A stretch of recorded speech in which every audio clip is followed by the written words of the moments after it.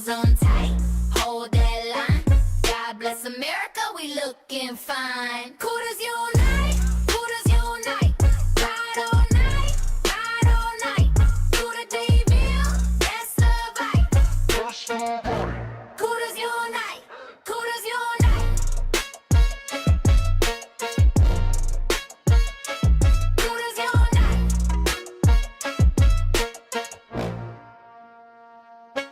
Cooter clippers on the glide. Creep town dude, we got the pride.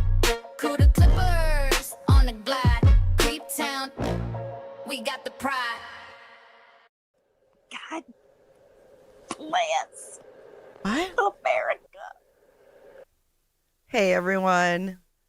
Welcome back. Welcome back. Hello. Thank you, beautiful sunflower. Welcome back to Cooterville, guys. Thanks for joining me tonight. Yes, close them up. Close them up tight. Buzzy is consulting with her team. They've decided to file an RO against Sinner. We'll go into that. We'll go into that. I've got some clips.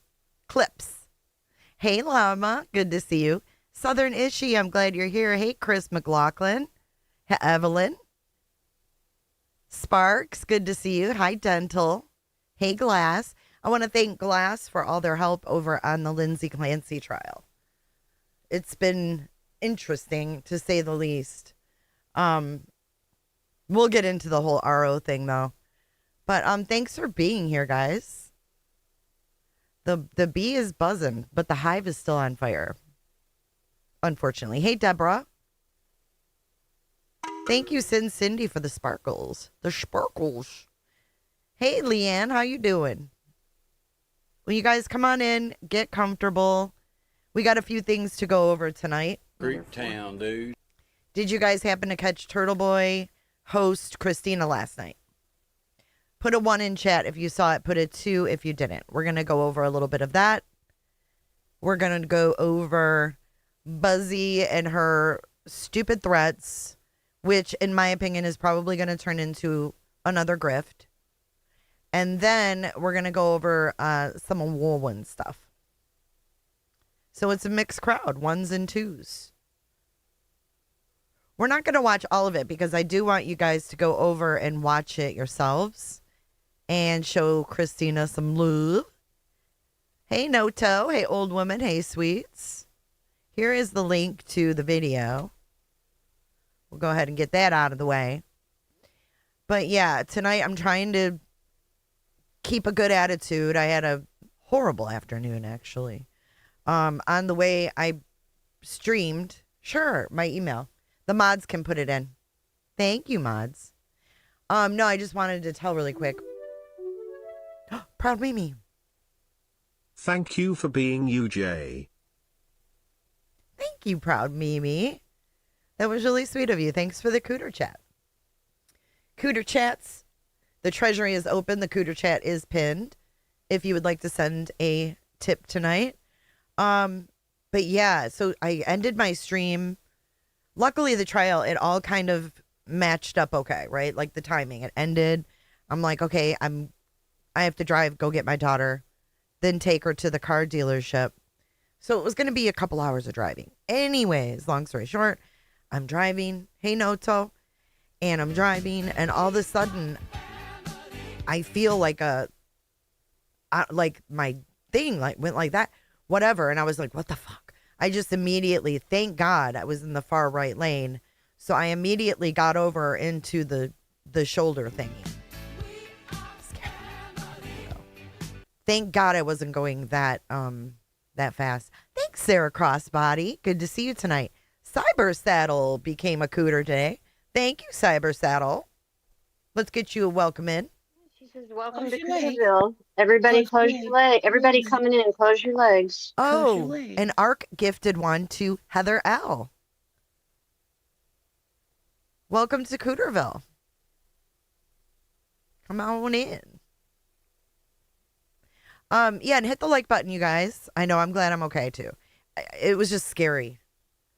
Ugh. Anyways, so I got a lot in store for you guys tonight. So let's go ahead and the first one we're going to go to. What do you guys want to go over first? Viewer's choice. Oh my God, look at me. What am I doing? What's happening with my camera? Oh my God. What's happening? Okay, I'm real time now. Put that in the bloopers. What's up, Samsara? Maury? Hey, Mama Bear. Good to see you.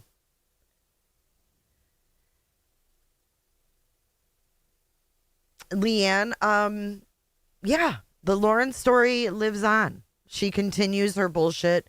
Therefore, the story goes on. Yeah. Good evening, Crackajacks. Thanks for joining. Happy Thursday. 99 bottles of beer on the wall. 99 bottles of beer. Oh my Take God. one down, pass it around. 98 bottles of beer on the wall. She put a hex on my camera. Don't unplug my computer again, Belle. The Cooter DeVille. The Cooter DeVille was like, am I buffering? Am I good? Is everything good? My life is the never-ending story, I swear to God. Never a dull moment. Never a dull moment. Llama says Lauren. Okay. All right, so let's pull that up then. La la la llama.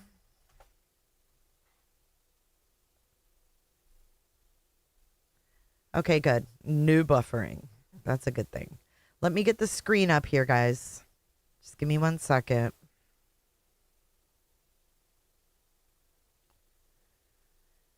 Sneaky Suspicion says any sane person can see that Lauren's full of shit.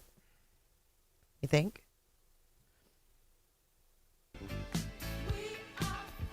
Okay, so I'm not going to assume you guys already knew. Hey, Kelly Cal, you're looking like a real cute scooter tonight. Thanks, Kelly Cal. I appreciate that. That's really nice of you to say because I really have had a fuck of a day. Plus, it was storming, like thunder, lightning storming. So, all right. What we're going to go through first is Lauren Matthias. Oh, God. Wait till you see the pause screen. All right. So this is her yesterday.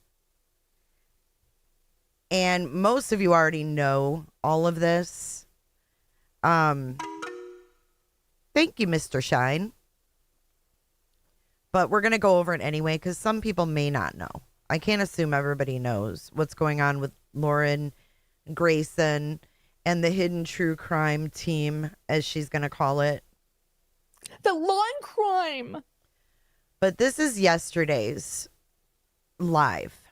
Court got out early, and this is what Walwyn had to say. Let me sit this down. I just realized I should have maybe let some people know I'm going live. Stick with me while I text somebody real quick. Hold on. Okay. So I'm assuming, based because I've seen this, that she just texted Grayson. Okay? Now, if you don't know, Grayson's brother passed away yesterday. He was in a car accident, so it was a sudden death. Hey, Ballet Flats. It was a sudden death, extremely sad. No one would want to stalk that ugly bitch. But I have a complete breakdown of notes of this stream here. I'm assuming that she just went live and was like, oh, I need to text someone. Yes. Yes, Kresha. What's up, Kresha?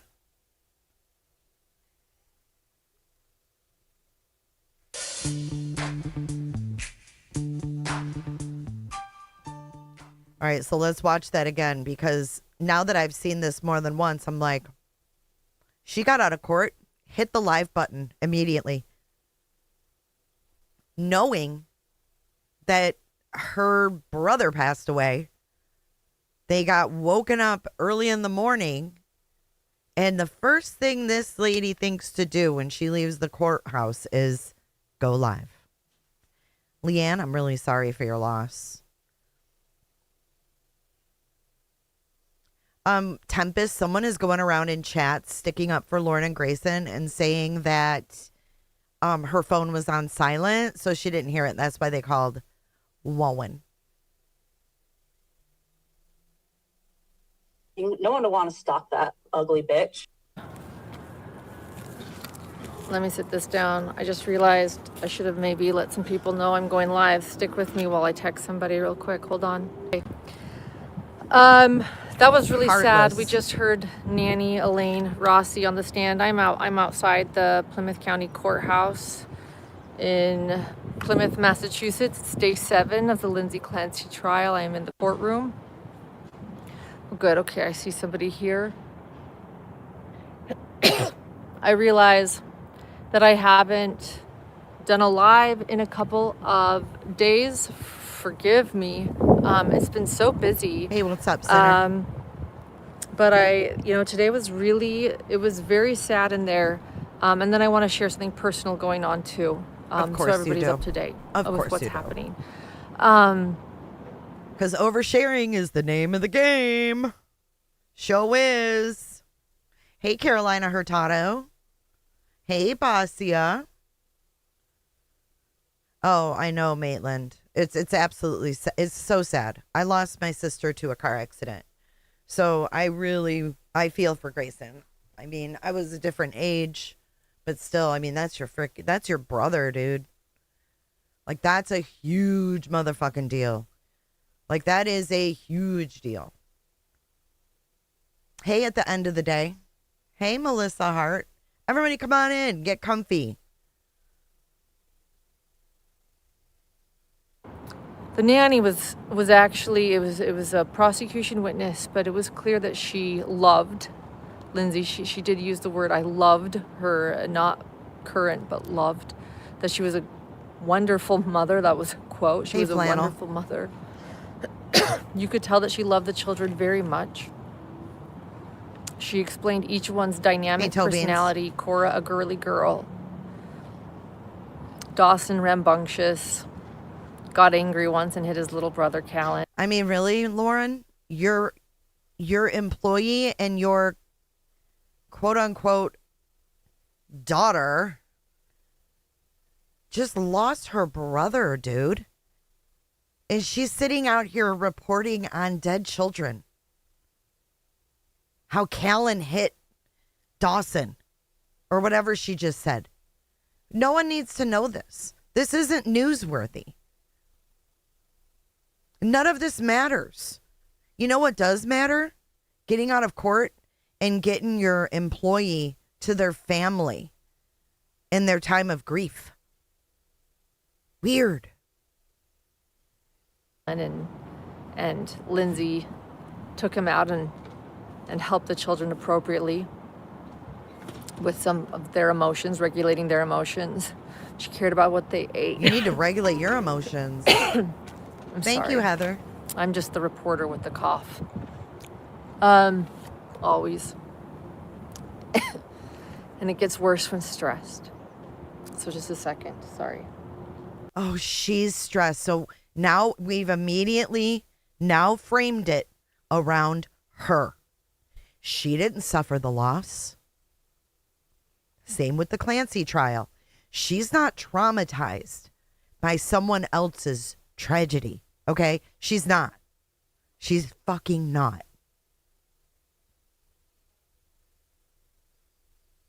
And a lot of these things that are brought into this, I'm going to point out to you from my little handy dandy notebook over here.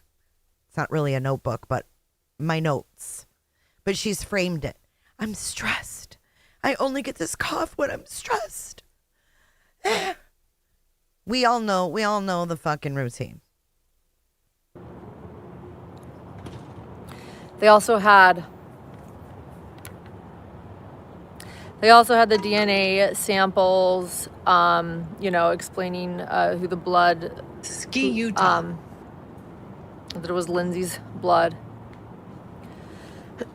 Go over all of that. As always, I will have a more updated version later today. I also plan to be on Criminally Obsessed later with Ann Emerson. And we will probably perhaps do our live a little bit earlier today. So hit subscribe and hit notification. She's talking about doing a live earlier in the day.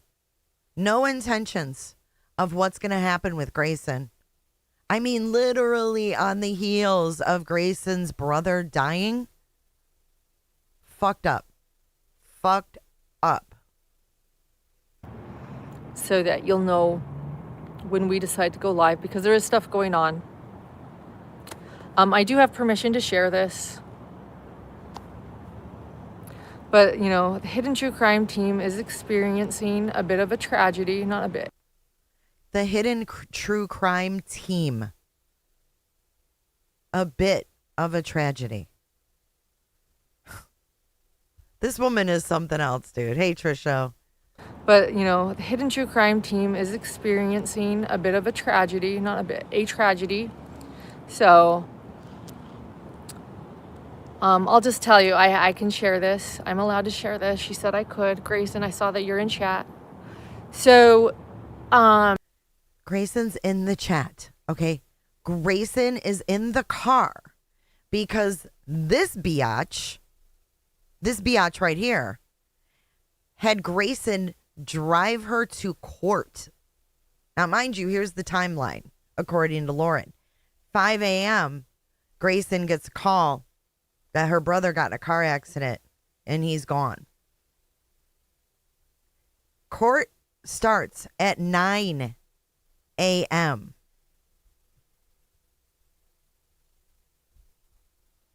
So within 3.5 hours, she had Grayson driving her to the courthouse so she could still attend the Lindsay Clancy trial and report on the DNA that's on the exercise bands that were used as a murder weapon, that the woman already said she did it. Unnecessary. Completely unnecessary. Right. Why? I don't know why she didn't drive herself. Dude, I don't know. Oh, yeah, she said she took her to the ER. Okay, let's play it. She tells us. We'll just play it. Last night, so Grayson's brother, they're 2 years apart, and she's always, I'll say this, you know, everyone has their struggles, and her brother really relies on Grayson. And she opens this up. Why doesn't she just say, Grayson's brother passed away. Please keep her and her family in your thoughts and prayers. We'll keep you updated on how we're going to move from here once we get more information. That's it. That's all. But she's starting out like painting this brother as kind of a burden. It's not her stories to tell. I know she said Grayson gave her permission, but she's mixing drama in a time where she should just keep it straight to the point.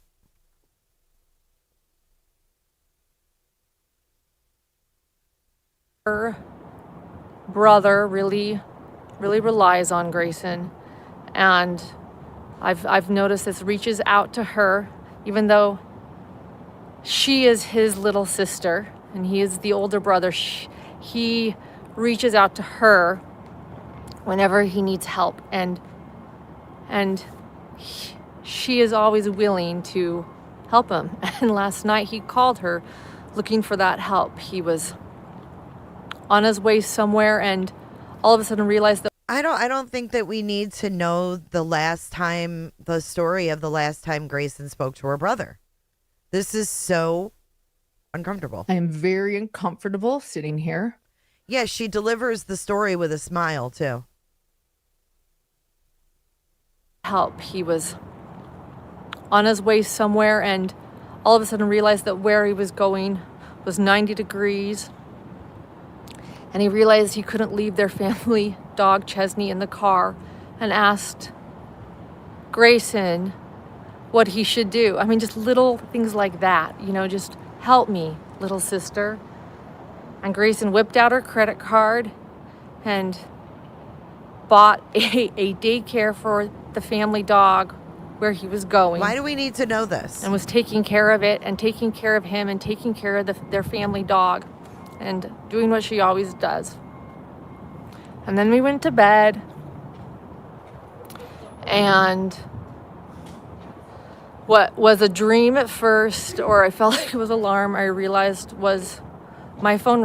Hold on. Dream Feed Media, they have a GoFundMe up, never missing an opportunity. You're kidding. Who set up the GoFundMe? Is it her family or Hidden True Crime? Like, who's the beneficiary or whatever? Hey, Scott H. Fucking fuzzy slippers and lip gloss. Hope you're doing well tonight. Is it a legit one? Tell us, Dream Feed. Tell us. I know Tenacity. I'm telling you, she delivers this with a smile. Yeah, she whipped out her credit card. Saved the day. Ringing in the barely, it felt like the middle of the night. It was just before 5, and I looked in. It was her family member calling my phone, so I knew something was wrong. And I picked it up. Listen close. And they said they needed to talk to my producer, Grayson. And I gave her the phone. Did you have to get up and get out of bed before you gave her the phone? That's my question. What do you guys think? What do you think? No, she said they called her, and then there was people in chats. The freeze frame. There was people in chats saying, no, Grayson's thing was on vibrate or on silent or whatever. But let's keep going. And I gave her the phone, and her brother, just shortly after they called, was in a car accident with their dog, and they were both killed. And she is not doing okay. Well, I was with her, and I ended up taking her to the emergency room. This morning. But then she had her drive her to court. Right, she rolled over and handed her the phone. Stop. I mean, that's what it sounded like. That's what she said, that they took the call about the kennel. Grayson whipped out her credit card. They got the kennel. Then they went to bed, and her phone rang, and they said, I want to speak with your producer, Grayson. Grayson's brother passed away yesterday. Hey, Marcy. Well, I was with her, and I ended up taking her to the emergency room. And she was in a much better place, and we were working through this together. And so I took her to the emergency room this morning, and she was in a much better place, and we were working through this together. God almighty. Oh my God, I was just going to say that. I swear to God, Mama Bear. God almighty. I was just going to play that, and I looked up and saw it. I saw it. So This tragedy together, and we decided together that we were going to keep working because that's what we do. That's what Hidden True Crime does. And by that is so evil, dude. That's what we do. That's what Hidden True Crime does. Then she smiles. I mean, this is a woman who did not go to her brother's bedside. Her mother's been in hospice, and all she does is use it as weapons, in my opinion. Now she's advertising. Bing bong. That's in my notes. That's in my notes. Where is it? Bing bang. And then she's got Grayson driving her to court. What we do. That's what hidden true crime does. And Awful. Awful. Not an empathetic bone in her body. by that I mean Lauren and Grayson, we cope with things through working. So we're working today. But we're also being gentle with everything, and we're working today, but we're being gentle with everything. Kevin, she didn't say specifically. She just said that Grayson wasn't doing well. However, we're still working today. if something changes, things will change. We'll let you know. We're not going to work because we feel like we have to. Don't worry. We're taking things hour by hour.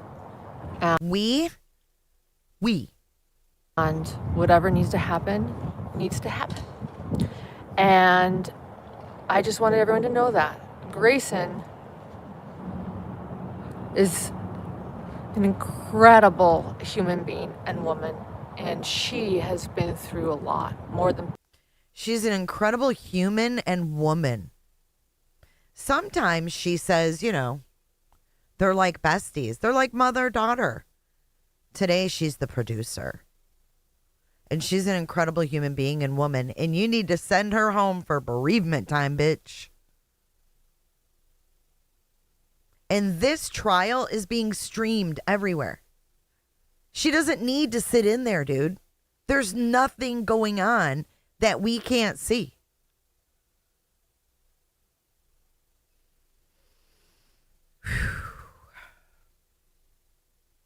Probably difficult research, and then came the GoFundMe, probably. How much is the GoFundMe for?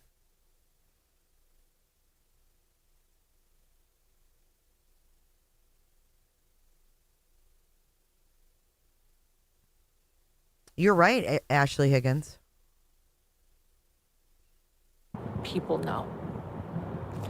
And this last year has been really difficult too. And people love to say things online because she works for me about her. No. See, now she's bringing the drama into it.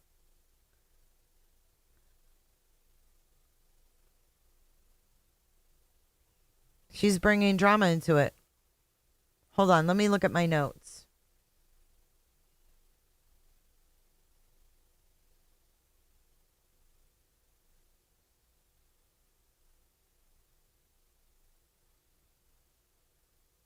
Yeah, so Lauren says people criticize Grayson online and have no idea who she is. However, introducing online drama into the middle of announcing a death changes the emotional focus. Instead of remaining solely about supporting Grayson, it becomes people have been mean to my employee.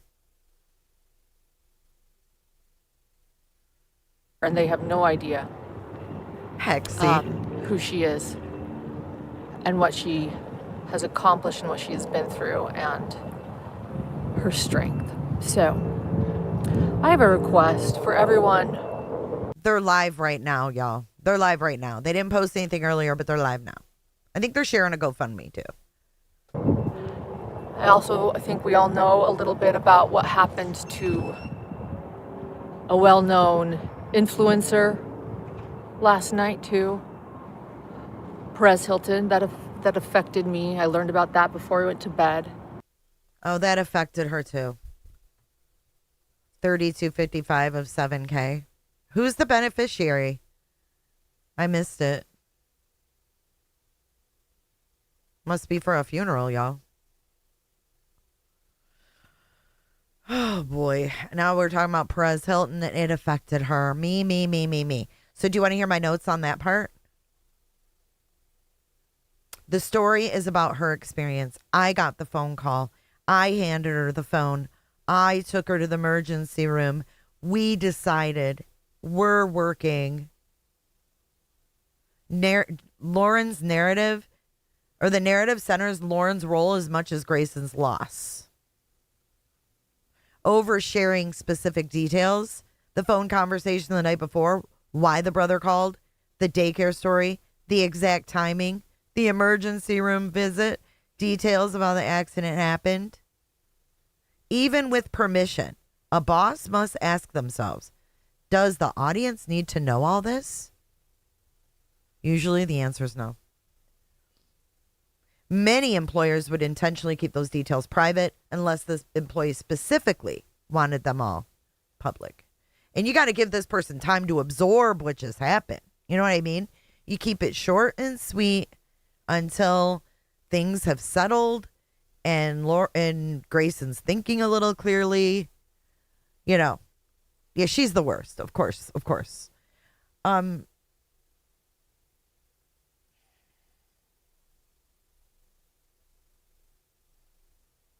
What else?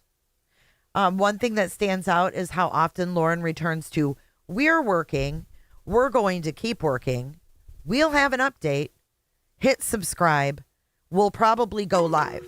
Even if the intention is to reassure viewers, it creates a somewhat awkward transition between describing a devastating death and promoting upcoming programming. That's pretty tacky. Let's see. And I just am thinking about this world and the pain that people are in. And despite, I just hope that everyone can consider the importance of kindness in this world. So, Grayson dropped me off at the courthouse today. I think she's out. I see the car. I'm gonna go ahead with her. And I'm glad it was a short day. We want to do an update. Let me be very clear. We're not going to do something we don't want to do. Working is something that we both find helpful during difficult times. So. Okay, so let me read this part. Hey, Potato. Repeatedly emphasizing that Grayson is working, Lauren says several variations of, we decided together, we want to keep working, we're working today, working helps us cope, even if entirely voluntary. When the statement comes from the boss, viewers know there's an inherent imbalance in the relationship. A manager usually wants to avoid creating any impression that continuing to work immediately after a devastating loss is expected or being highlighted as exemplary. Bing bang. Bing bong. And it's funny how she keeps saying, the producer. Why do you think she's doing, making that reference? Toyo, what's up? Exactly, Danny. I agree.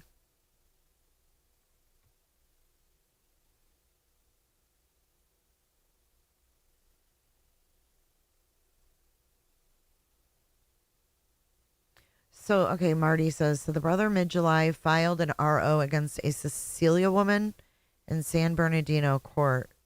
Yeah, I think it was said that he was driving to go to a court date.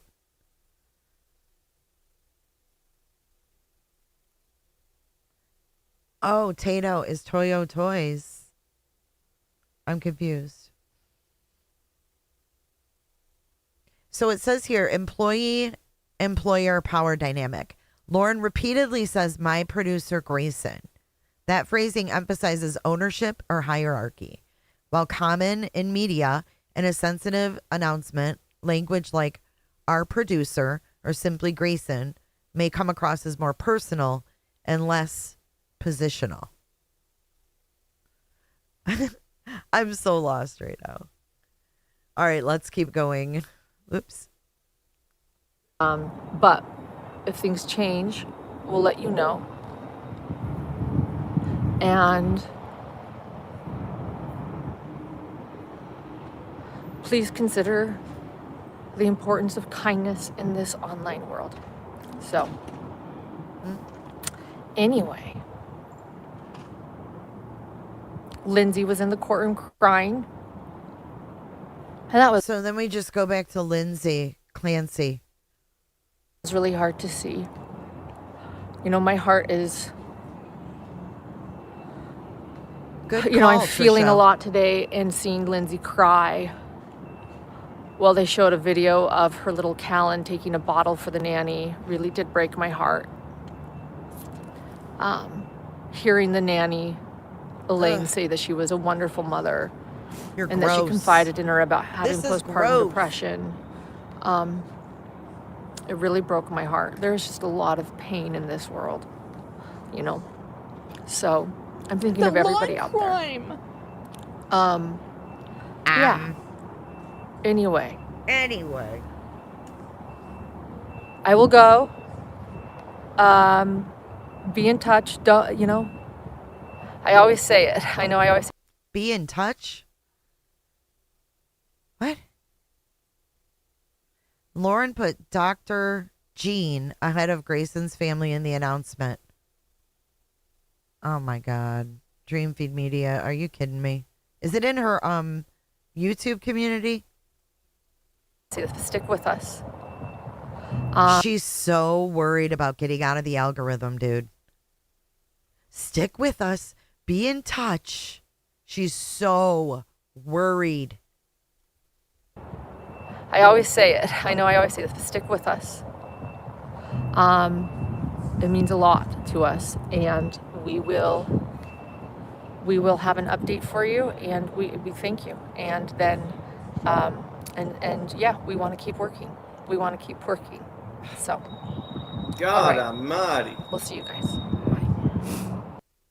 We want to keep working. We want to keep working. And that in touch, you know.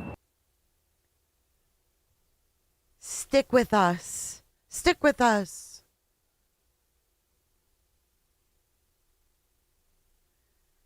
So then when she goes to the end, right, where she starts talking about Perez, I'm thinking about this world. I'm feeling a lot today. Lindsay Clancy was crying. My heart is broken. It totally moves away from the Grayson situation and towards Lauren and how she's processing everything emotionally, right? She should have said it short, sweet. Grayson's going through it. Yes, they are. I don't know if they're still there. I shouldn't say that. They're live right now. Let's take a peek. Let's take a peek. They are live at the moment, and they just couldn't wait to talk about the autopsies. The autopsies of 3 children. Fuck directly off. Listen, we know what the cause of death was, okay?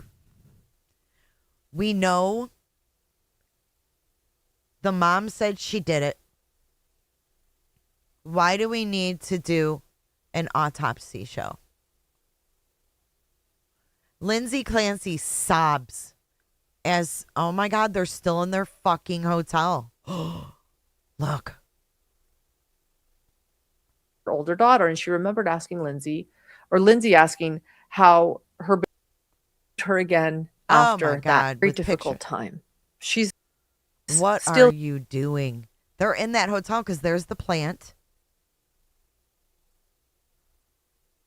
Her thumbnail says autopsy shown.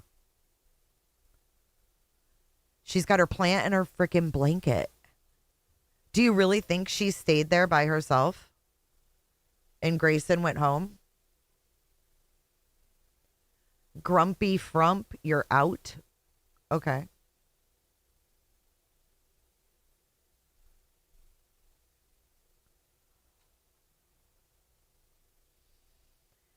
I don't know, Ark. It seems very inappropriate to me. Everything this woman does is inappropriate.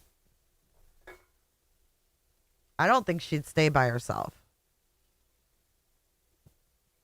These nuts.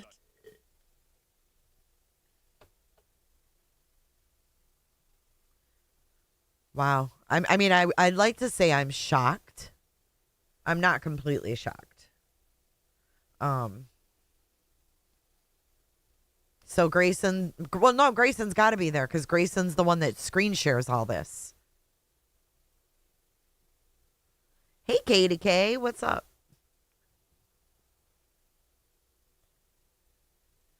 Yeah, there's no way she went home because she pulls up these clips for her. Lauren doesn't do it. Unbelievable. Yes, she looks wonky. I don't know, guys. This is messed up.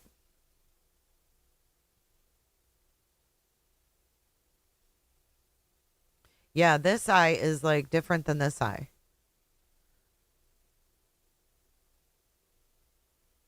I could see her possibly staying by herself. Yeah, but she's familiar with Boise. Well, I guess she's familiar with this area too. She used to live there. Thank you for 7 months, Shortcake. It's been a pleasure. Let's get you something for the 7 months. By the hair of my chinny chin. She wouldn't be doing all this screen sharing by herself. Okay, so that was the hang on, let me turn my camera back on. Smoke 'em if you got 'em. Greer's Garden, I really don't know. I mean, if it's a car accident, I don't think it's... I don't know, dude. I don't know how that works. I don't know. I don't want to think about it. It's a morbid thing.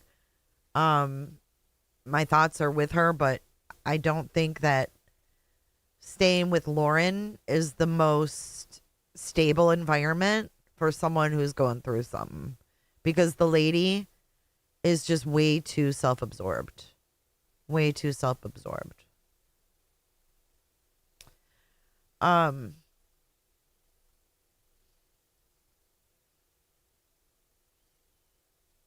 Yeah, me too, Jen. Yeah, she's got a child at home too.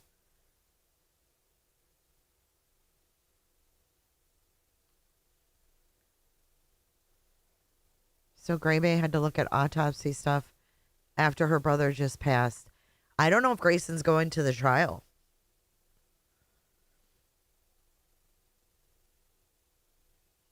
Yeah, I agree with everything you guys are saying, dude. Totally. So I want to skip forward. That was the last thing she's done except for being live right now. She's been live for over an hour talking about the autopsies, dude. But she didn't notice anything different about Lindsay during that conversation. Rambling about something that we don't need to hear about. But we also have Trisha. I forgot we have Trisha. Holla. Trisha. In the name of Jesus, Father God, Lord.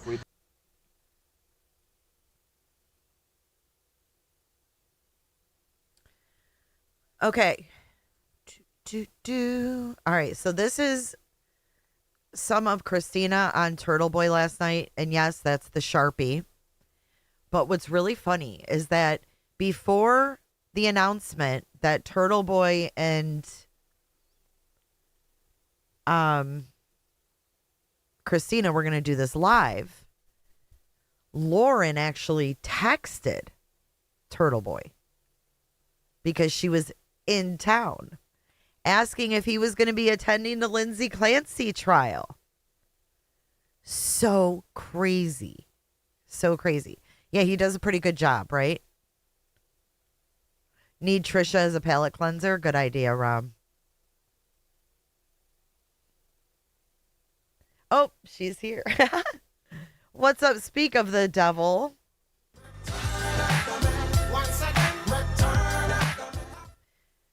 Christina did an amazing job last night. I want to play this part, and then I want to look at the text message because he actually showed it, which was hilarious.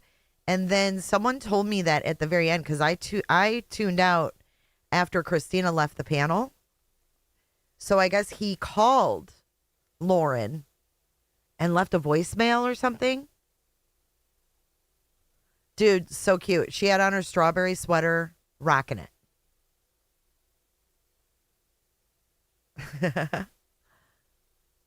Yes, she was humping his Toyo, I'll do it, dude. I love that shit. Okay, here we go. I want you guys to hear what Christina had to say, though. Like, at the end, she had a statement that she wanted to get across. And I want you guys to listen to that, and then we might skip around a little bit. Right. But I feel like I changed the narrative on that. Would you agree? No, you did. I'm telling you. That's why. Okay. So love or hate you. People have mixed opinions on you. I'm very aware. But at the end of the day, it is because you did not hesitate to call a spade a spade. I kid you not, man. I could sleep in my house again. People were showing up at my house. Did you guys hear that? The germs were in full motion. People were showing up the day of the 9-hour live. People were showing up at my house. We left. It wasn't, my husband ended up staying. He held down the fort. He called out some people that were outside my house. I had people sending letters. I don't even think you know this, to my mom.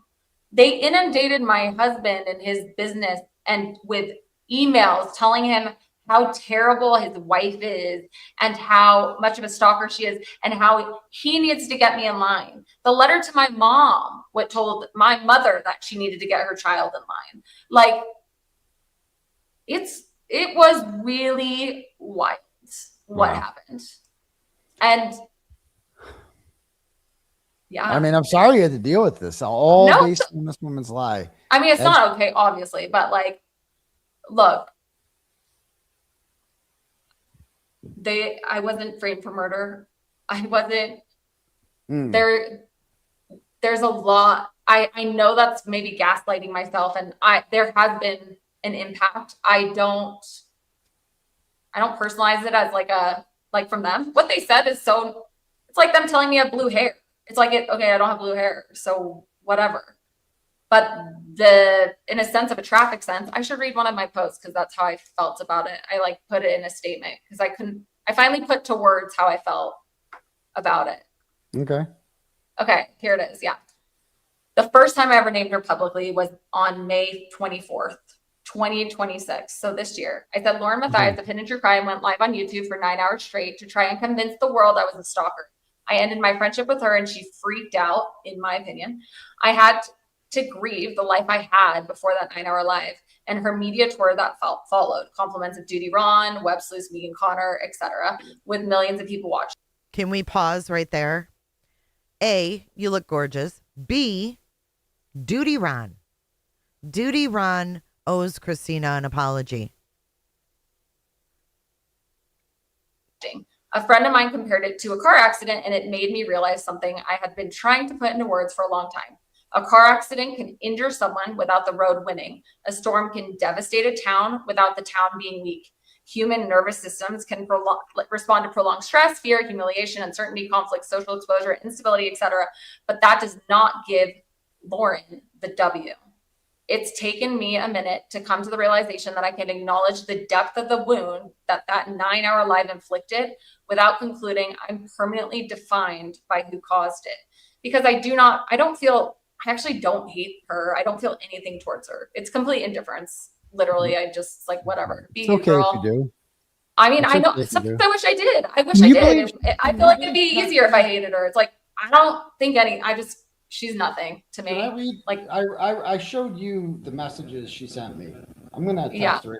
Wait, let me finish this. I say, I am still fundamentally myself and will continue to see the positive while also being able to acknowledge the impact. Life is beautiful. It really is. Like, yeah, it's a choice to see it. It is. It's a choice. This girl right here, 100% real. 100% real. I mean, night and day to what we just watched with Lauren. Christina couldn't be more real if she tried. So I'm going to choose to still see it the way I see it. It sucks, but there's too much beauty to ignore. Well, you're definitely go talk to us about that. And so these are the messages with Lauren Matthias. She messages me on Thursday and goes, "Hey, you coming to the Clancy trial? Someone told me you might come." I go, "Who's this?" She goes, "Lauren Matthias." This was the funniest part. I was like, OMG. This girl never ceases to amaze me. There is the link to this video. Please go like it and give it a view. The whole thing is worth watching.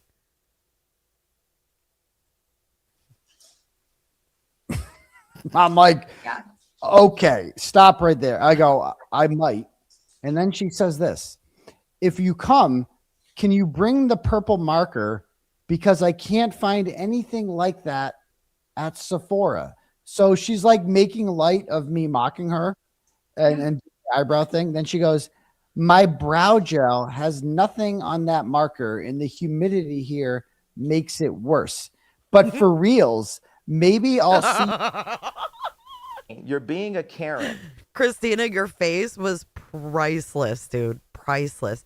Did you know what these said before he read them?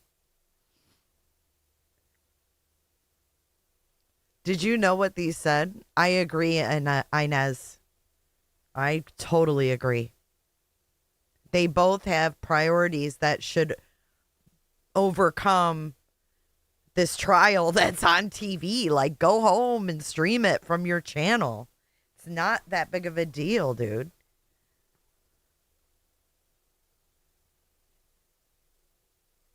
Humidity here makes it worse.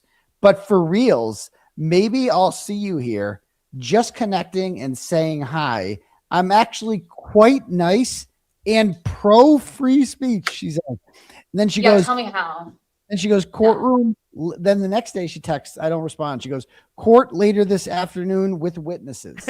Okay. That's what, if you guys don't believe, I'm going to screenshot this. He's going to pull it up here. I'm going to put it up there right now so you guys can see. Because I want, if you don't believe me, I'm like, this is Lauren Matthias messaging me. Okay. It's like a blind react. It's so funny. All right. I swear to God. And I just want to evaluate how manipulative this is. No, it's dangerous. I'm telling you, it's dangerous. Like, not that message itself, but her behavior is dangerous. Hey, Kilea. It is what it is. That's why it terrifies her. Her own behavior terrifies her because her own behavior is dangerous.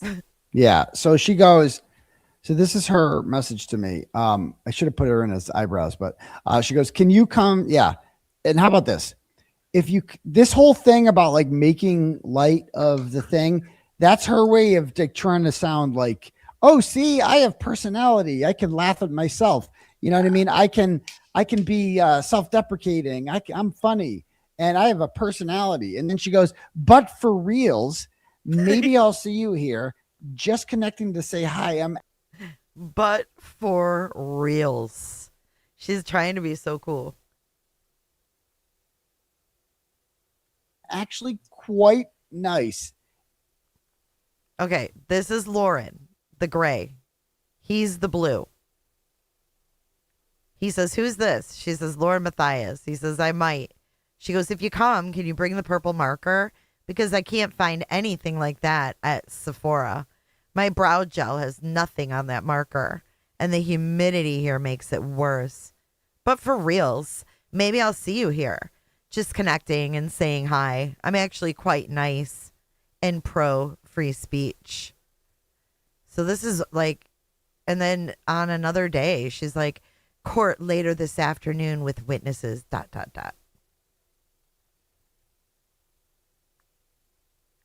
Was she trying to get a hookup? And pro free speech. So two things about that.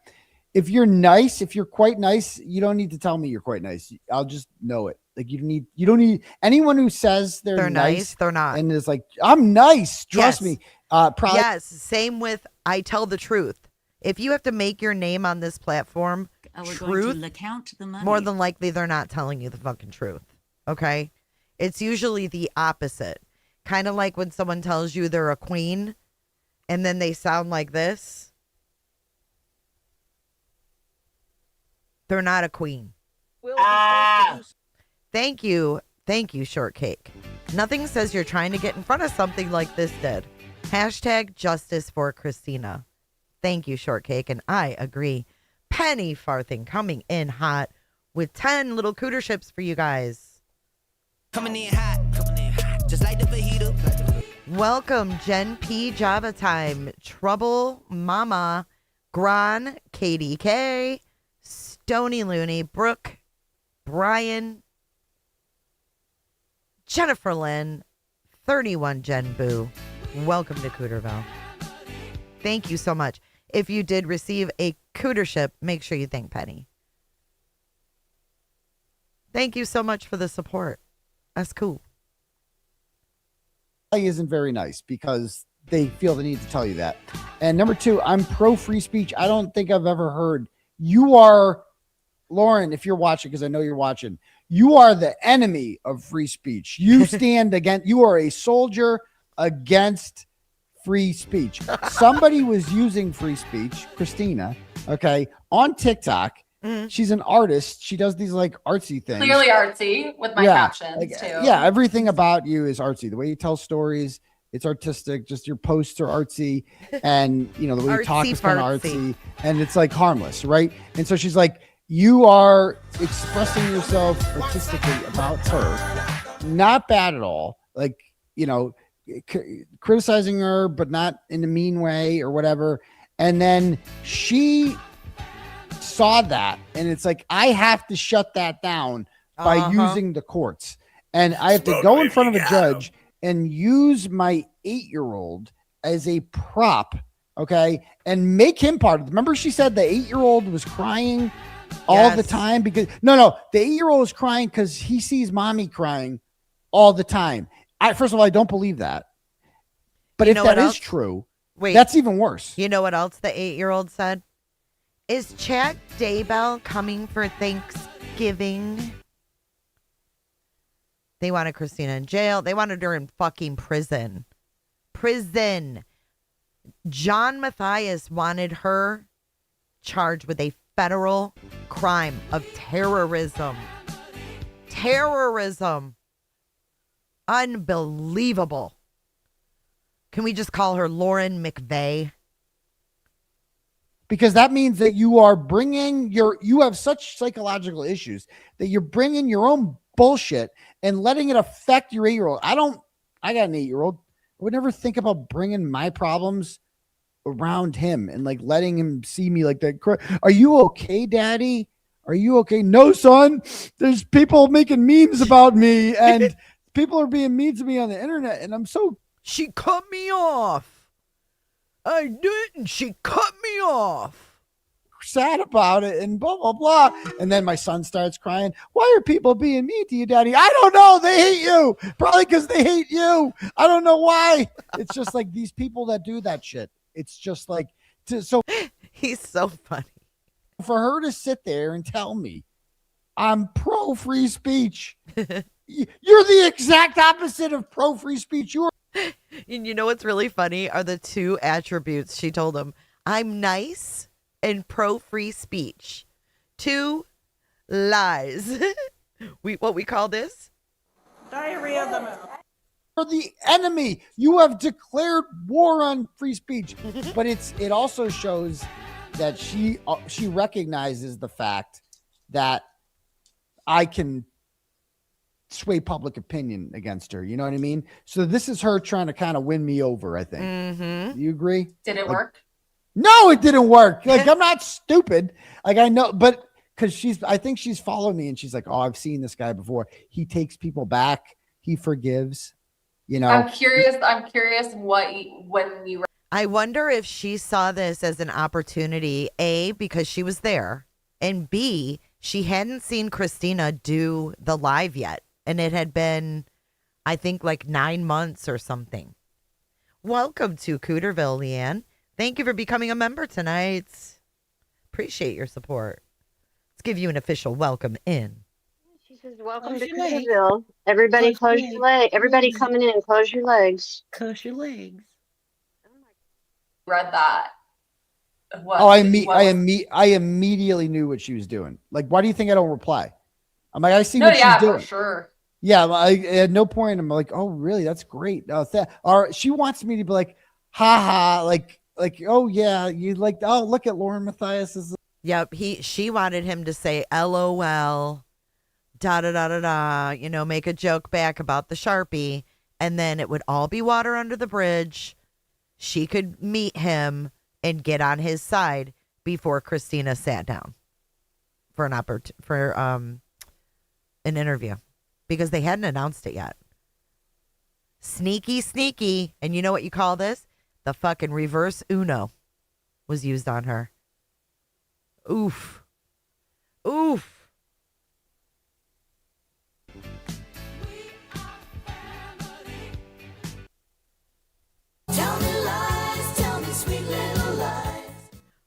Oh my goodness. HMS Gen X lady coming in hot with 10 more little cooter ships. If you were the lucky recipient, make sure that you give HMS a huge thank you. That's awesome. Thank you so much. A personality now. She can take a joke. You can't take a joke. Like, what I've said about her is objectively 100 times worse than anything you've said. Okay. And the fact that she is still trying to kind of like win me over and win me back because I have influence. And so she doesn't want me to keep shitting on her. This is just a way for her to try to get me to stop using my platform to shit on her. See, I'm just like you, Turtle. Yep, she's trying to manipulate him. 100%. It didn't work, did it? Did it, Walwyn? Boo-hoo. I'm fun and I'm pro free speech. You read me completely wrong. You got the wrong impression. No, bitch, I got it right. I was right the first time about this. More I learned about this, the more right I was. Like, I look back on those videos of me reacting to this. I figured her out in 5 seconds. I was 1,000% right. I'm like, just by the tears, because I've seen this before. I've seen people like Lauren Matthias before. I know how they operate, and I see shit like this, and it's like, she's only doing this to me right now because I have 163,000 YouTube subscribers. You know what I mean? She's doing this to me because I have influence, and she wants me to like her because I've destroyed her credibility. But I'm also like, she's like, maybe he can revive it. Maybe she's seen that on my channel. I have a history of shitting on people, and then right. I mean, if anybody she can get as an ally would totally Lauren's cup of tea. If I can get them as an ally, if I can manipulate them. But see, she's used to manipulating people that are super, super dumb. He makes a super good point. Sometimes I take them back. You know, we do. It's a ratchet redemption, we call it. You know, and I think she sees that and she wants some of that ratchet redemption, but it's not going to happen there. Eyebrows, it's not going to happen. I see right through you. Eyebrows. I see right through you. Clear as day. Yeah. Crystal. So, you know, you can make these little stuff, but anyway, yeah. I'm just really grateful. So I'm like, it's crazy. It's been a crazy ride, man. Yeah. It's been a crazy ride. Well, all right. The girl with the great hair. Having me on. Yeah, we appreciate it. Thank you for giving me your time. Hopefully we answered some questions for people tonight. Yeah, I feel like we did, and we got to hear your perspective of it for the first time and what it's like to live through that. You know, you were the victim in here, not her. She's not a victim. She's a fake victim. I know it sucks because like I don't want to. I feel like. She did that, but I don't let that. I don't feel like it sucks because that word was then changed to something. I I ain't no victim of, but I understand why people say that. But I don't even want to give her that power of like.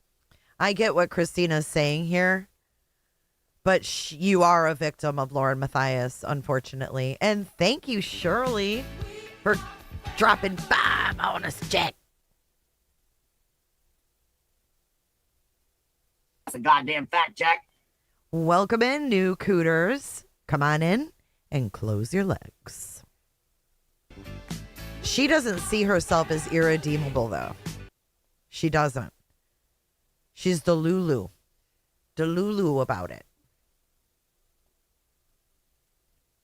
Like, I just want her to go, like, leave me alone. And people will be like, oh, but you talked about her behavior. Why should I stay silent? I feel like me standing up to her has shut her up about it. Like there was the Dr. John. She might have got shut up publicly, but there is no shutting.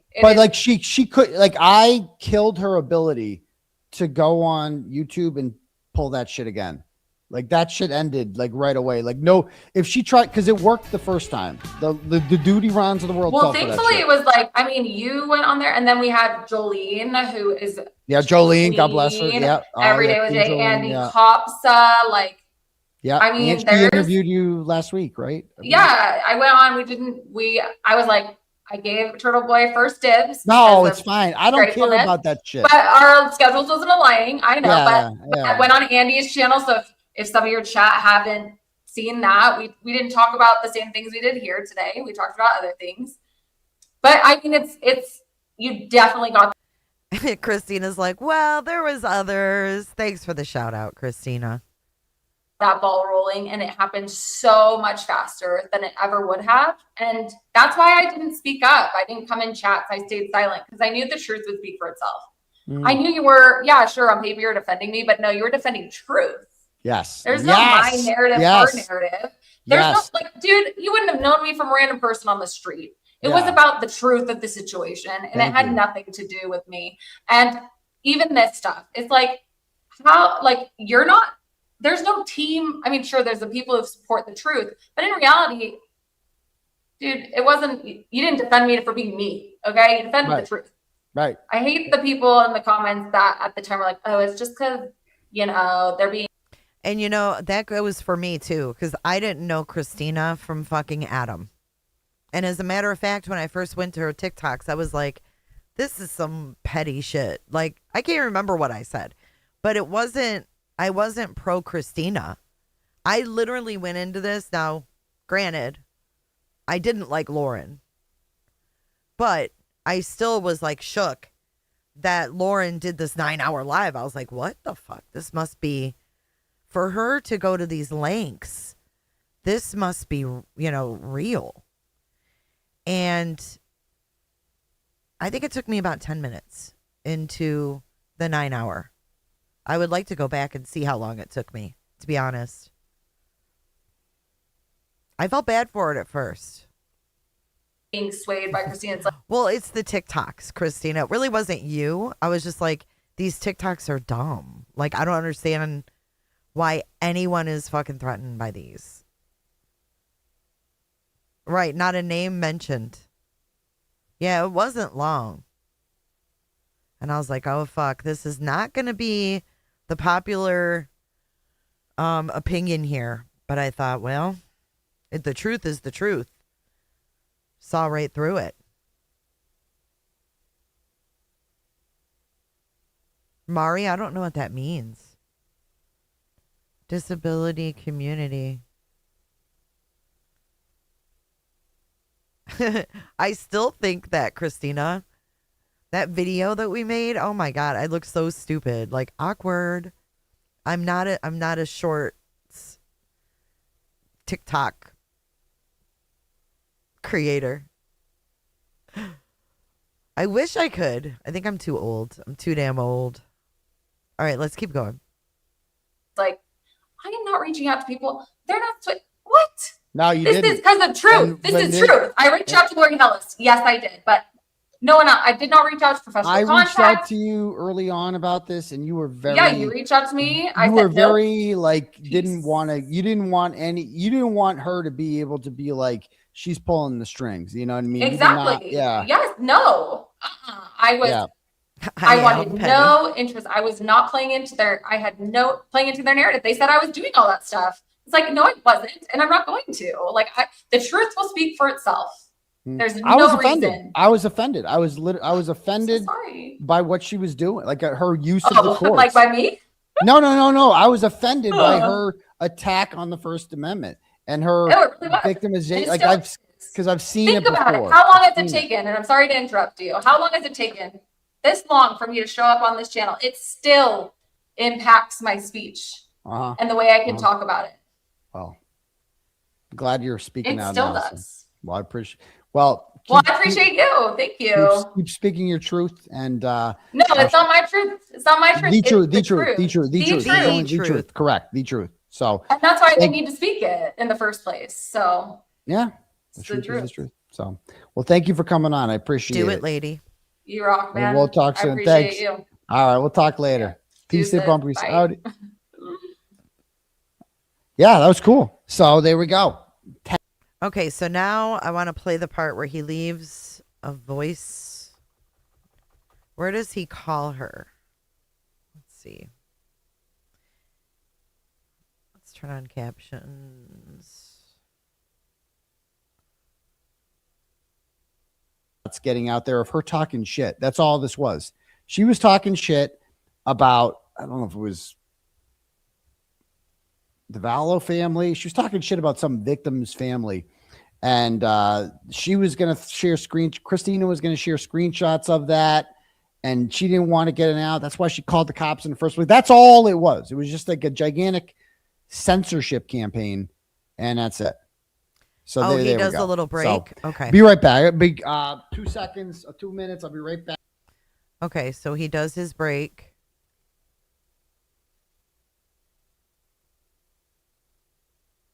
Okay, here we go. It reminded me of a great song by Laura Mathias just texted me. What? Question mark. Oh, she texted him during his live and put a question mark. See, I didn't see this part. This chick has balls. Hey, citizen. He's like, what? A great song by Laura Mathias just texted me. Question mark. Should I text her back? Should I call her right now? Should I call her? I'm gonna call her.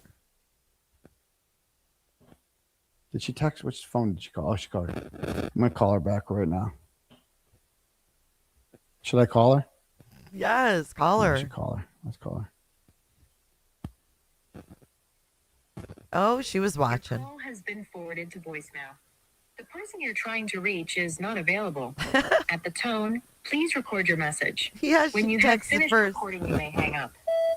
Hi, Lauren. It's Aiden calling from Turtleboy Daily News. Just wanted to talk to you. We had Christina on tonight, TikTok Christina, your stalker, and just wanted to maybe have you on to share your side of the story, see if you're still traumatized from that whole thing. I know you're in town. I appreciate your attempts to win me back over, but it's not going to work. Not going to work. Not unless you come on my show. So give me a call back when you get this. I'd love to have you on. Maybe we can do some makeup tutorials together or something like that. And we can talk about Dr. John. We can talk about Brad Pitt. Because I got to be honest with you. I think it's Dr. John. I mean, obviously, I'm not a fan of your attacks on freedom and the First Amendment and all that stuff. But after watching your YouTube presentation with your husband, Peter Griffin, it just became clear to me that he's kind of pulling the strings. And so I'm going to give you I blame him. It's like you'll do I think Dr. John's putting this all in your head. That's my theory. So give me a call back. We had Christine on. She was lovely and she was really nice. And I want to give you a chance to respond. So if you want to come on and discuss this, and then maybe we can talk about your new friendship with Jess Machado too. All right. Talk to you later. Bye. So she didn't answer. We'll see if she calls back. So she goes, "You watching?" ? Okay. So I'll be like, okay. I think she meant, are you watching the trial? I had Christina on tonight. Wait, hold on. All right. Talk to you later. Bye. So she goes, "You watching?" ? Okay. So she sent a question mark and then you watching ? And now he's writing her back. I'll be like, okay. I had Christina on tonight and wanted to see if you would join us. Okay, see what she says. Go. I just texted her back. Okay. Go. Let's see if she. You like my crack screen there? This is my backup phone. I have 2 phones. Okay. See if she texts back. I don't see the dots at the bottom. Yeah, Machado must have given the number. Okay. All right. Anyway, let's read some more turtle chats. Okay. Okay, so he's reading more of his turtle chats, and I'm going to show you. So, you know how Christina mentioned that people were, all the comments on her TikToks and things like that? Well,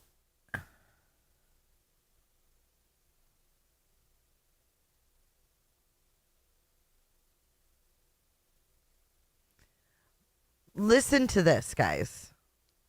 And the next thing that we watch is going to make you think, I wonder who is behind doing this.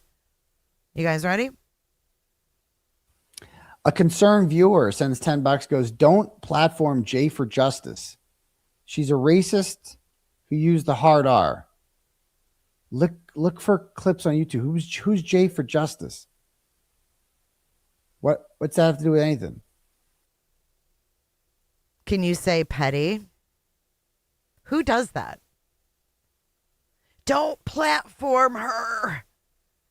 Dude, are people that threatened that they literally don't like that Christina was up there giving me a shout out?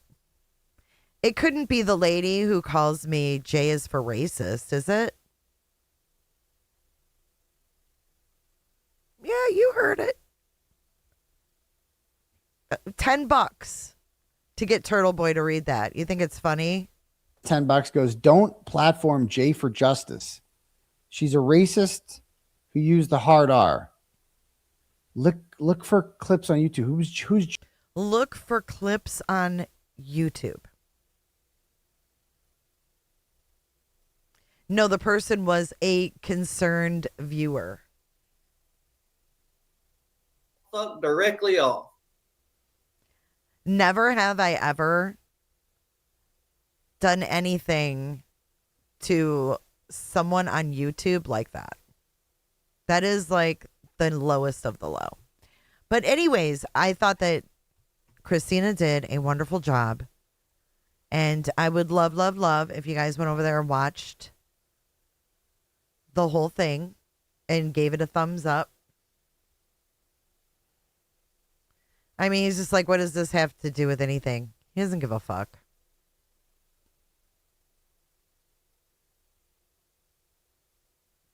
She was Bloom.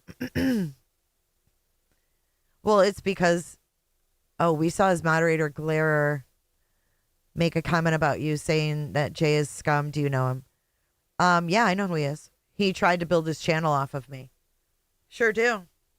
I've also played clips of him praising me for calling out a swatter. But it is what it is. You can't please everybody. And it seems like it's more about competition than any collaboration. Especially when you have small channels trying to build. They use others. Nar. Oh, the name has been in here, Ark? A concerned viewer. Southern Ishy says all based off jealousy. All right, web sleuths. You guys want web sleuths next? We're moving on over to web sleuths. Oh, yeah, let me get this pulled up before I forget. Give me 1 second. Here, I'm going to press play. We're not going to listen to all of hers, but this was... Oh, I forgot to go back. Let's go back and look at the screenshot.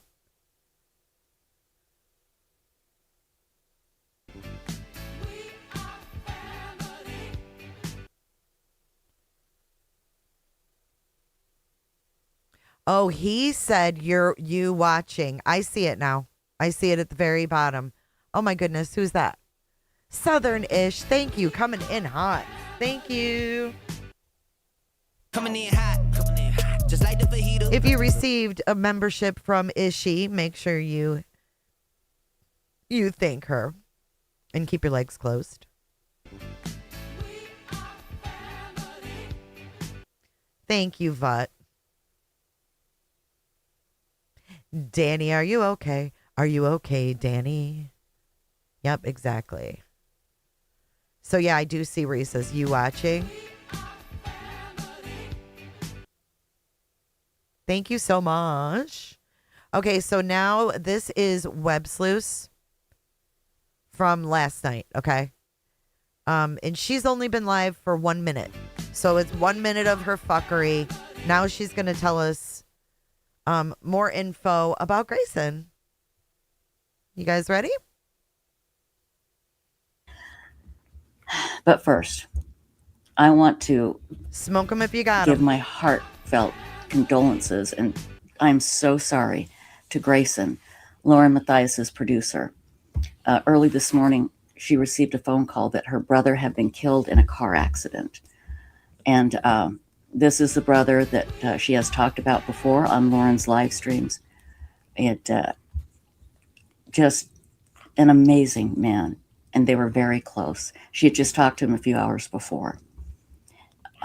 She asked Lauren today, she said, I want to go to work. I want to go to work, because they're in Massachusetts covering. She told Lauren, I want to go to work. I want to go to work. Lindsay's trial. And she told Lauren, please go to court, do what you normally do, because she can't do anything. She's waiting for her family to go retrieve her brother. Then oh my God. Trisha. Oh my God. They're waiting for her family to go retrieve her brother? The fuck is wrong with you, dude? Because she can't do anything. She's waiting for her family to go retrieve her brother. Then she's going to go join them. So, I've seen, I can't believe I'm even having to say this. I've seen criticism online of this. And it's like, shut up. You know what, Trisha? We can criticize whatever we want. We think Lauren Matthias is an exploitive piece of shit, okay? We think she exploits victims, and we think that she's not doing the right thing by Grayson. We can have that opinion. You shut up. You shut up. Take off your brooches and shut up. Sit down. You're what the French call les incompetents. And leave these people alone of this. And it's like, shut up. And I mean, why does Grayson have an emotional support dog? I mean, bing bong. Wouldn't this be the time when you need your emotional support animal? I would think so. But instead, it's at home being fed sausages from John. I mean, what the fuck? Lauren has a reason to go home. Her kid. Grayson has a reason to go home. A death in the family. Pack your shit and go home. Trisha, quit backing this weird, disgusting shit up. Criticism online of this. And it's like, shut up and leave these people alone.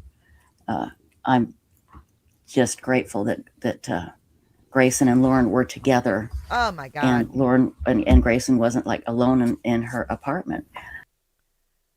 What? I'm glad they were together. Dude, doesn't she live right by Lauren? So anyway, I just want to stop those idiots from, you're just disgusting. But Grayson, we love you. And I know everybody right now is just wishing they could do something to help you. So just know you have a virtual circle of love around you. You can reach out to anybody and we will help you any way we can. We are so sorry. Thank you, I Flannel. want to go to work. Well, first I want to go to the hospital, then I want to go to work. Cooter. Thank you, Flannel Stitching, for your Cooter chat. You too can send your own Cooter chat. It is posted, I think, at the bottom of the screen. The treasury is open. Thank you, Flannel. I want to go to work, and then I want to go to the hospital, and then I want to go to work. I just want to work, and work some more. Hey, Stacy, I'm just devastated for Grayson. You know, it's words. There are no words. You can't say anything that will help the situation other than to let Grayson know that we love her and we are here for her. And it just, again, goes to show you never know what tomorrow will bring. So, you know, how about doing something nice every day rather than doing something crappy? Like, we do nice things every day. We save someone from giving you money every day, I think. Every time we do a live stream. We're doing good deeds over here. We stand for the truth, and we do good deeds every day. We're good people. We're not mean. some of the people we know. It just makes me so mad. And my cat Boo is here. I'm sorry. Boo, boo, boo, boo, boo, boo, boo, boo, boo, boo, boo, boo. That's. I think she did that just for Cooterville. I think she did that just for Cooterville. Here. I'm sorry. Boo, boo, boo, boo, boo, boo, boo, boo, boo, boo, boo. That's his official name. But it's Boo for short. And he knows I'm mad. And he gets mad with me and he starts doing this. Huh. He's a good boy. Anyway, I just wish we could do something. I really do. So just hug your loved ones tonight. Do something good during the day and night instead of doing something crappy to somebody. I don't know, just a crazy, wacky thought. Now, our mad chatters, they're wonderful people. Hi, everybody in chat. We love you. Yes, and Lily's best friend and her brother's dog was also killed in the car crash. Again, which is just devastating.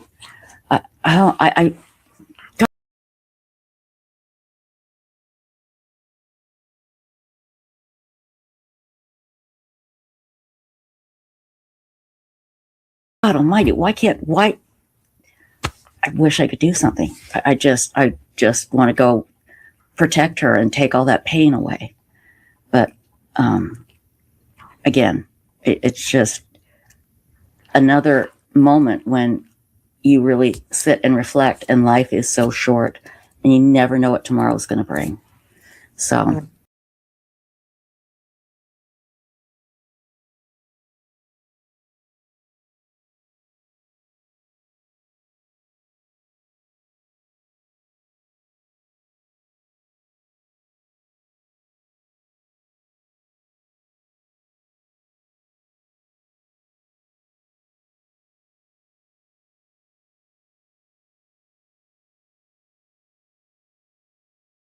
Oh my God, I was on a whole ass rant. Damn it. I said she's not going to do a Saturday night woo-woo on this like she did for Beth B. We all know with Beth B, Margie. Thanks for all you do, Jay. From one of the idiots, rolling eyes face emoji. Thank you for the Cooter chat, Margie. From one of the idiots.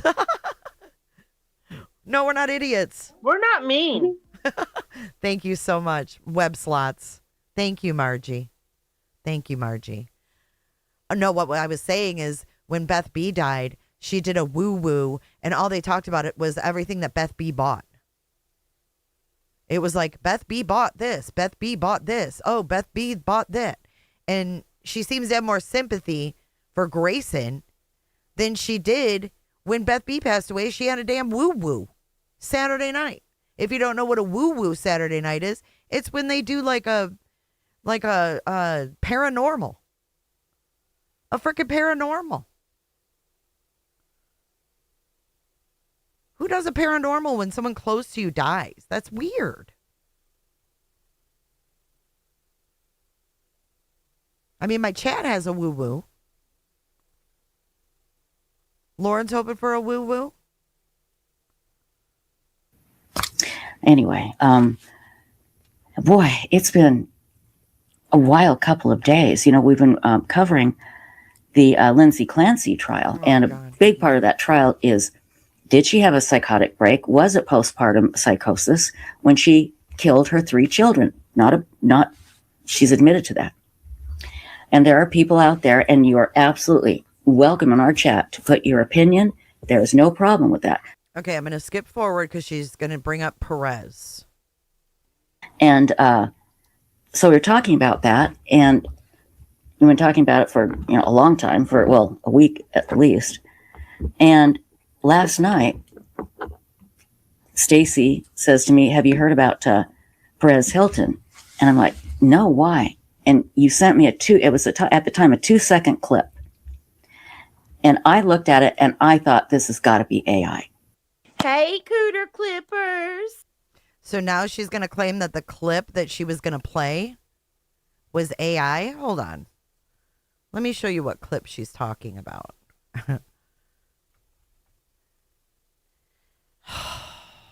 Trisha. These ladies do more cleanup than anything. I know she was going to show it. I made a short. Hold on, I'm going to play it. And then this will have more context for you.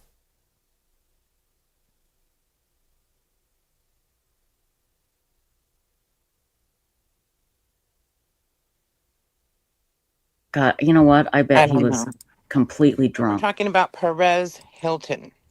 Yeah, Perez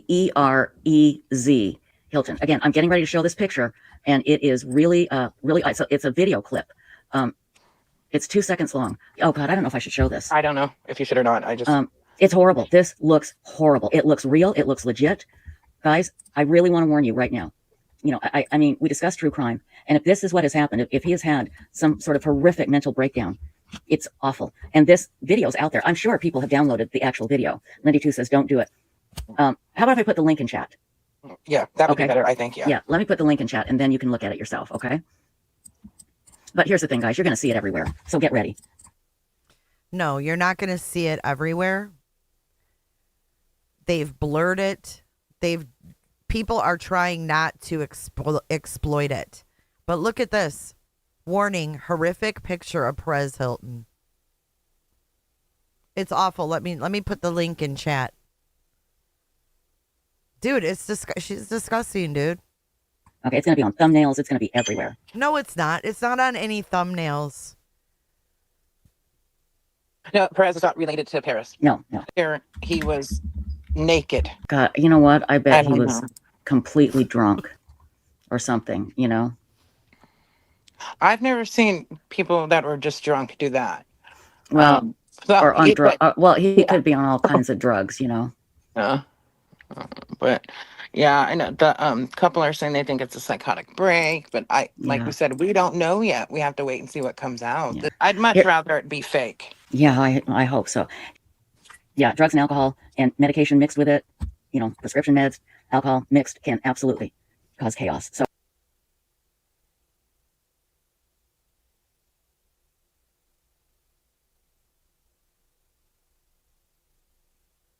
disgusting. Yeah, it's not everywhere. We've evolved. We've definitely evolved. Okay, so let's go back over here. She's talking about this. Because it was 2 seconds. It was so horrific. But then a big long clip was released. I still looked at it. I don't know why I did, but I did. I wish I hadn't. And if you have a chance to see it, don't. Because by the way, this video, Let me see.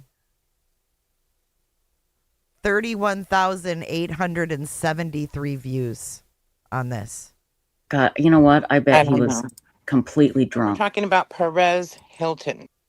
31,873. So that might be why she's talking about this the next night. He self-harms himself with a knife, and it is horrific. Horrific. And he's naked and he's standing up, and you can't see any part of him that isn't red. Right. And people on TikTok, he was doing this on TikTok, were able to call the police. He lived in Florida. Were able to call the police and get to him. He's in the hospital now. I'm going to play a clip from TMZ with an update. And didn't Perez's family release a statement, Stacey, at some point? Yes, they did. A couple of them. Yeah. Yeah. I mean, can you just give us a general idea of what they said? Yes. Just that, he is in there receiving treatment. They will give the public an update when they have one. They said Mimi, I was saying, Mimi. Conscious. He's able to respond, communicate. Okay, good. And, Good. Then they also said they themselves don't have a medical update yet. They're hoping for one soon. That's okay. That's good. Thank you very much. And I just want to tell KLU 209, you have a safe place here. As long as everybody posts in a mature, kind manner, you can post your opinion. Yeah. Be civil.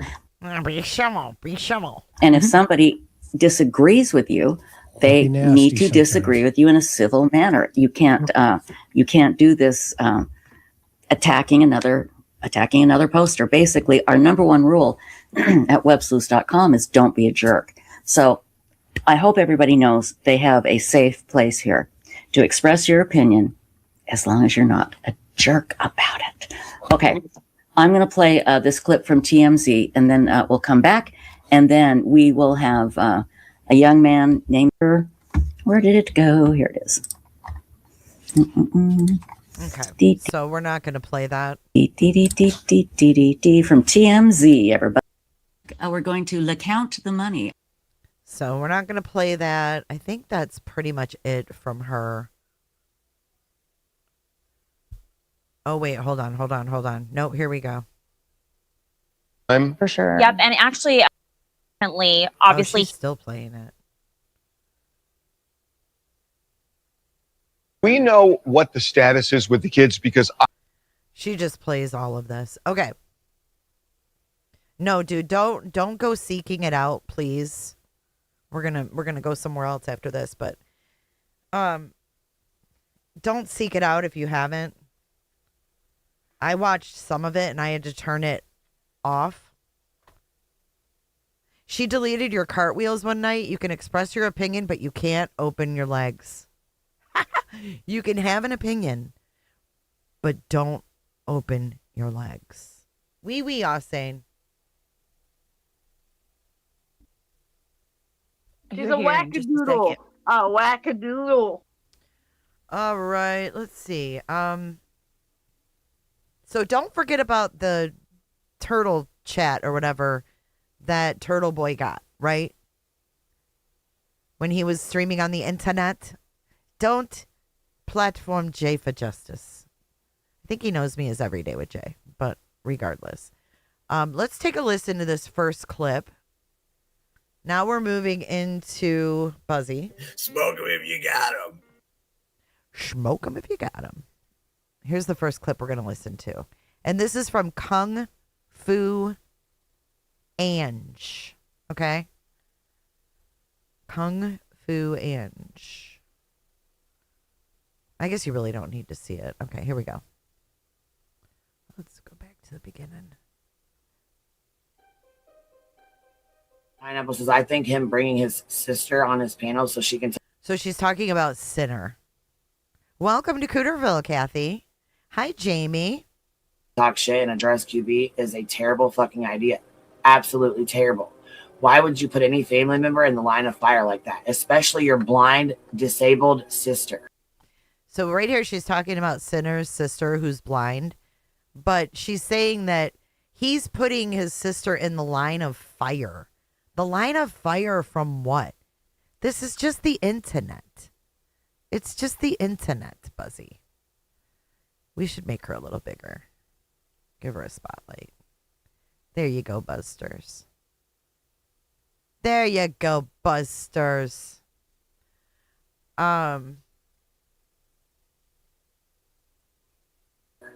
Why would you fucking do that? You're lucky I'm not a shitbag, because I'll tell you right now. They're lucky I'm not a shitbag.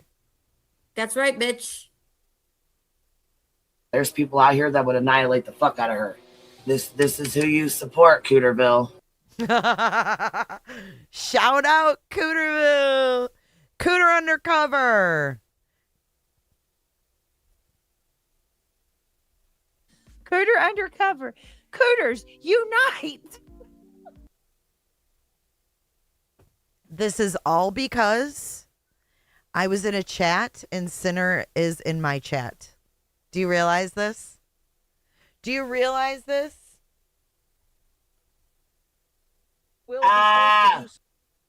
This is who you support, Cooterville.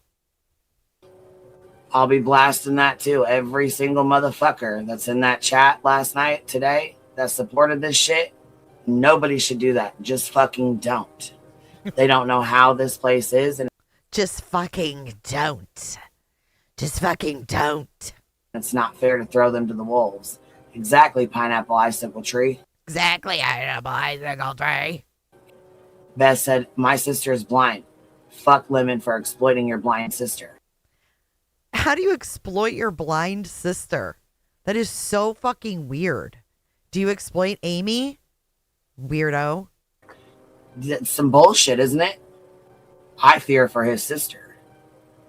Virgo days, I fear for his sister as well. This shit needs to be clipped and have J is for justice, J is for racist tagged right next to it. Oh, I wonder who was behind the turtle chat. What you think? With her screenshot of just showing love and support. I knew that would make her so mad. So I was live streaming the Clancy trial. This bitch has the thinnest skin ever. So I'm streaming the Clancy trial and I saw that Sinner was live about Buzzy. So I went in the beginning and I said, hey, I didn't say love. I said, just here showing support, or hit the like and showed support. I didn't say showing love, but she's so mad. She's so mad. Yeah, blind people can't be on the internet. I don't know. He brings his sister on to talk and they review Buzzy and his sister tells her about herself. Or Stacy, right. It's so fucking obvious. Like, fuck off. But I got something for you. This shit needs to be clipped and have J is for justice, J is for racist tagged right next to it. With her screenshot of just showing love and support. I heard he did have her up on panel. Does she even know? Can she even fucking see the goddamn panel? Did she even know what she was doing? Probably not. If he does bring her on panel, I'll be calling Lynn to take care of it. What? I'll tell you that right now. Wait, what? If he brings who on panel? Is she talking about me? You're not gonna fucking bring your blind sister and fucking exploit the fuck out of her. That's what you're not gonna do. She thinks she's gonna tell people what they're gonna do on their channel and whether he's gonna have his sister on his channel or not. Not gonna do. I will call your motherfucking stepmom. Oh my God, she's threatening to call his stepmom. Okay, so she's talking about his sister. Let's go back. Hold on. Tree. Beth said, my sister is blind. Fuck Lemon for exploiting your blind sister. That's some bullshit, isn't it? I fear for his sister. Virgo days, I fear for his sister as well. This shit needs to be clipped and have J is for justice, J is for racist tagged right next to it. With her screenshot of just showing love and support. I heard he did have her up on panel. Does she even know? Can she even fucking see the goddamn panel? She's talking about the sister. Oh, you bitch. Can she even see the goddamn panel? I didn't catch that the first time. You nasty bitch. So now blind people can't talk? Holy fuck. Your mama's high, bitch. Get out of my chat. Right next to it. No, this isn't a voiceover. With her screenshot of just showing love and support. I heard he did have her up on panel. Does she even know? Can she even fucking see the goddamn panel? Did she even know what she was doing? Probably not. If he does bring her on panel, I'll be calling Lynn to take care of it. Lynn? How is Lynn going to take care of Sinner's sister? Lynn is a nobody. What's Lynn going to do? Yeah, they're from the Krama sector. Drama sector.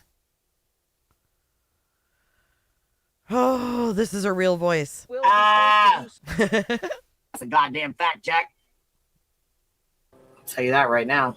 Because you're not going to fucking bring your blind sister. Is that his mom's name? Lynn? Oh, I thought she was talking about breaking chains. I think that's his mom's name. No, I think that's his mom's name, Lynn. Sorry, I thought she was talking about breaking chains. I was like, fuck is she going to do? Yeah. Sister and fucking exploit the fuck out of her. That's what you're not going to do. I will call your motherfucking stepmom and put a stop to that real quick. Weird. Who has their blind sister to come up validating? Pineapple says, is it even his sister? To be fair, it could be some chick doing him a favor. People are weird as fuck. Yeah, I don't know if it's his sister. I guess we'll have to see if she goes on camera or what.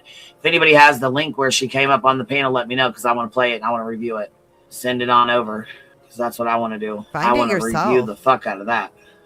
I want to review the fuck out of that. Oh, but you just said him bringing his sister on was exploitation. Ugh. Abso-fucking-lutely I do. Abso-fucking-lutely I do. I know. You cam up, bitch. Leave his damn sister alone. But let's play this part again. I got something I got something for you. Beth said, my sister is blind. Fuck Lemon for exploiting your blind sister. That's some bullshit, isn't it? I fear for his sister. I'll be blasting that. Why would you fucking do that? You're lucky I'm not a shitbag because I'll tell you right now, there's people out here that would annihilate the fuck out of her. This is who you support, Cooterville. I'll be blasting that too. People that will annihilate the fuck out of her for what?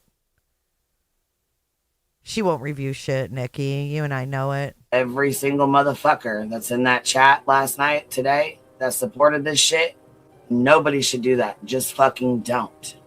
They don't know how this place is, and it's not fair to throw them to the wolves.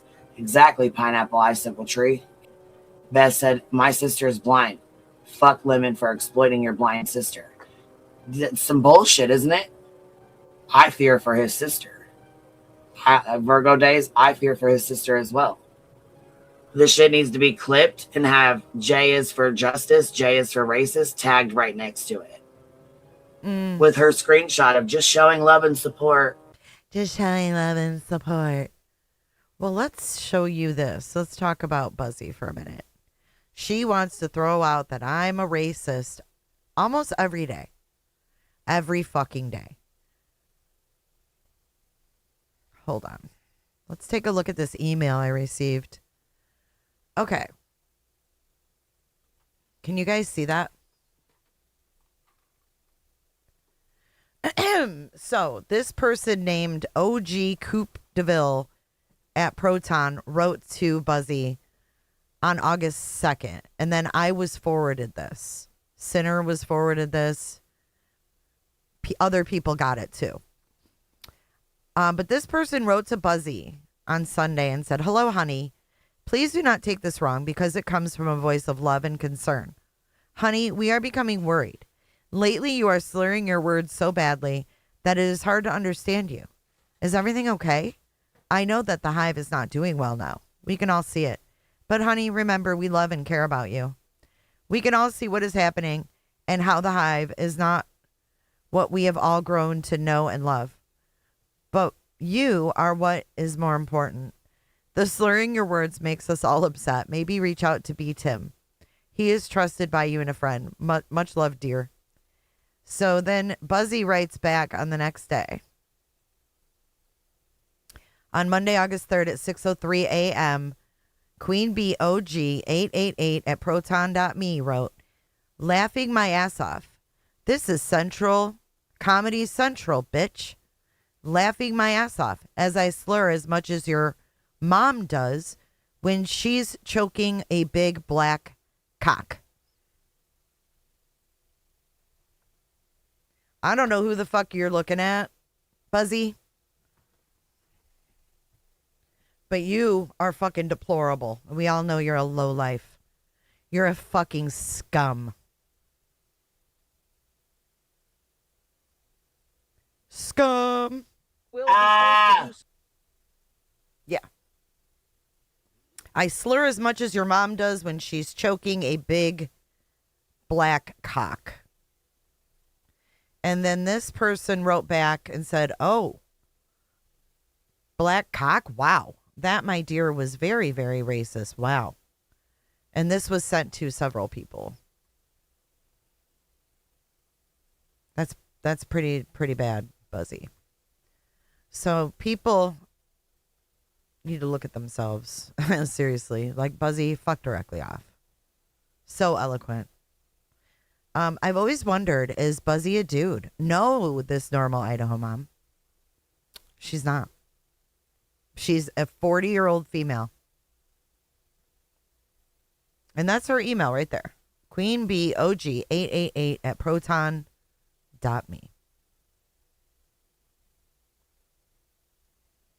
What's up, ATS News? Yeah, 39 sounds like she's 80.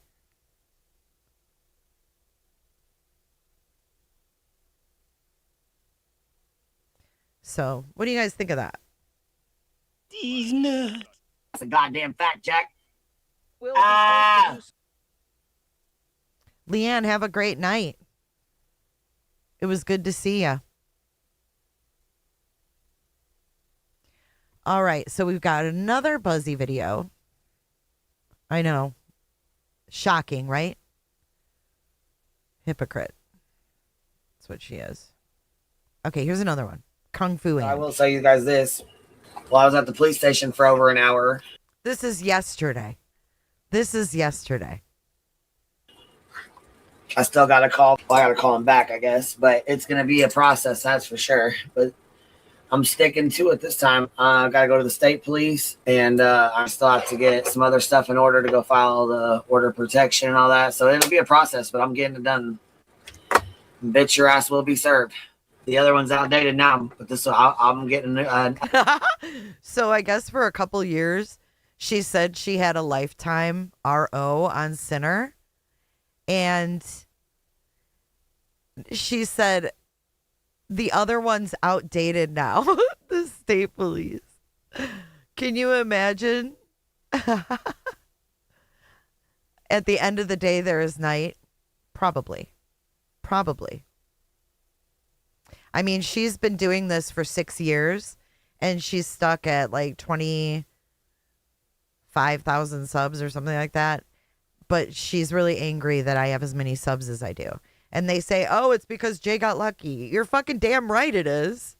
You're damn right. Because I never fucking give up. I was always trying to do more. I was always trying to get that interview. That's why I got lucky. Stupid fuck. Oh, Jay only got a bunch of subs because when that woman went missing. Yeah, you're damn fucking straight. You're right. Because I got the interview, dumb fuck. Jesus Christ. People don't get it. They just don't get it. When you keep pushing along and you keep trying and doing more, yes. Yes, you do grow. But anyways, I digress. Why does 8-Ball suck? Thanks, Hexy. Newly updated one with this new police report. Now, and this is the same police report. She said she put me in my government name and everything else because I was in the chat. You want thin skin? This is what you call thin skin, people. Someone who can't handle a snake emoji, right? Thin skin. Someone who goes live on Kick to make money off her subs and watch sinners chat to see who's chatting in it is a loser. Lazy. It's lazy. Yes, Richard. Typical of lazy people to resent those who succeed. Yep. That we're doing this tit for tat and matching energy, I don't think you're really going to like that at all. I don't think you're ready for it. I think me streaming you one fucking time, just me fucking reacting to you one time has you so goddamn bent out. Dude, you didn't even react to him. We watched her roast. It was terrible. Terrible. If you missed that live, it was so comical. No one's scared of you reviewing them. Review away. You won't review anything new of mine. You want to go back and talk about Facebook posts I made in 2018, you loser. Snake bitch. Tell her, Ange Carter. Tell her.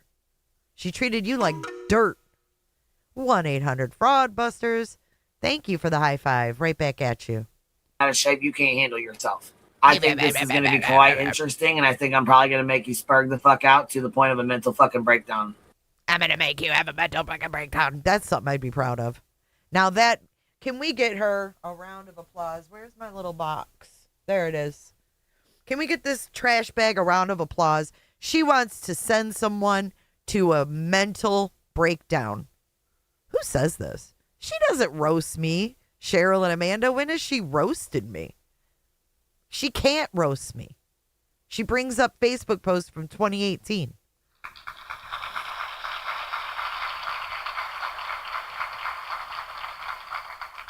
She's mad at me because I'm right about her, because I tell the truth about her. That's why she won't review me. I challenge you, Buzzy, to review one of my streams about you. You won't. You won't do it. You can't do it. Just like you couldn't review Sinner. In my opinion, he's not ready. He isn't ready. That he'd prefer not to do any of that he's just going to go legal. So that's what I heard. He's just going to go legal. What? You're such an idiot, man. Yeah, and review it alone. What? This is her response when she reviews someone. What? What? He's just gonna go legal. What? You're such an idiot, man. Okay. I'll wait. What? Let's see how legal you're gonna go. Oh, so he did report it to the she even made her voice go lower. I'll wait. Let's see how legal you're gonna go. Oh, so he did report it to the police. Okay. Whose voice is that? Is that reality? He reported a lie to the police. That's why they didn't take him fucking serious. That's okay. I'm glad we got this investigation started because now it's open. And yeah, we'll have to take it through court, David. Now the investigation's open. Oh my God. Hold on. What you are witnessing is real. The participants are not actors. Sandpaper to my eardrums. Llama, I love ya. Dude. We'll see what they say, all right? And when you show up, you're on candid camera. Hey! He's going after Cinder's sister. You're on candid camera. Hey! I'm so embarrassed for her.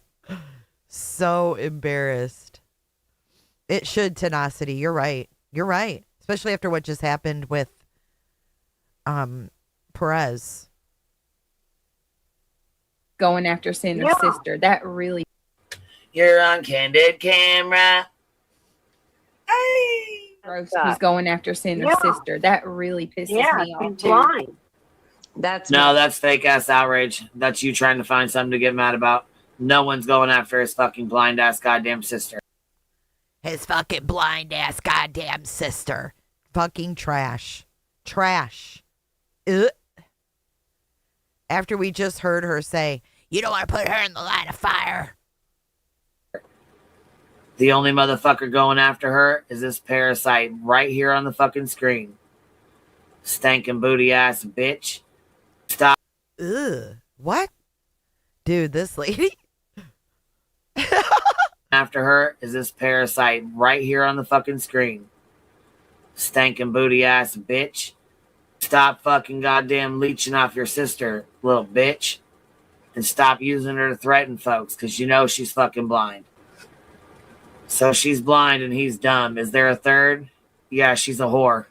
So we got one that's... What the fuck?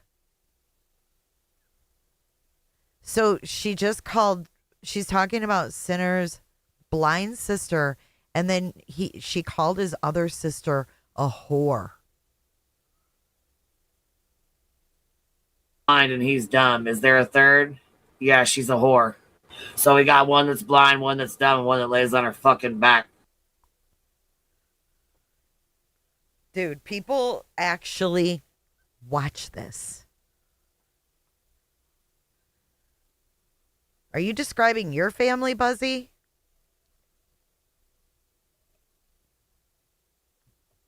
Straight up gutter trash. Oof. Little bitch. And stop using her to threaten folks, because you...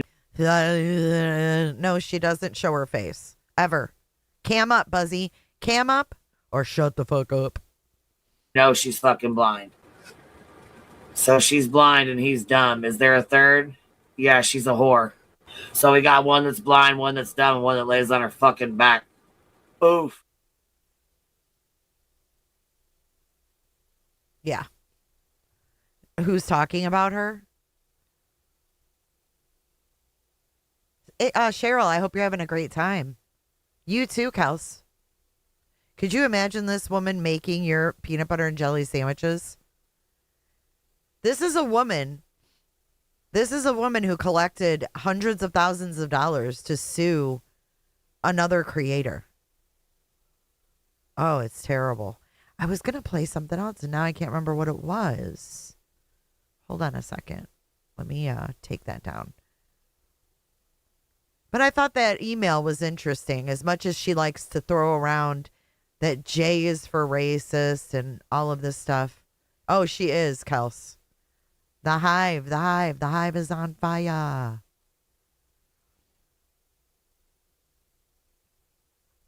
Oh, are you back home now? She had Cam slip, but she does not, Bloomy. She does not, my God, Lauren is still live talking about the autopsies, you guys. For hours. Oh my goodness. David!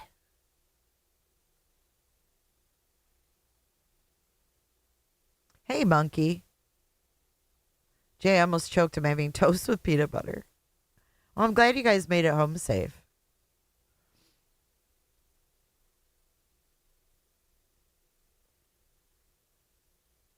Wiyaka says, awful, who is this chick? She says that she's the queen bee. The queen of the hive. Clip that, Buzzy. Oh, it was a full cam up? Oh, she did it on purpose. Oh, that's right, when she went like this. That's what I got right here. That's where I got this, you guys. Right here.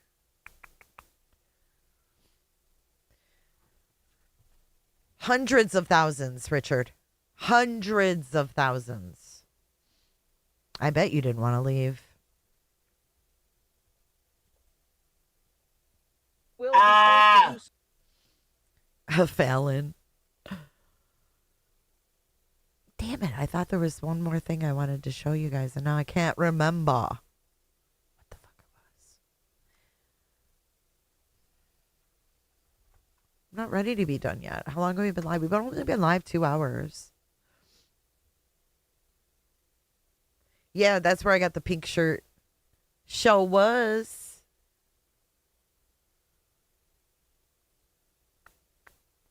Yeah, I don't know. I thought I had something else. I thought it was like Trisha beat him. It was something about that. I can't remember now. Oh, I know what it was. We were gonna look up when I covered the 9 hour. Did I do it on this channel or the other channel?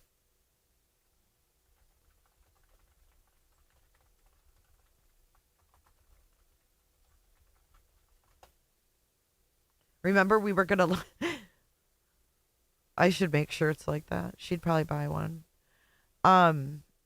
Remember, we were gonna see how long it took me.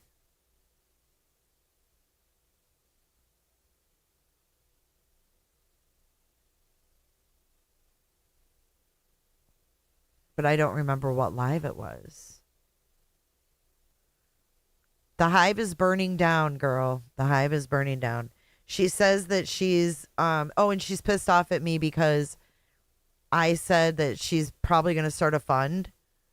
Well, she said herself that she would start another fund to sue David and get an RO. Okay, so let me go back. I think it was this channel as well. Let's see what we've got here.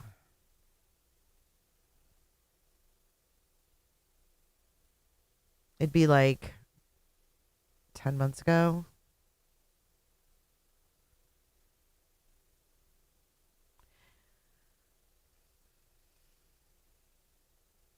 Man, there's a lot of videos.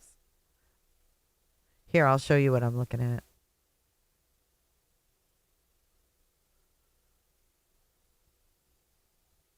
I mean, I didn't cover her until that happened, so...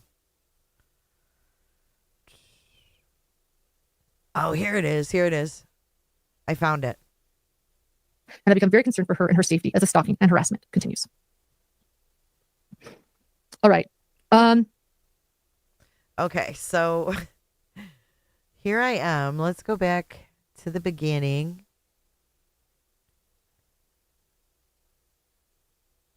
Oh, I got my little Halloween background.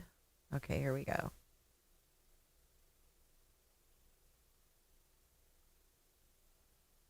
Or, you know, anything like that. Welcome in, Bumbles. Oh, God. Bumble. That aged well, didn't it, Buzzy? That aged well, didn't it, Buzzy? Why were you sending the Bumbles over to racist? Why were you doing that? Why'd you send the Bumbles over to a racist, huh? Huh?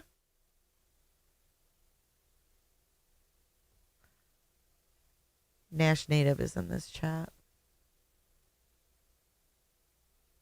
Welcome in, Bumbles. No, she's in Nevada or Utah. Oh. I mean, this would be public record on the docket if you can look it up. So I have no idea who Christina is at this point, okay? No clue. Never even heard of Christina. Look at you guys got to see the chat. Let me open this up. Look at all the Bumbles in my chat. We hate Jay. We hate her. Hello, everyone. I know nothing about this case, so I'm here to learn. Okay, well, this is a YouTuber. Her name's Lauren. She's from Hidden True Crime. And I've never rewatched this ever, so this should be fun. Did a 9-hour live yesterday, so I don't know if we're going to get through all this because I don't know how it, you know, I haven't seen it. I haven't seen it. And I'm putting myself in Christina's shoes when she got a call and said, this girl's getting it. This girl gets it. And, oh, by the way, Buzzy, no one wants to be around your stinger area ever. But she filed for a restraining order. and against another person who was actually like a friend of hers. So, I mean, feel free to express your opinions in the chat, and I'm going to have to stop it for fair use, so bear with me. And I kind of did a preface in the beginning if you want to go back and listen to it, but you didn't really miss much. Whatever I thought I would have to do. And this has been ongoing for months, what I have been dealing with. This is not drama. Hidden True Crime doesn't get involved in drama. We stay very clear from that. And okay, well, I need to stop right here because anytime that you have filed legally, then withdrew it, and then do a 9-hour live, it does kind of move into the drama segment, if you will, in my opinion. those of you that know us know that. So I hope that nobody calls this drama ever again. In fact, it's so real life what has been going on with my family and with me for months that I decided to go to where I felt would protect me. I reviewed this on October 16th, 2025. Thank you, Hilson. And that was the Love the courts goat. and legal. And I filed a civil stalking injunction because what was happening to me and my family met Utah. Oh, look at this. Hey, here's Buzzy. Buzzy! Hey, we coming in to listen. We will go over the rest later tonight after Toasty at Every Day with Jay. And yes, I agree. It has turned to drama at this point. Utah's civil stalking injunction code, the stalk. Okay, awesome, Queen, because this is a long live, girl. Stalker was in Utah. Okay, the stalker. And it was the stalker's in Utah, so she must be in a different state. And I must say, she does look upset. Very clear to me that that was the step that I should take. Thank you, Queen. And I was granted a temporary civil stalking injunction after I filed my. But she did that to a racist. What's wrong with you? What's wrong with you, Queen Bee? Evidence and my exhibits before the judge. That was served, and my stalker was served a temporary stalking. Okay, so I don't know how it works in Utah, but see, that's the thing. I don't know where she lives. You guys are saying Nevada. You're saying Utah. I'm gonna just unpin that because I don't know. I don't know where she lives. I don't know, but I don't know what the process is there, right? Because we just saw Beach go after Cletus and Clue and was denied the temporary, right? Ski Utah. So I don't know how it works in Utah. Clue and Cletus. Hey, Crispy, good to see you. On getting an RO. Every state is different. Well, she was granted the temporary nonsense, and that's something I didn't hear in the first. Doobie doo. Boop you boo ba boo bee boo boo doo doo. Boop. Boopy doopy doo. Boop. Are you Trisha? Thank you for the cooter chat. Doobie doo. Let's listen to that again. Boob you boo ba boo bee boo boo doo doo. Boop. Boopy doopy doo. Boop. Boo for short. Thank you so much. Place. So, considering that she was granted a temporary, I don't know why anybody would think she would have been denied the permanent.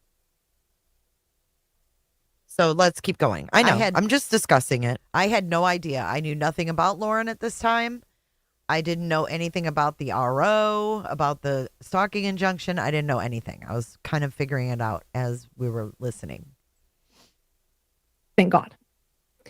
And the next step to that, after filing a civil stalking injunction, is to hope to make it permanent.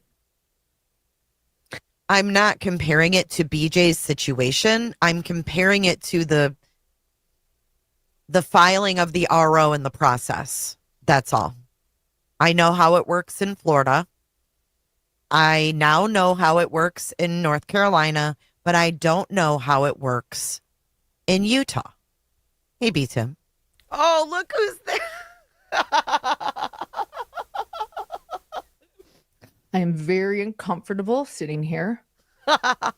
It's B. Tim, dude. Why were you hanging out in a racist chat? Huh?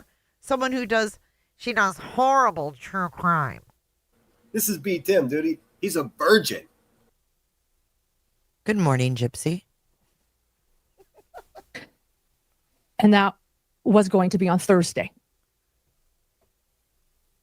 And then do you know what happened?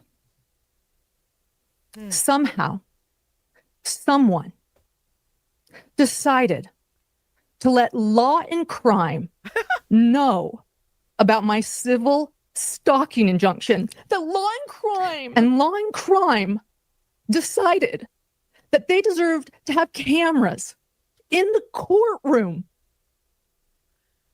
Deserved? That they deserved. Well, I am explaining what my family. Okay, here's the media request right here. They filed it on the 1st. That was 15 days ago. So she hasn't looked at her docket in 15 days, I guess. Oh, no, October 14th. Holy fuck. Sorry about that. It's the October 14th. Signed on October 14th.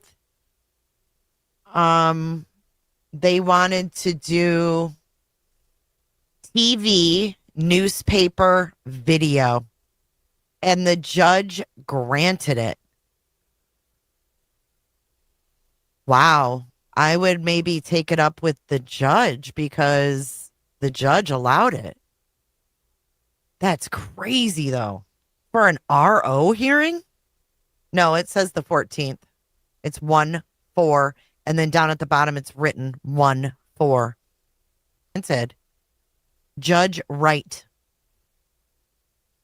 It does suck. It does suck. But you know what? If they decided to cover my thing when I was sued by Nexstar, I would have had no control over it. There's our beautiful Nash native. I miss her, man. And mine was not criminal. Okay? Mine was copyright. They could have covered mine. They could have put all my shit on blast. I mean, I guess that's what happens when you're in this position of being a YouTuber. And then you have to go and do something legally that's public. It sucks. I never said I didn't like her. Don't put words in my mouth. I never said that. Who said that? Angela Cook. I never said that. I don't like BJ. No. You're right. I don't. But we're talking about Lauren Matthias. Has been going through for months. The Law and Crime. I don't know. Is it a slow true crime month? They thought that my family's pain should be live streamed on their trial channel. That's true, Snazzy. I'm a limited public figure. I'm just a mom who has a YouTube channel. And yes, I've become a limited public figure. I'm not Johnny Bird. I'm not Gwyneth Paltrow. I am a mother trying to protect my family and my little boy. And I am a journalist who has never, ever No, this Lauren is nowhere near involved in anything with BJ. She has 320,000 subs. She's gone in person to cover trials.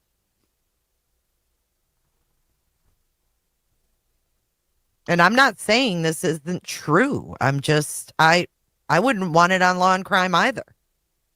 I think it's fucking weird that they filed that the day before. And if this girl that she's complaining about did that to her, That's fucked up. I know, but she's not committing a crime. That's the thing. Hey, Dad. If Lauren Matthias went out and like stole something and got arrested for stealing, okay, we probably wouldn't be having this conversation. But Lauren felt scared. And we're going to hear all the reasons why. But she's also been a guest of Law and Crimes. So it's pretty shitty for them to do that to her, in my opinion. She doesn't want anonymity, but this isn't a criminal thing. She didn't commit a crime. I've never seen R.O. Thank you, Ange Carter, for gifting 5 cooter ships, 2 birds, MK Ultra, Palmetto, Amy, and Stacy Boo. Stacy Boop, boop, ba-doop, ba-doop, ba-doop, boop, boop, boop, boop, ba-doop, boo. She says, welcome to Cooterville. Everybody close your legs. Everybody coming in, close your legs. Close your legs. Oh, here. This is before, okay? So I still was like on her side. I was like, I really have never seen an RO. On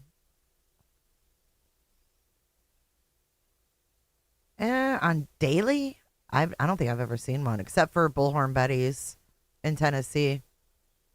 Hearings live, never. I never have. It's pretty wild. I'm surprised that the judge okayed it, to be honest. My life heard of anyone streaming a civil stalking injunction. Ever. It is not something you do. No, I feel like she might be getting targeted, man. I don't like it. She's not LDS, correct? Isn't she like she was raised LDS, but she doesn't practice anymore? Is that what I'm picking up? No, I feel like she's being targeted because if a judge granted her a temporary, if a judge granted her a temporary, why in the world would he okay cameras for this? You know what I mean? She already had a temporary. She's going for a permanent. Oh my God. Why would that be on? We know so much now. It's crazy. Camera. That's fucking weird. I don't like that the judge okayed that. I don't like that at all. And I feel like being that it's in Utah, she might be being targeted.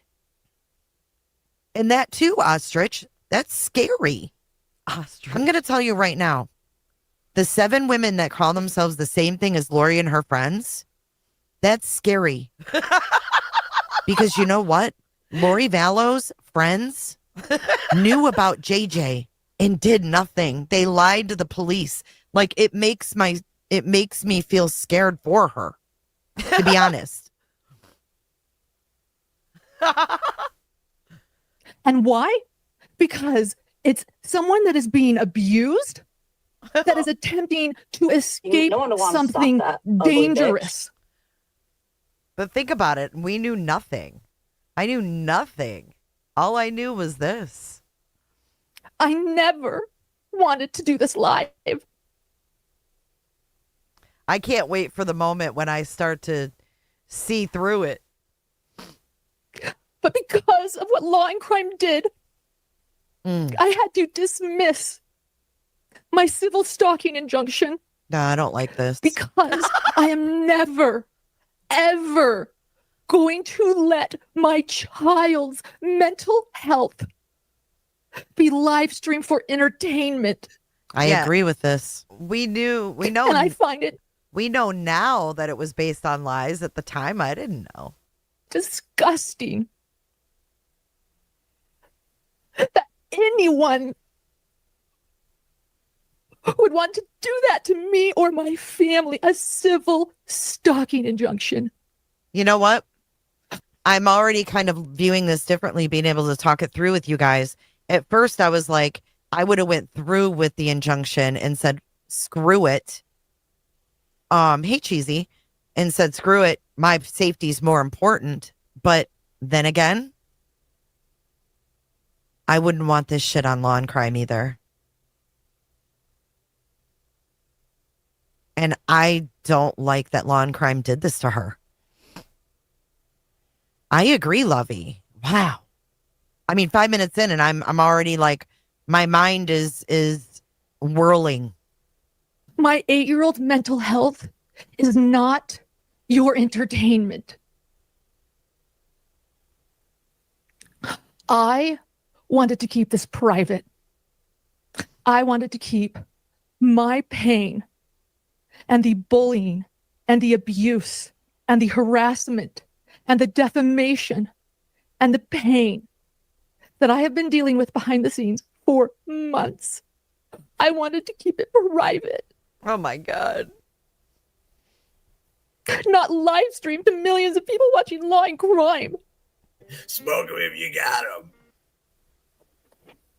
And so, if Law and Crime thinks that my family's pain and emotional turmoil is worthy to be on their channel, that they're going to be pool, which means they can share it to all media platforms.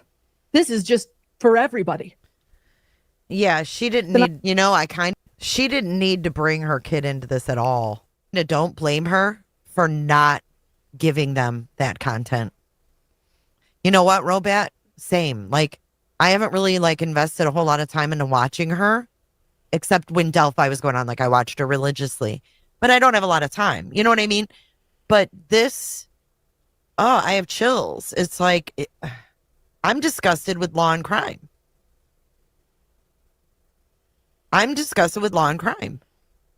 I'm going to take back my narrative. Oh, taking it back. And I'm going to own my it. narrative.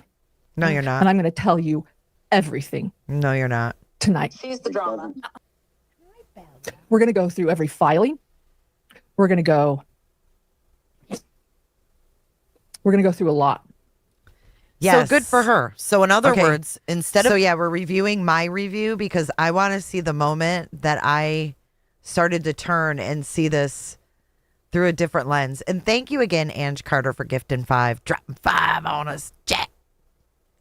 Giving them the content and letting them stream and then give clips to all the other news media, which is what pool means. Anybody can get their hands on it. She took back the power that she had, which is her YouTube channel, to tell her side. I gave her the benefit of the doubt. And I don't blame her. Let's listen. So get ready. My hand has been forced.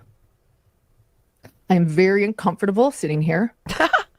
But the reason and where I have found my bravery to do this is really, again, very uncomfortable sitting here for my little boy. Oh, look who else was in the chat. Do you want to know a wrath of? Look, it's Lynn breaking chains. The whole gang was here. Is that why you had to target me? This was October 16th. Is that why you had to target me, Buzzy? Of a mother. Here I am.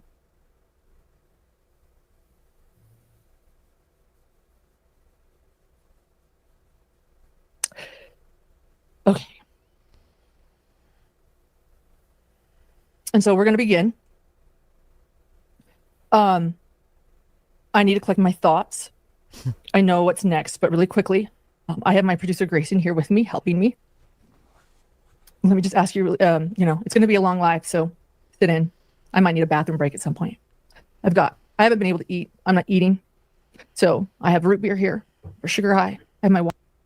Oh, I smell a lawsuit against Law and Crime. This is the first step. And I'm not saying she's not feeling this way. However, documenting your mental distress is extremely important. I think that you're not going to see the end of Miss Lauren after this live when it comes to this situation. Oh. really quickly, Grayson, do we want to start with what a civil stalking injunction is in Utah, or before? Okay. So let me share with everyone now. Do you have that? Hold up. Okay, but Zodi, you have to think about it this way. Yes, she's covered cases. Everybody has that does true crime, right? Because somebody committed a crime. That's why we cover trials, because there's been a crime committed. Lauren has not committed a crime. This is a stalking order. It's going to be a really raw live. Get ready. So let's just go over stalking in Utah. A judge can grant an order that tells one person, a respondent, to stop stalking another person, a petitioner, if the respondent... This is rich right here. Listen to this part. ...following toward the petitioner. Followed, yes, monitor. That's you. Oh my God. All of this is what they did to you at CrimeCon, Christina. Followed, yes. Monitored, yes. Observed, yes. Photographed, yes. Surveillance, yes. Threatened, yes. Communicated to... Unbelievable. That's what they did. Joe Schmo, Megan Connor, Lauren Matthias, Grayson Yore. That's what they did to you at CrimeCon. Followed, yes. Monitored, yes. Observed, yes. Photographed, yes. Surveillance, yes. Threatened, yes. Communicated to or about the petitioner or interfered with petitioner's property using any action, method, device, or means. Or, let's see what else. The respondent engaged in or caused someone else to engage in the following acts. Approached or confronted the petitioner, yes. Appeared at petitioner's workplace or contacted petitioner's employers or coworkers, yes. Appeared at petitioner's home or contacted petitioner's neighbors or entered property owned, no. Sent material, oh, thank you, look at that, highlighted. Sent material to the petitioner by any means for the purpose of obtaining. Sent material. Who did that? Letters? Disseminating information about the petitioner to a family member, household member, employer, coworker, friend, or associate. Yes. This is Use rich. a computer or the internet, text messages, or any other electronic means. Yes. The respondent had to do the behavior 2 or more times. And Grayson highlighted this in the dark. In a way that would cause a reasonable person to suffer emotional distress or be afraid for the person's own safety or the safety of someone else. Yes. And I'm going to point out, it looks like Grayson did not highlight threatened. I'm going to throw threatened. I told you, Grayson. She did it in the dark. Because what happened after the stalking injunction, I took as threats as well as other things. You can decide for yourself because we'll go through it all.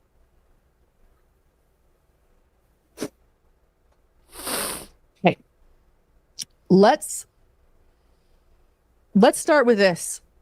It's going to be a very vulnerable video of myself behind the scenes. I never thought or knew if I would make this video public. Wait, when you say how many think BJ's going to pull this crap, Skip, how could she? Revisited it again today. But this was a month-ish ago. And I was dealing with ideation, self-harm. Lawnmower. What do I need to apologize for, weirdo? How many names do you have? Lawnmower. The first time in my life, I am very uncomfortable that I have been experiencing this because of everything happening. And so at that point, I was, don't worry, we'll never share this, but I want you to know there's hope. You know, I want you to know that there's hope. And 20 minutes of it. I'm going to skip before forward we begin. Raw. I'm feeling very vulnerable. And I feel like this is very, very important because if I'm going to do this live, I'm going to do it right and I'm going to do it honestly. This is going to be a very honest show. So, and then after that, we'll go through everything else. So let's watch this. Whether or not this goes through, I don't know. I think that's where I think I'm willing to start talking. And little did we know that in this bitch compares herself to Charles Vallow and says, I'm just saying this for a documentary.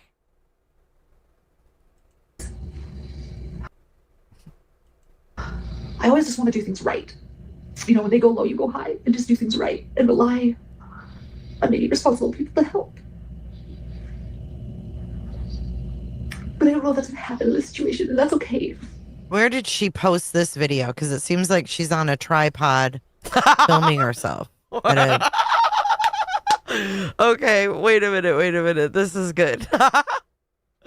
This video, because it seems like she's on a tripod filming herself at a weird angle. At a weird angle. But it can't happen in this situation. That, like, you know, that, like, no laws or legal things can help me. Then at least want to, like, finally talk about it, even with my boys. Oh, look who else was in my chat. Burnt Toast, the one that I stole bingo from. Imagine that. Buzzy's not friends with her anymore, by the way. She told her audience after she promoted Buzzy's legal fees that she would show receipts, and she didn't. She wouldn't produce the receipts, so her and Burnt Toast no longer friends. Cyber Saddle, thank you. Sorry, Cooter Chat didn't work for me tonight. Insert Buzzy goat the whole time she talks. Yikes. This is what I say for the Cooter Chat not working. But thank you for your super chat. I appreciate you. Thanks for being here. Sure, what's happening. Because I do want to help with, like, cyberbullying now, and I know that I'm a public figure. Hold on, just stop. Cyberbullying? I was, like, really zen. I'm being cyber stalked. Hold on.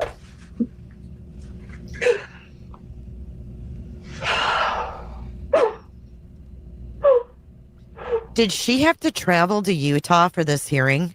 I'm sorry, I can't even process, like, I don't know. I'm sorry. And I want John. And I'm worried about John. I'm worried about my John. Son. But,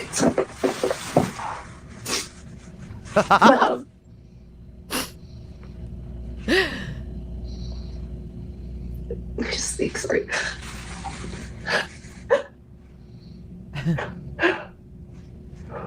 Everything's gonna be okay. Everything will be okay. It really will. But I'm, like, a really resilient person, in my opinion. It's texting. You're like, what? Is it John? Is this necessary that we watch the 20-minute video for those of you that have watched it? Because if not, I will skip forward. Let me know. And, I said, is it fucking... I was already having enough. Is this fucking necessary? And it's gonna be okay. But I just... I don't know what to say. Other creators calling people I care about to tell them lies about me. Slut-shaming me. One woman is going around saying I live with her brother, which, by the way, if I live with some random dude in East Idaho, who the hell cares? This is a shout out Ballet Flats. I went on a single date with, never kissed, but now I've lived with him. What else? Finding out, like I said, fellow podcasters are calling people that I know to warn them about me and tell them that I had an affair on John with an investigator in the Daybell case. What? What is this? No, this is juicy. What's this all about? She was accused of having an affair? And that's when it all came out. That's when it all came out. What? What is this? No, this is juicy. What's this all about? She was accused of having an affair? What? John knows really well and is friends with that. I mean, what man is she friends with from the day? An investigator? Who's that? It's been an ending. The things I've had to continue to clarify every day, and when I finally feel like I get a hold of it, so it's not just like the cyberbullying that's public, it's what's going on beneath the surface. That's so cruel, and none of these people have been willing to reach out to me, like fucking reach out to me. People that know me, that I've been kind to, are going behind my back telling people lies about no evidence. Never mind that they're supposed to be journalists. You have. Okay, I already have to correct misinformation. Denise says the pull request was done anonymously. No, it said law and crime. She showed the form. Lori Hellis, someone I've been good to that I've never brought up before. I was always good to her. Claiming that I gave out 10,000 copies of her book and she's telling everyone to the point where we got to get an attorney. But I've never sent out free copies of her book to anyone, ever. Telling the person that originally sent it to me that I did that to them.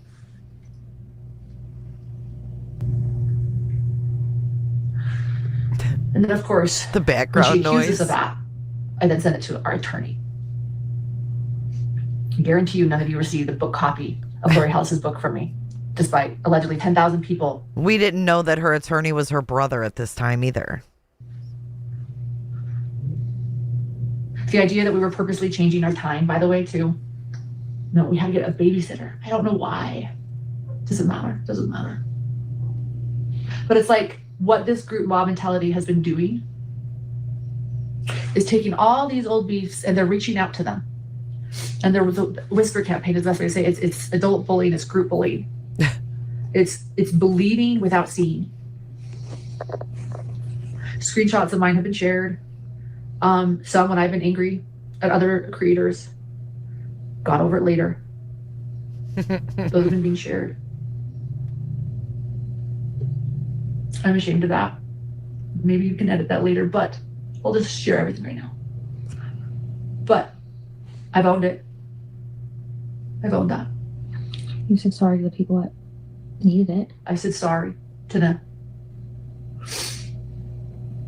But but those people have continued on.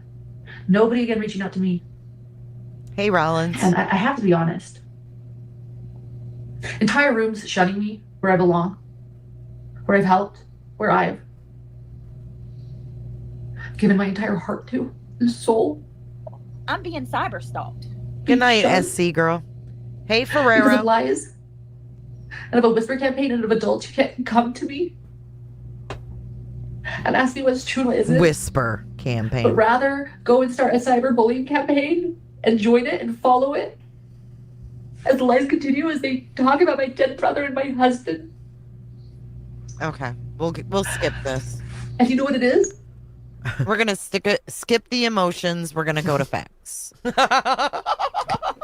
Oh, the most vulnerable video I've ever showed here, but I do pride myself on being a very honest person. So who you know on camera is me, and that was a little bit more of me behind the scenes that I don't show, because yes, there are parts of my life that I like to keep private. So we're going to go through everything. A lot of you are maybe asking questions during that. I don't understand. I don't understand. I want to start with that because I think that you're going to understand it all a lot more as we go through everything tonight. So here we go. I'm going to start, by the way, when I say everything, not to get you guys scared, but these are all the court filings. And we got exhibits and we got evidence. So before we delve in to my first declaration, which is what got me the temporary civil stalking injunction, I'm going to set the stage and give you guys a bit of a timeline. Oh, look who else is in here. So, big girl for life. So let's just explain a few things that matter. As many of you know that are my... Okay, I just looked up really quick. In Utah, it's important to note that the only ground for denial of a temporary is no immediate and present danger of stalking. The court must set a full hearing at the earliest possible time.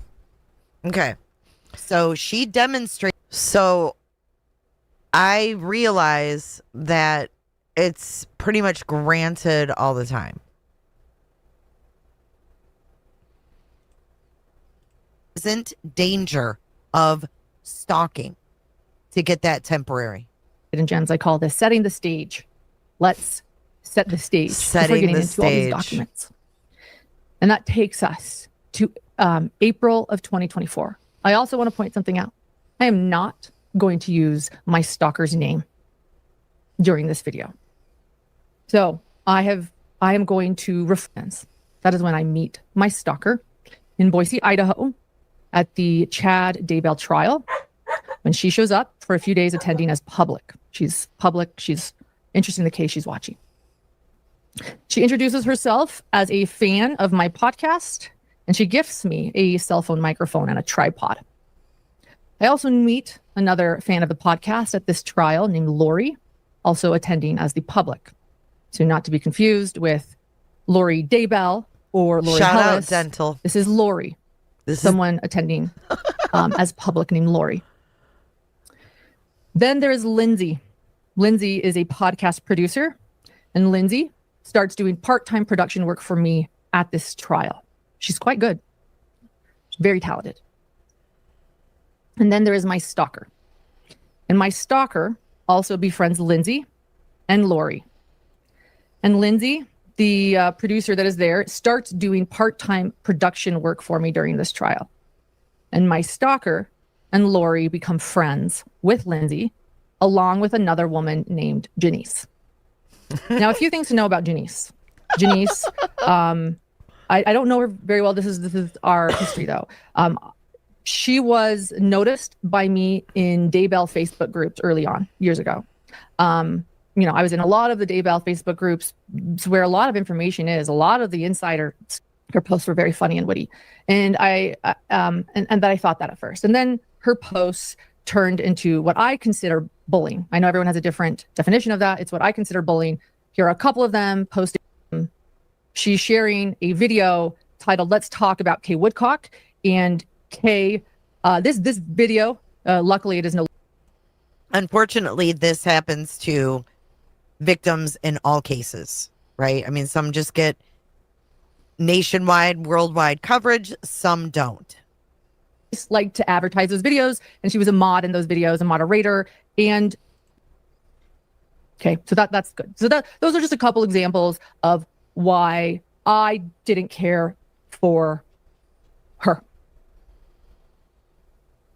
Whatever, everyone has their own opinions. She might be a really wonderful person, and I believe that Janice is a complex person, and that she's very. Additionally, that person you heard says that I randomly lived with her brother. That's Janice. A big rumor out there is that I lived with Janice's brother, who was my doctor when I was like 29 or 30. I never have. I've never even kissed the guy. I don't know where that rumor started, but just so you know, it's going around to. Where is this? Why are we talking about whether we kissed someone? What is going on? This is wild. How many stalkers are there? I mean, we've heard about Janice. I've heard about Lori. I mean, who's the actual stalker? All these people? Several people. Lori is from California, and Lori was attending the trial because of her interest in the case. I love it when people interested in a case attend a trial. And then in a strange turn of events, this is strange, but my producer Grayson, Lori is the wife of my producer Grayson's California dentist, and is someone who works in the dental office in California. But to clarify, when I met Lori, I didn't even know Grayson. This wasn't even a thing then. But wild, right? Just let's continue. So, May of 2024, I am asked by a well-known public figure that I really respect if I know a good podcast producer. And I tell them, yes, I do. So these people with the mugs and everything are the they and thems. And I introduced this person to Lindsay. And I encourage Lindsay to connect with this person. And she seems super happy. And the two connect. And I am super happy for them. And then on June 8th, so June 8th, 2024, my stalker puts me in a group chat, which includes my stalker, Lindsay, and Lori. June 18th, 2024, my stalker is driving through my hometown, and she is asking to come visit. And so I take her kids to the neighborhood pool. Wait, what's up?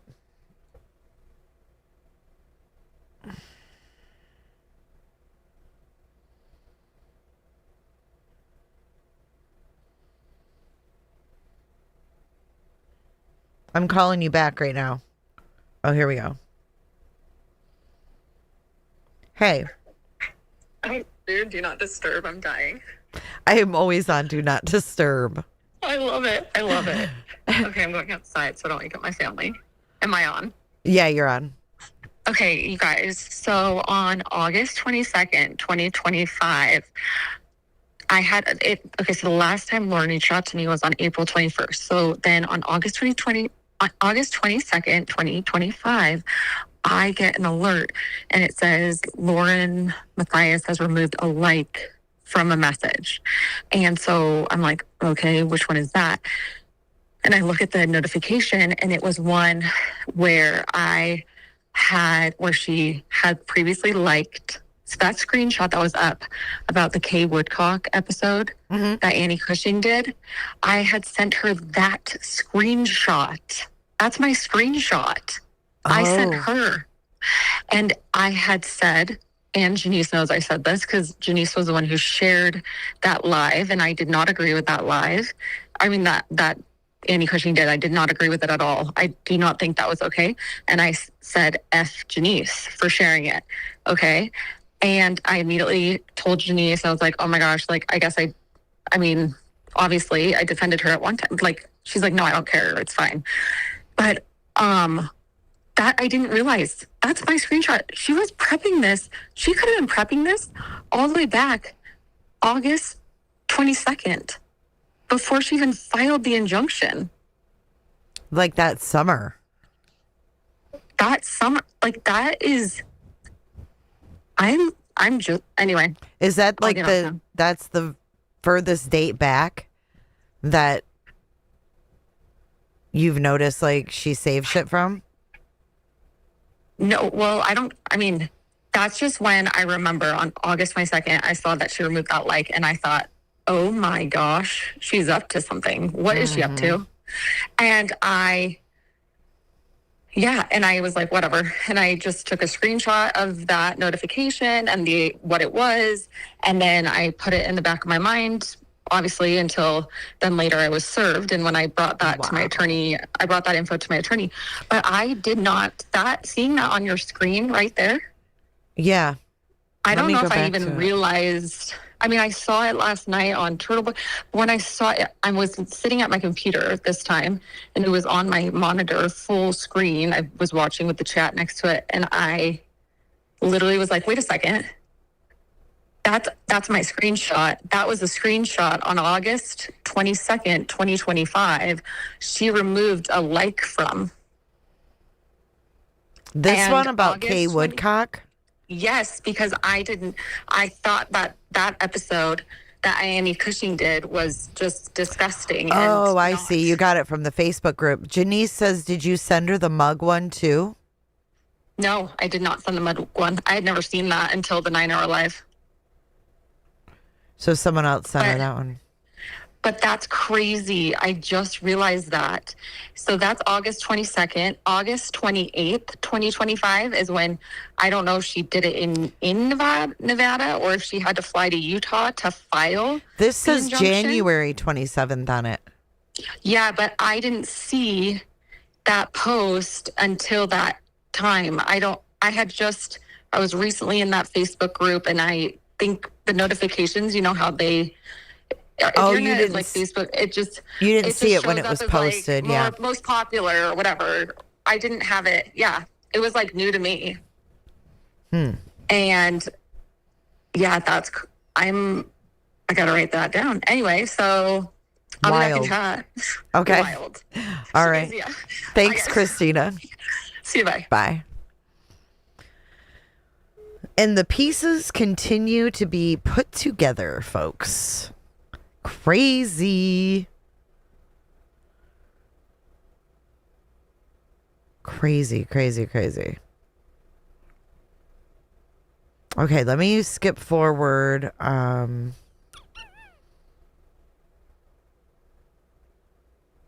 Okay, so she's talking about Airbnb. Okay. Keep down the cost of this larger Airbnb in Santa Fe. July 10th, 2024. In the morning. July 10th, 2024. July 10th was a big day. My 3 sons, get the fuck out of here. I should have listened to 9 hours before reviewing it. Get the fuck out of here. Who even are you? My 3 sons. I'm outside of the courthouse of the Alec Baldwin trial, and I interview I interview several people that day, so I don't want anyone confused. There are 3 lives that day. I don't want anyone, but one of the many people I interview live on camera that day is my stalker, and I introduce her as a fan of my podcast, A Hidden Gem. I personally did not think it went great for content. No harm, no foul. It happens. And then that day, skipping fancy forward. Names. Oh, there's Colby showing his love. All these fancy names. A contractor. So I'm a contractor. I'm a self-made contractor. What else did she say? Producer and a creator, all wrapped in one. At the courthouse, covering it, and she's an idiot. And I reach out to this ex-contractor, again, my contractor at the time, let's clarify that. I reach out to my contractor who's live streaming the Alec Baldwin trial. And I ask how things are going with the streaming. I discuss work in a text with this ex-employee. And after this phone call, I try not to, but I start crying hard. And Lori, Lindsay, and my stalker, who are my roommates in this Airbnb, they comfort me. And I am embarrassed, and I keep apologizing for crying. And I am grateful for their kindness. Apologizing. It was a very traumatic moment for me. And I guess I can say I'm still grateful for their kindness in that moment. And that kindness that they showed me made me open up even more to them in the coming months, because they were there for me during a very traumatic moment. While I am gone, Grayson, if you guys know. Look at Potato says she's paying all these people. My producer, Grayson, takes notes for me in the courthouse while I'm gone. She does an incredible job, a hell of a job. Couldn't have done them better myself. I didn't do them as good as she did them those 2 days that I was gone. And I begin paying Grayson for freelance work, including those notes. I then, back in Delphi, I start noticing a lot of red flags. And these are red flags for me. They might not affect everyone. Some people might not think they're red flags. Other people think maybe I misinterpreted them. One of them was that Lindsay wanted Grayson to stay in a separate Airbnb than the one. I can't blame her. Would you want to stay? She hired Grayson weeks before this. She flew Grayson out. She hired Grayson out from under Annie before she went on stage with Annie. Right. Another plot. I had with plenty of room. And Grayson was working for me. She was young. She was alone. And I was paying for the lodging. And she was young. She was alone. Weird. That's weird. That was a concern to me. I suggested maybe the Lindsay get her own hotel if she needed space, and that upset her too. I just couldn't figure this out. It was a dynamic that was hard for everyone. It's just what, and like I said, she likely had her reasons too. It's fair. But I had my reasons. It was becoming uncomfortable for me. Another thing I learned that Lindsay did was take my phone, and without my permission, she logs into YouTube Studio and learns how much I am making that month. Lies. And she shares this with Grayson. Something else made me uncomfortable. And there were a few other things. Lindsay is also working for another creator while I am paying for her to be there working for me full time, and I'm paying all of. Wow. So she went and looked at her income and did what else? For expenses, and she is passing off material that I have requested her to she collect looked at her income like fucking A, other creators wow. to use for other shows. These were things that made me uncomfortable. I'm not even teach their own. Maybe there's a misunderstanding. Doesn't matter. They were no, we're not forgetting that she's a victim. Miss Cheese, we cover victims all the time. All the time. Things that made me uncomfortable. There were other red flags for me, personal red flags. Once we are back from Delphi, I decide to terminate things with Lindsay after the Delphi trial ended. I forgot about those freaking pads, damn it. God dang it. I ended things very nicely and respectfully. She's very talented. And I realized that I needed someone exclusive someone after experiencing what I did in Delphi with, realizing that she was a contract worker and that she was sharing and helping other creators, that, I realized that hidden true crime needed someone exclusive, like an escape, conflicts of interest, and that we need any current work, and we love having you on board. Oh man, this mess blew up with Unmasked when they started fucking contracting people and started their syndicate. Oh, what a mess. Positive impact upon our channel. We feel incredibly lucky that we are receiving another channel that I told the truth about, and they still post about me. They still say defamatory things about me, don't you, Vanessa? Vanessa, by the way, posed with a picture at Lauren's pool party. Bing bong. Remember that? We never did show that. Bing bong. Vanessa from Unmasked True Crime or whatever. True Crime in Colorado. She was at Lauren's pool party.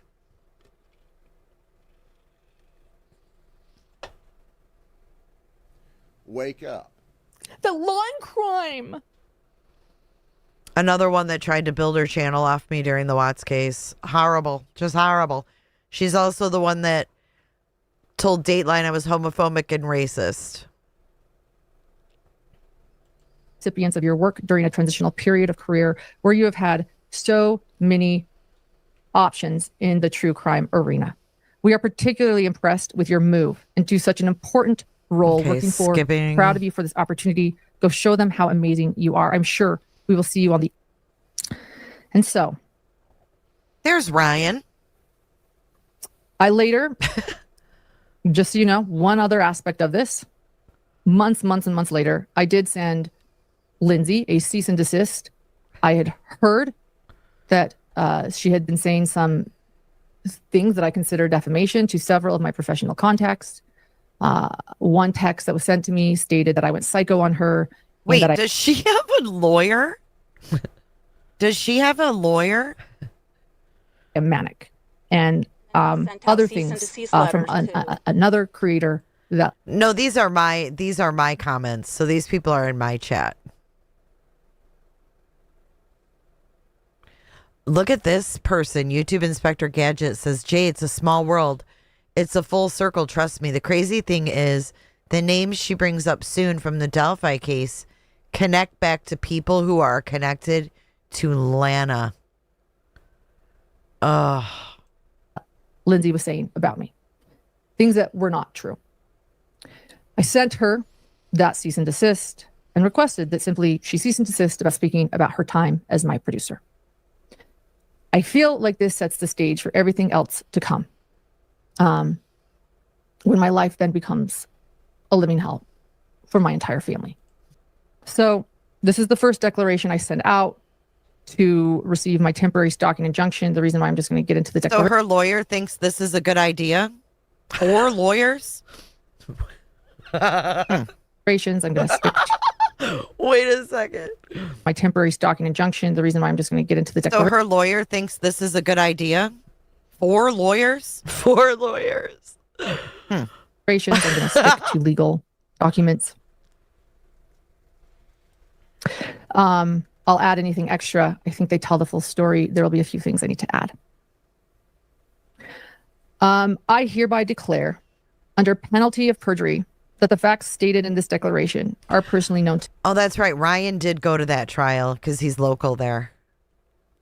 ...to me, and that they are accurate to the best of my knowledge. My name is Lauren Matthias. I'm over the age of 18 years old. Let's pull them up. They may not matter, but I would like to show Grayson's safety. My stalker has also been using a group of people to help her achieve her goal. This started on April 9th, 2025, when my stalker confronted me in the courthouse in Maricopa County, Arizona, while I was reporting on the Lori Daybell trial. The stalker came up to me, cried, and let me know that she had heard what I had said about her, and that 2 former contract workers were releasing my text messages that I had with them. So the stalker says, I know your ex-friends are releasing everything, and it is horrible what they are sharing. And I cannot believe what you said about me. I knew what I had said about her. I told all. Oh, Lord. So they shared her text. We've never seen this before. Of you at the beginning of this, I called her annoying. And I knew exactly what it was and what she was saying. That sucks when you got to eat that humble pie. That fucking sucks. I've had to do it before. It sucks when you got to eat that humble pie. I think this is the time. Right and I here. wanted to face it head on and own it and apologize. I don't like hurting people. And I want to be honest with things. That's who I am. And so I said, let's talk. Let's talk. And she's like, no, I don't want to. I don't want to. And I said, you know what? Please allow me to talk with you right here about it. I called you annoying and I'm sorry. I didn't know you well then. And I told her essentially that I felt like perhaps at that time that she was further along in the friendship than I was. Maybe she thought we were closer than I felt at that time, that I was still getting to know her, and that it was difficult sometimes to work around her. And because I felt she was annoying sometimes, I tried to work. And wait, look at the chat is even turning. Tobin says, all over the word annoying. And I felt look at this time, one. Look at this comment. That I was still getting to know her, and that it was difficult. Dreamscape says, this woman embarrasses her husband daily. Sometimes to work around her, and because I felt like she was annoying sometimes, I tried to work. And I didn't record it, she did, but this is what I recall. And that I was sorry. Thank you so much, Sophia, for gifting 5. Thank you so much. Welcome in, new cooters. Oh, look who super chatted. Thank you, B. Tim. Pity I couldn't give her tips on snakes around here. I think texts are the first thing snakes share. Wait until you find out about the alts they have. Oh, was B. Tim trolling me? Was B. Tim trolling me on October 16th? Read that, guys. Pity I couldn't give her tips on snakes around here. I think I might have saved her a lot of trouble. Texts are the first thing snakes share. Wait until you find out about the alts they have. October 16th.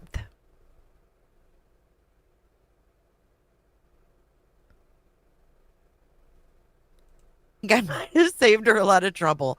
Texts are the first thing snakes share. Wait until you find out about the alts they have. Such a true story. I feel like she has dipped her toes in something she ain't prepared for, because I feel like this is the beginning of a huge shit show. And I felt really bad, and I knew her better, and I felt terrible that I'd hurt her that way. I was also completely taken back by the fact that a bunch of my private text messages were being released. This was like right before they ambushed me. This is like 3 weeks before they ambushed me on that panel.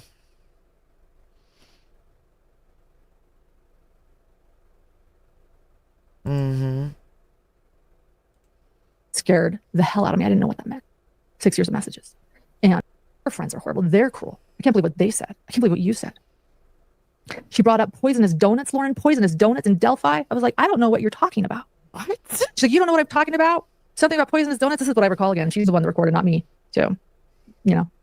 You know what I'm talking about? Liz sent it to you. You sent it to Liz? I'm like, who's Liz? Who's Liz? What are these poisonous donuts? No, Liz. You don't know who Liz is? No, I don't know who Liz is. Who's Liz? Who the fuck is Liz, and why are they eating poisonous donuts?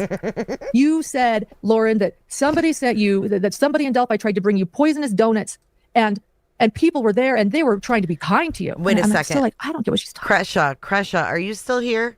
Kresha, what day did you get copyright struck? What day did you get copyright struck? Who's Liz? Who the fuck is Liz, and why are they eating poisonous donuts? You said, Lauren, that somebody sent you, that somebody in Delphi tried to bring you poisonous donuts, and people were there, and they were trying to be kind to you. And I'm still like, I don't get what she's talking about. By the way, I learned. Oh, no. October 26th. Nope. The snake. Okay, October 26th. That was pure coincidence. pure coincidence because Kresha didn't get struck till October 26th. I didn't put the snake comment until October 26th. So, thanks to the super chat. Be timid. Oh, didn't someone make a comment that when... Hey, Lindsay. Wasn't it one of the victims' grandmothers handed out donuts in the... Lindsay, do me a favor. Go back 5 minutes and watch that. But did he know about the alt? What day did the alt come on?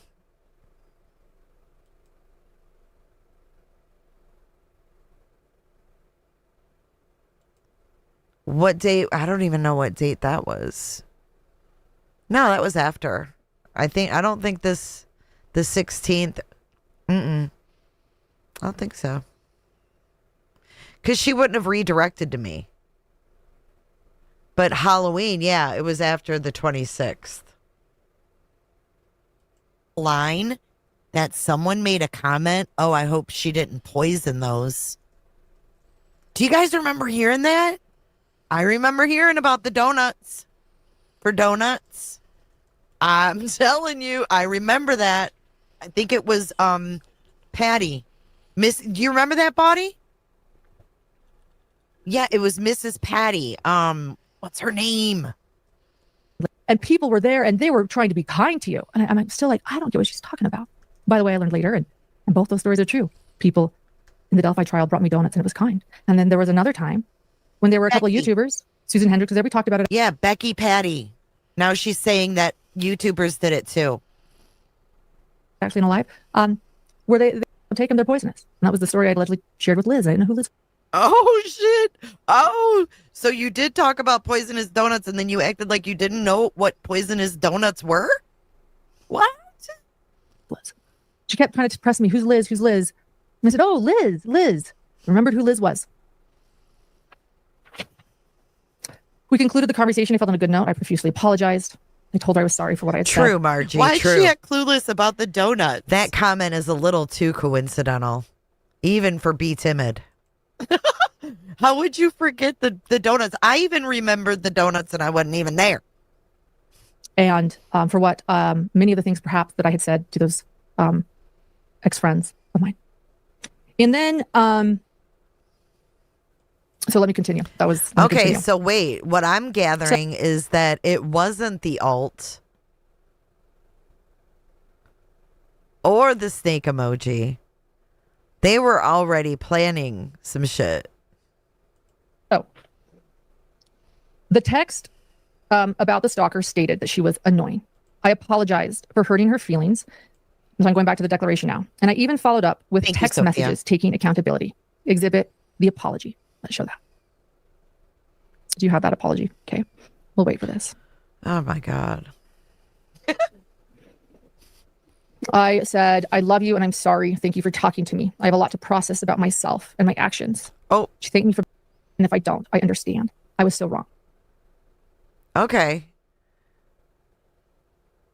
Knowing how the YouTube streets are around here, I'm not accepting any food. He look at, he bumped it up with a 20. Dropping 20 on us, Jack. I'm not accepting food from anyone. I am going to assume it's poisoned. Also, she's going to find out that most of these troll accounts are all too few people. But I know that no matter where our paths lead in life. This makes me very uncomfortable, too. Now we're reading personal text. Thank you, B-Tim. Knowing how the YouTube streets are around here, I'm not accepting any food from anyone. Me either. I am going to assume it's poisoned. Also, she's going to find out that most of these troll accounts are all too few people. I agree, B-Tim. I do. This is wild, but I'm here for it. Because I think this is just the beginning. I know I'll forever defend you and call you a dear friend with the biggest heart I know. I'd do anything for you if you ever need me. And then, oddly, we'll talk about some others. Canvas, I don't know. Does he not like that? Thank you, Canvas. Look at Canvas says, honest question. Isn't her husband the one that is pompous and doesn't like being on panel if he's not liked? That'd be him. This maybe someone who watches them more can let you know the answer to that. But I also did leave court early that day because I had a panic attack about Oh boy. private texts of mine perhaps being released because people were angry at me. Okay, so she met. Oh boy, this is getting thick. This is getting thick. So she left court because she had a panic attack, which means she didn't get to work, which means she lost money. I'm just kind of putting together the pieces here. It was a very frightening thought. But we'll get into that later. We'll continue with my declaration. The first one. Later that night. If my private texts are released, I don't think I'd leave work, you know? I mean, what are you going to do? Go to your boss and say, hey, someone's releasing my personal texts. I got to go home for the day? I mean, when I worked a regular job, that's what you'd have to do. That's weird. I received a threatening voicemail from someone named Liz. Liz. She brought up the fact that I had said that I didn't know who she was, which was something that I told my stalker during our conversation. And so now I'm realizing, oh my gosh, she recorded me. Take a listen to the voice. It's Liz. Let me remind you, Liz, I know you don't recall my name, but I actually think you do recall my name. But I'd like to talk to you for a second. I'd like to talk to you about, number one, I guess, why you don't remember my name. But number two, I'd like to talk to you about why you are so upset about texts that you have sent to me in group chats about other people who I'm sure you don't, I'm sure it's hard to admit that you have said those things about those people. But I want to clear it up with you. Wow, thank you so much, Laura, for the $49.99. Coming in hot, Jack. That's a goddamn fact, Jack. Thank you for your support tonight, and thank you for being here. Laura, let's get you something, girl. Coming in hot, just like the fajita. The dead ass sub over here, she says, oh my God, girl, you rock. The lawyers. Thank you so much, Laura. Dead ass sub. It's great. What's up, Holly? Fucking awesome. Awesome. Thank you for your support. So I would appreciate if you would call me back. No, I'm not trying to be threatening or anything. I would truly like to clarify maybe where I'm missing something. So if you would please give me a call back, I would appreciate it. My name is Liz, L-I-Z. In case you don't remember, Liz, L-I-Z. Don't want to. So where was the threat? I'm confused because I've heard some pretty threatening voicemails. One being left for the Proudfoots. At this moment, I'm having a panic attack about text messages being released. I'm worried about a friend whose feelings I've hurt. I'm worried about the potential of what this means. Thank you. I'm not trying to be threatening, is exactly that. It's threatening. And I am worried that a vulnerable conversation that I just had with somebody in a courthouse now was recorded and being shared to patient, which you described as vulnerable with other people. I have done this for you. Yet I am already getting calls about things I said to you in confidence, and I feel threatened. This guy harasses This guy harasses the shit out of me now. This guy, he is awful. Almost as bad as Aries. If you know, you know. Horrible. Horrible to me. It's amazing how these people can flip. But, I mean, he is downright nasty. Fuck you, Electro. I can't remember her name, though. She got really paranoid. But she got involved in something she shouldn't have. Or share private conversations that are meant to be private. Do not share things that I've said to you in private because they are considered private. And I reiterate, this is becoming a threatening matter, and I will have to take legal action if it continues. Oh my goodness. Stalker responds. Right, but Julie, courts should care about privacy of victims, and she was already awarded a temporary, so I don't know why a judge would sign. I don't know why a judge would sign for on crime to be able to bring their cameras in. That's a little intrusive on someone who's already been granted a temporary RO. Oh. B. Tim, thank you for your super chat. Oh my God, he gave me another one? That's 3. That's 3, dweeby. This is B. Tim, dude. He's a virgin. He says, this is another thing I learned as a YouTuber. You're not a YouTuber, B. Tim. I'm starting to think maybe he owns Buzzy's channel or something. Assume all your convos are recorded and chats will be used against you. She should have learned this. That's B. Tim. Other thing I learned as a YouTuber. Lauren, I can confidently say that what you're claiming is false. I haven't talked to anyone about our conversation. By the way, that's not true. I later learned that she did indeed record it, by the way, and then she put it on TikTok. So we'll get to that. But Lauren, I can confidently say that what you're claiming is false. I haven't talked to anyone about our conversation. As for your other request, I think you already know that I'm not the one you need to worry about when it comes to sharing private conversations. In other words, shaming my ex-friends. I'll be honest, receiving a message like this, especially with accusations and threats, really puts salt in the wounds. I didn't expect that from you. Okay. A couple of days later, I was sent a Reddit comment by somebody, and we learned that it was made by my stalker. Okay, so here's where the Reddit comes in. They're alleging that I was plagiarizing and that I had poached an employee from another person in my industry. Well, we proved that ended up coming out. Oh my God, all this stuff. You know what we should do? We should take the 9-hour live and then put all the truth, like cut it and put the truth in. Cut it, put the truth in. That would be a lot though, because we're only an hour and 16 minutes into our 9-hour debacle. I don't, oh, we have it. Poaching? Here it is. Supposedly, Lauren poached an employee, and the employee is recycling scripts that she did for Lauren. Not sure if this is one of those cases, but a friend of mine overheard the girl she poached from talk all about it. Poached? How do you, what? At one of the trials. What is this about? This isn't true. It was put on Reddit. And so I thought, who did this?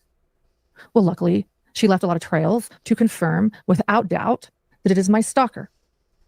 And we have that evidence. I'm not going to show it now, but we have the evidence because she has since deleted that and much of her public post. But we have all of the evidence is her. And it was shocking to me. Again, I thought this was my friend and someone that was working for me. And now someone that's possibly sharing my conversations. What's going on? I tell her to stop talking. I actually said to her, if you think that I am plagiarizing, that's serious. And she should report me.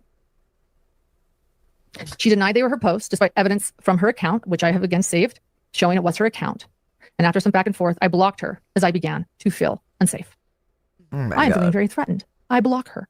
This relationship, unfortunately, sadly, is going to have to end. She then sends me an aggressive email. And in it, she states, Lauren, this is April 21st. Lauren, I was going to text you this directly, but it looks like it didn't go through. So I'm guessing that you blocked me. Yes, I did. If that's the case, that's totally fine. Just be real about it. Hitting block after starting a fire doesn't make you a victim. It makes you a coward. On top of that, you're really out here playing the victim while casually coaching someone on how to trash a redacted creator on Reddit. Bold move, especially for someone who loves to preach about integrity every 5 minutes. Look at this, Jamie Martin. My gosh, Lauren, that's when you started the coughing. This was affecting your health, sweetheart. But hey, maybe encouraging anonymous hit pieces is just part of your brand. I wouldn't know. I've been too busy minding my own business and not anonymously running smear campaigns in the comment section. She went on Reddit. Also, a fun twist. I now know that Reddit comment actually came from one of your own mods, and yet you still claimed it as your own when bragging to your old friends. So either you're lying to them or you're lying now. Take your pick. Do you prefer hypocrite or liar? Sincerely, Stalker. I have no idea what the hell she's talking about, but she has added some screenshots to this email. Can we look at those screenshots? Do we have the screenshots? We're trying to pull them. We'll see if we can pull them. In it are alleged screenshots. I'll just explain it while Grayson's looking. In them are screenshots from a message Christina, has added. The stalker has added. Happens. We'll add it later. The stalker has added the. I'm kind of wondering the same thing, beat him, but she did show the. There he is again. He didn't super chat, but there he is. The media request they filled out and the judge signed off on it. Reminder where we left off. And in the reminder where we left off, I don't know, it's my she is stating, I've never rewritten history. I've acknowledged, pretended otherwise. Even my initial text today. I am not afraid to own my mistakes. Yeah, as I am an sure. honest and imperfect person who works to be self-aware. Oh, she's reading the text. Sorry. And honest with my actions. Pointing out words written on your public account with a request you don't publicly defame me, and sharing that it hurts me in no way rewrites history or disregards what I have apologized for in photos. And these other photos, do we have those? We're trying to find them. We might. There's a lot of stuff going on, guys. So as we look for those, this is about the Ross Live. I said at the beginning of this month, PS, that I'm going to work to connect to all of you again. It's been a while since I've been live. Here I am, real life. So as we try to look for those, what she sends me is an obscure, very obscure message. It's kind of blurry. It looks like it's been passed around from a group chat I'm in. How's it doing? I'm just going to tell you guys now. Oh, here it is. Okay. This is the how's it doing text. Here it is. Here's I say, how's it doing? And then the person replies, my comment. I'm skipping forward though too, Christina. I'm not playing it in full. I'm actually skipping some parts. That might be what's happening. Because I want to kind of get to the commentary. Pop in. I see that she is nervous, and I wrote, how's it doing? And if you know, her response ends with a worried face emoji when she says it's the top one. She doesn't know if that's good. That comment is still there, by the way, on Reddit, and it's absolutely harmless. It is somebody correcting facts about a trial they were following. I know none of the facts of this case, nor did I follow this podcaster on this case. Hey, Veronica. I know nothing about it. But I want you to know that this text has gone around for months with people telling me that I am doing smear campaigns on this podcaster. Top media people believe that I have smeared this creator on Reddit. Because even in my stalker's response to me, when I filed a civil stalking injunction, she claims that she has seen evidence of me hurting other people's businesses, yet cannot show a single moment where I actually have. Because I don't. Really quickly, do we have my response to her? I never read my response. Ever. So who is starting fires? And then I share, again, who is starting fires? Her Reddit comment. That's now been deleted from Reddit, by the way. When someone tells me to stop engaging, my response is to stop. But here you continue harassing me in emails, even though I've blocked you. You've obviously are misinformed about this podcaster. I never wrote an anonymous hit piece about this podcaster. That was written quite openly. So, all right. Where was I? Thank you. Thank you. So on April 15th, I was confronted by a friend. And by the way, at this point, these women that I mentioned at the beginning, they've all become very close. They actually have a text thread together called the Seven Gatherers. It's named after, Melanie and Zulema and Lori. Okay, I'm going to skip forward to where she is with Janice. With Janice. They've been together. And it made me nervous. So I said, John, I've got to go. Someone's here outside the courthouse and I'm scared and getting worried about everything. And he knew everything going on. I'm going to just put my phone camera on just in case. Because I'm just worried. And so that is why my phone camera was on. It was just in case. And I was worried. So then I tell her I'm feeling threatened. Okay. Janice was told by the bailiffs that she needs to leave me alone and stay. Here comes the head away on from a me. platter.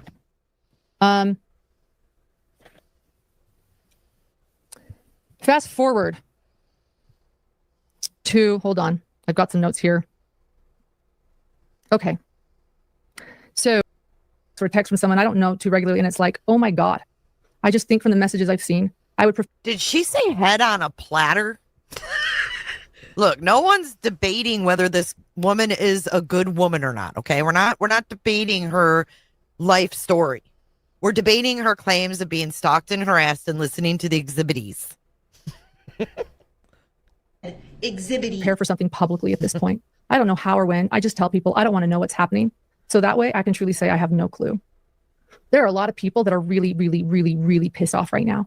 And that's really all I know. People are. It's a figure of speech until it's not. Okay. I mean, we are dealing with the Daybell case. So head on a platter is a figure of speech until it's not for real. Mad. I would say brace yourself based on a few things that I have heard here and there. Some things in the works. A couple of messages I got were keep an eye on your notifications. And that's reading the text messages I've gotten. Brace yourself. Something's going to go big. Something's going to go viral. I'm not touching it. I'm not getting my hands dirty. End quote. she had no problem showing text before. Why is this on like a PowerPoint? Yeah, why was that? PowerPoint. Why was that creator to Grayson? Why was that again? Because they typed it out?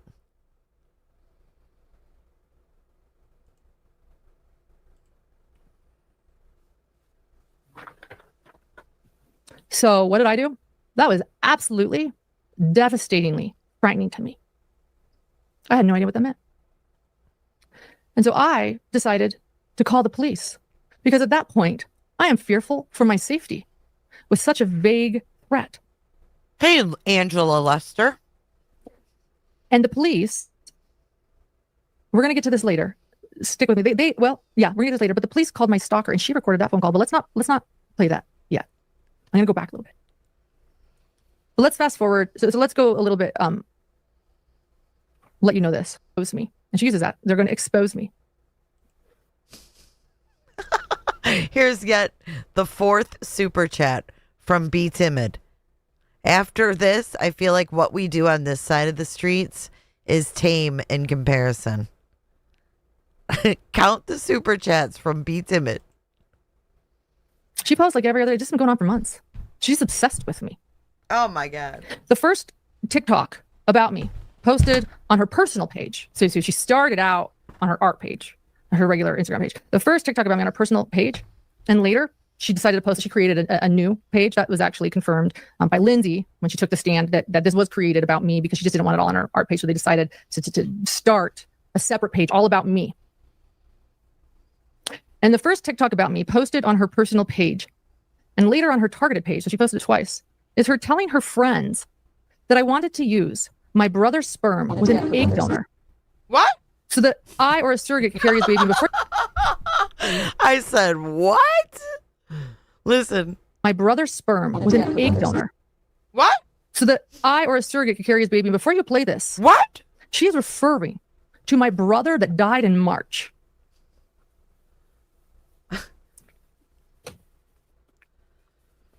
Cue the tears. My brother was in an accident. I loved him so much.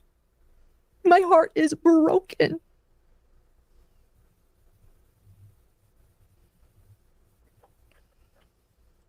I was like his mother. He was born when I was 7 years old, and I loved him so much.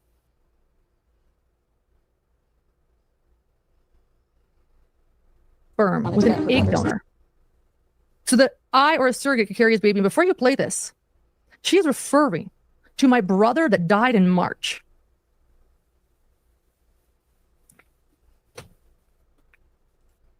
My brother was in an accident. I loved him so much. My heart is broken. So these people literally made up something about her deceased brother's sperm? Ugh. See, I thought it was made up. Come to find out the story was fucking real. I thought it was a made up story. OMG. Her deceased brother's sperm? Ugh. That is fucking nasty. That is fucking weird. Where would that even come from? Where would that even come from? It was real. Come to find out it was real. I was like, who thinks like that? It's kind of like truth in his theory. Like, where does that come from? I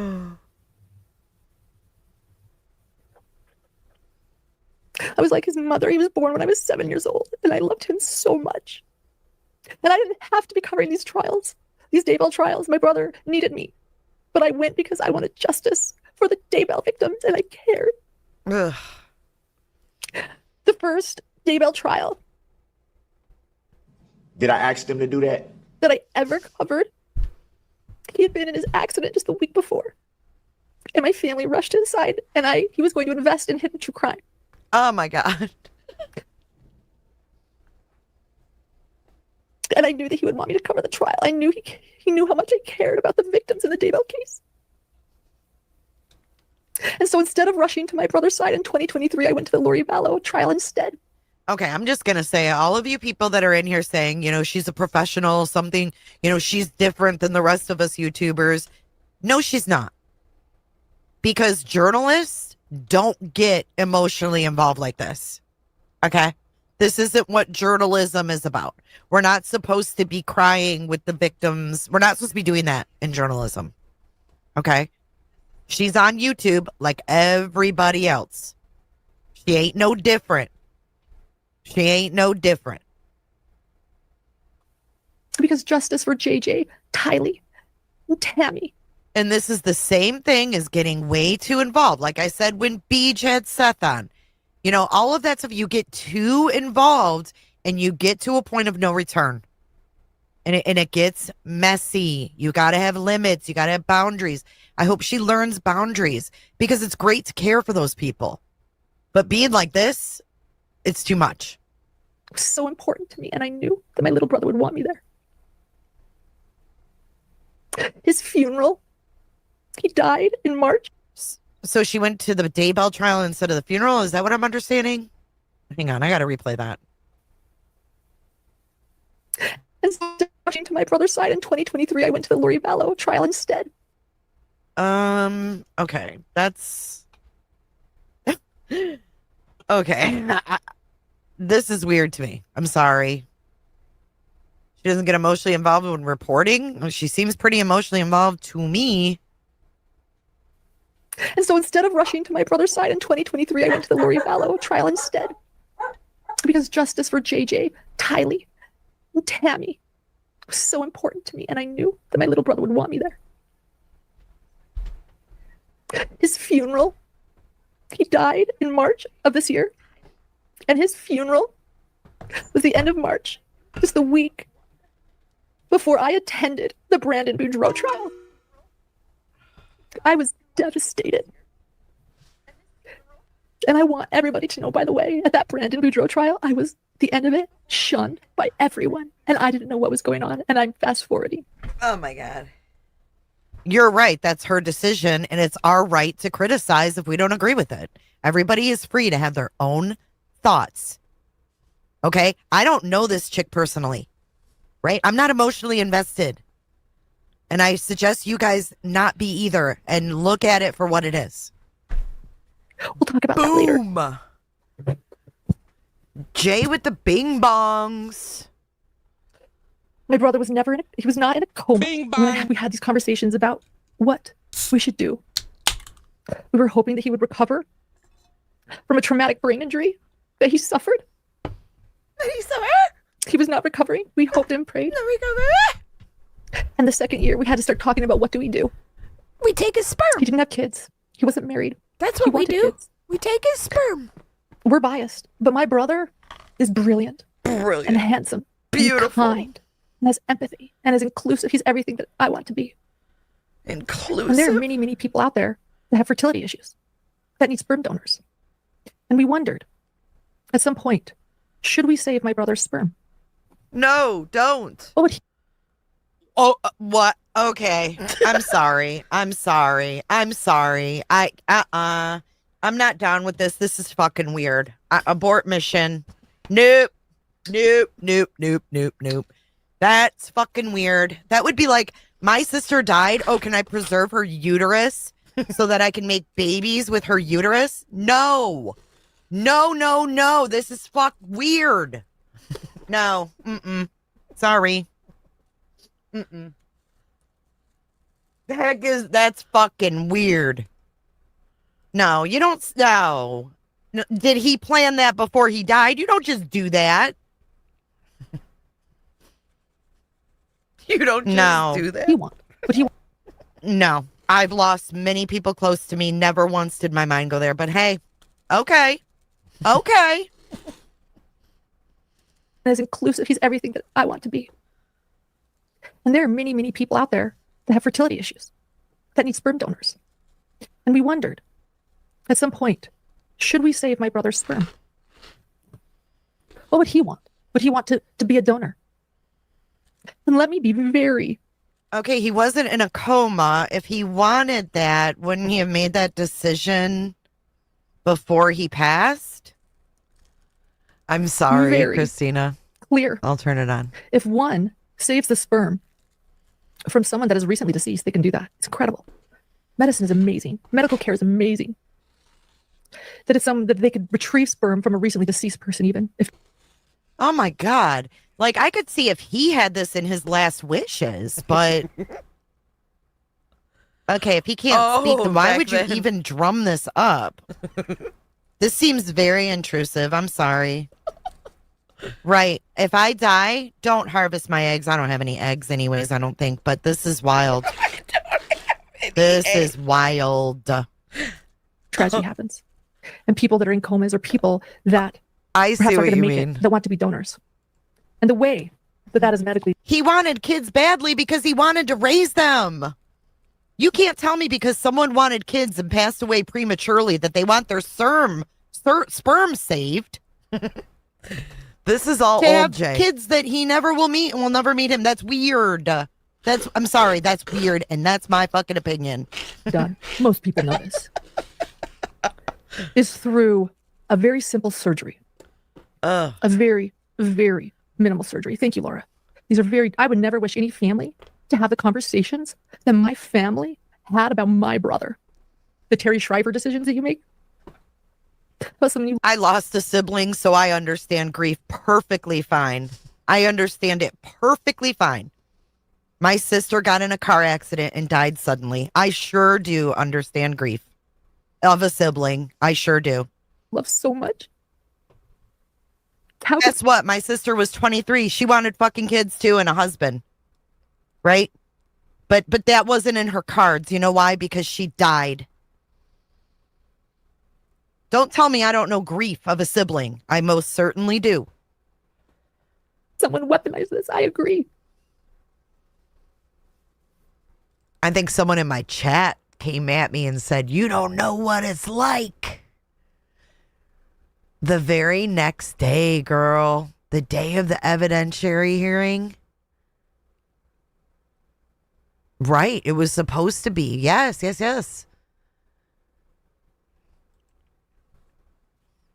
And she weaponized it multiple times. And we're going to see it. And we ended up not choosing to save my brother's sperm. And it was a very difficult decision to make. And being a very honest, open person, I guess I shared, do we not, with a couple of people. I don't remember the conversation that I had with my stalker, but I know what my family was considering. And that was the gist of what we were talking about. So let's watch her first TikTok. To get her brother's sperm extracted from his body, and an egg, and have either herself or a surrogate carry the baby, and then she raise it as her own so that his posterity could live on. One of the things that was a red flag that I should have seen, instead of chalking it up like, oh, that's a little weird, but so her brother got in an accident and he was in a coma, okay? So he was brain dead in a coma. I want to reiterate that my brother was never brain dead. My little brother was making eye contact. Okay, so you guys that said he was brain dead, she just said he wasn't. So why are you guys rewriting her story? And don't call me lady. Until the day he died. When I would take my little boy in to see. I said, don't fucking call me lady. Hey, Fin Fan. Good morning. Good evening. Until the day he died. When I would take my little boy in to see him, though he wouldn't make eye contact with me. She shared the story in line and had a lady offer to be the fucking surrogate. Come on. Guys, rewriting her story. And don't call me lady. Until the day he died. When I would take my little boy in to see him, though he wouldn't make eye contact with me, he would only look at him. It was so sweet. He loved my little brother so much. But he loved my little boy so much. They were just close and they looked like each other. He was the best uncle. So yeah, my brother would make eye contact with me whenever I visited him. He couldn't talk until I brought my little son. And then he stopped looking at me. He'd only look at him. He was never brain dead.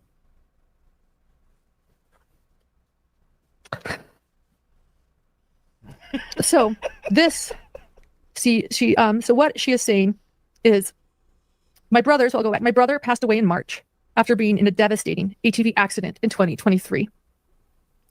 My stalker is telling her followers that I wanted to non-consensually collect my brother's sperm while he laid in a vegetative state, unable to walk, talk, or have any basic function without insistence, to have a child with him. This led to a flurry of comments from people about me, including one Thank about you this for the being a form jewels. of rape, to which the stalker responded, "Yeah, you may be right." Do we have that, or should I keep going? You don't have it? Ugh. That is an evidence. We have that, but we'll keep going.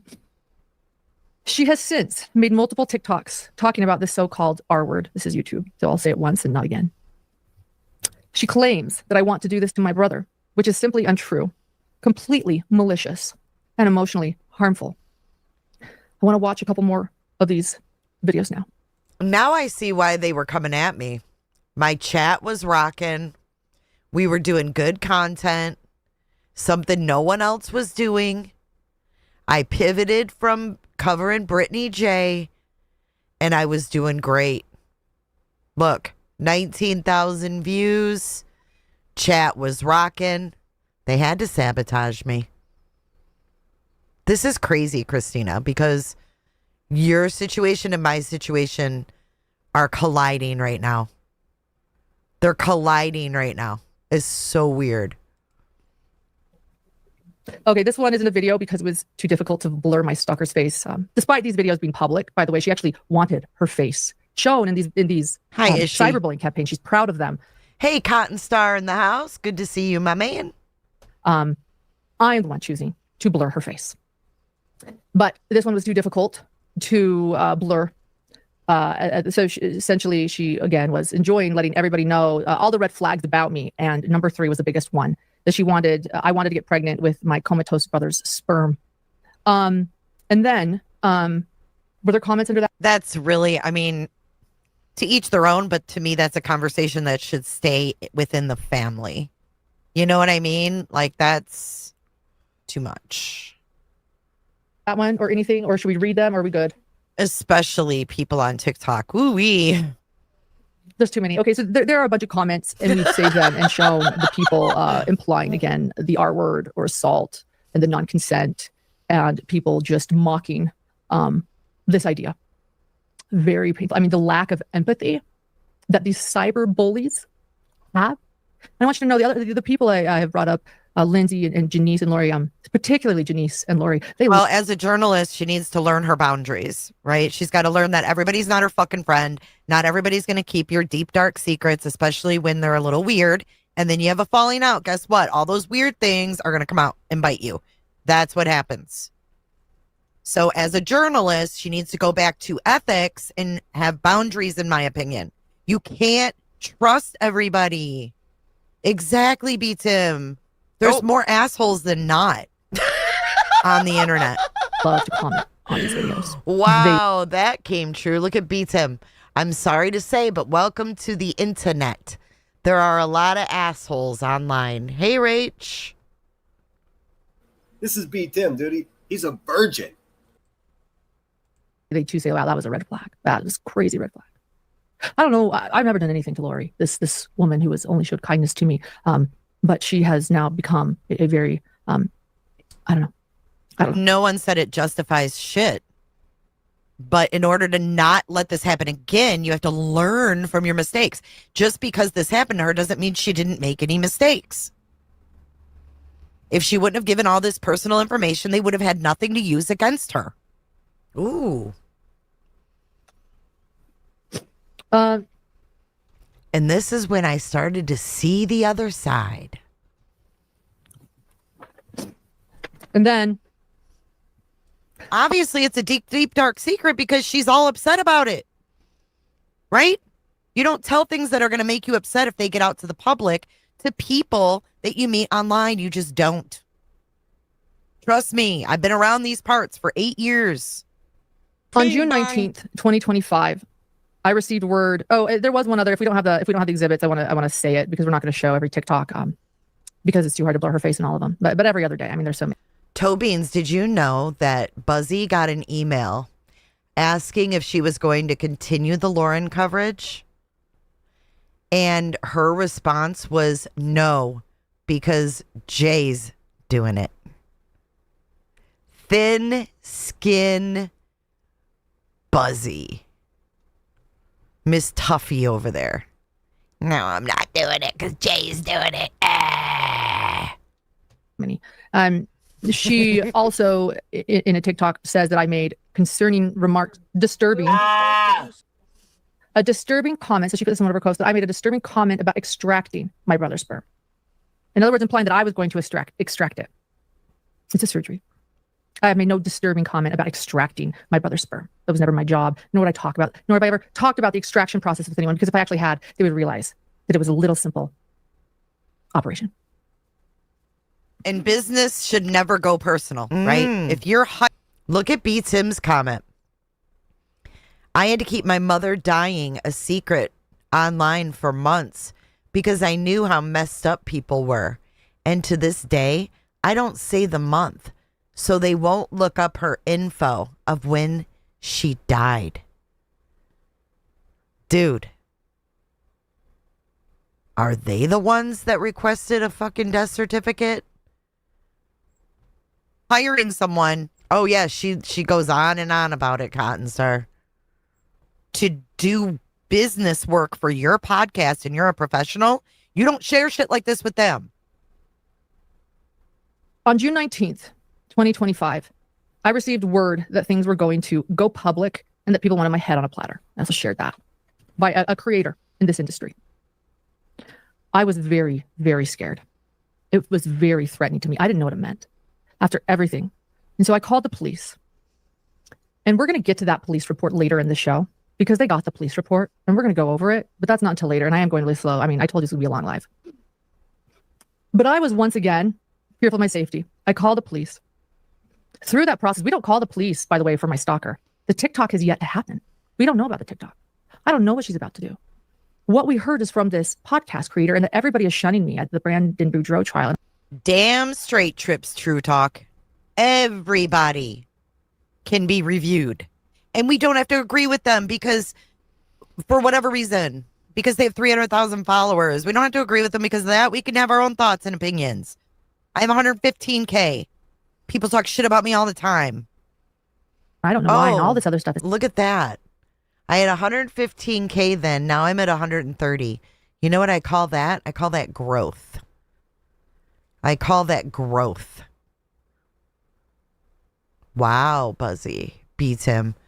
So much for the dead channel. Listen to that again.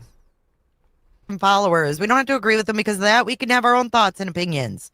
I have 115K. People talk shit about me all the time. I don't know why and all this other stuff is happening behind the scenes I'm not going to get into. And no one will talk to me. And now they want my head on a platter and I don't know why. And they want you to think that my channel's dead, not growing, not going anywhere. So I actually call the police of fear of harassment, everything going on. We'll get into that report later. And actually, I have concerns about this. Thank you, Colby. Thank you for being here. All the love to you. Thank you. Oh, my God. Oh, my God. Come on. See, now, I don't know. I'm not going to say that. No, she's not in the Pines. She hasn't been for many. Okay, so I didn't like this. I knew this was exploitation. But I wasn't ready to say it yet. I was still being kind.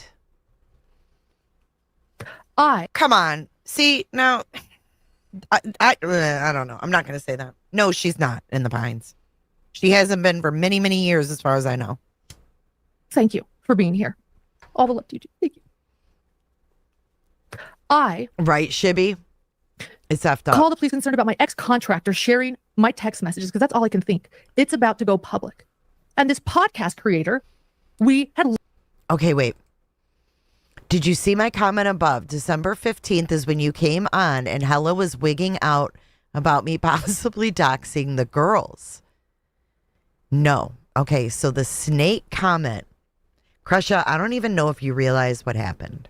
Hang on. Let me turn on my camera so I can properly explain this.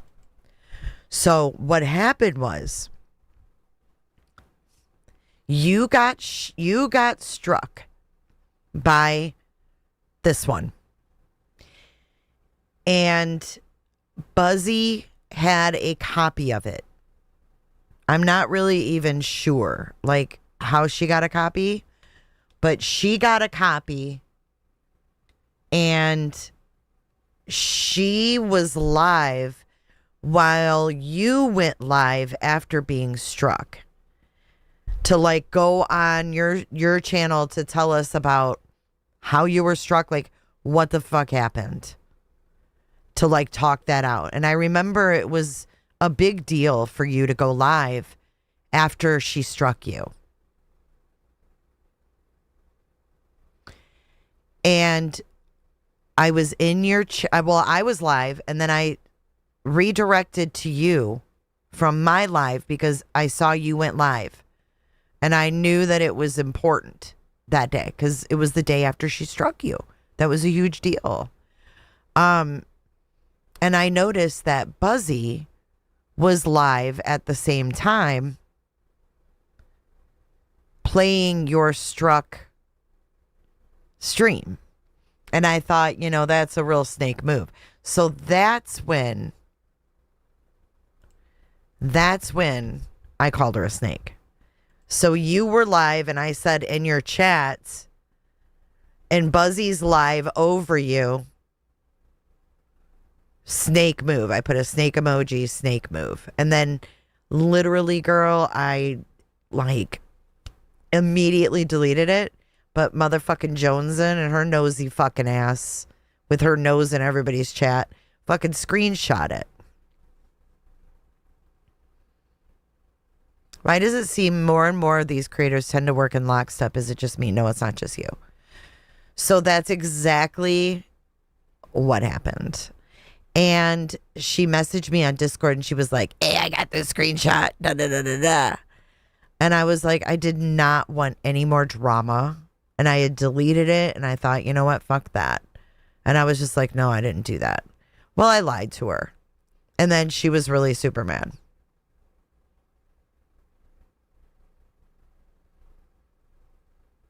Yeah, it was a snake move. It was a snake move. And I just didn't want to deal with her. I mean, look at what she does. I mean, from me being in Sinner's chat, she's threatening to put me in a police report with my government name. She's threatening to read over my domestic violence report in detail. I mean, these people are shitbags. But it is what it is. So that's what happened. So when Hella came in saying that, yeah, I don't remember when Joe Schmo went up there. That must have been in between this, the 16th, and Halloween.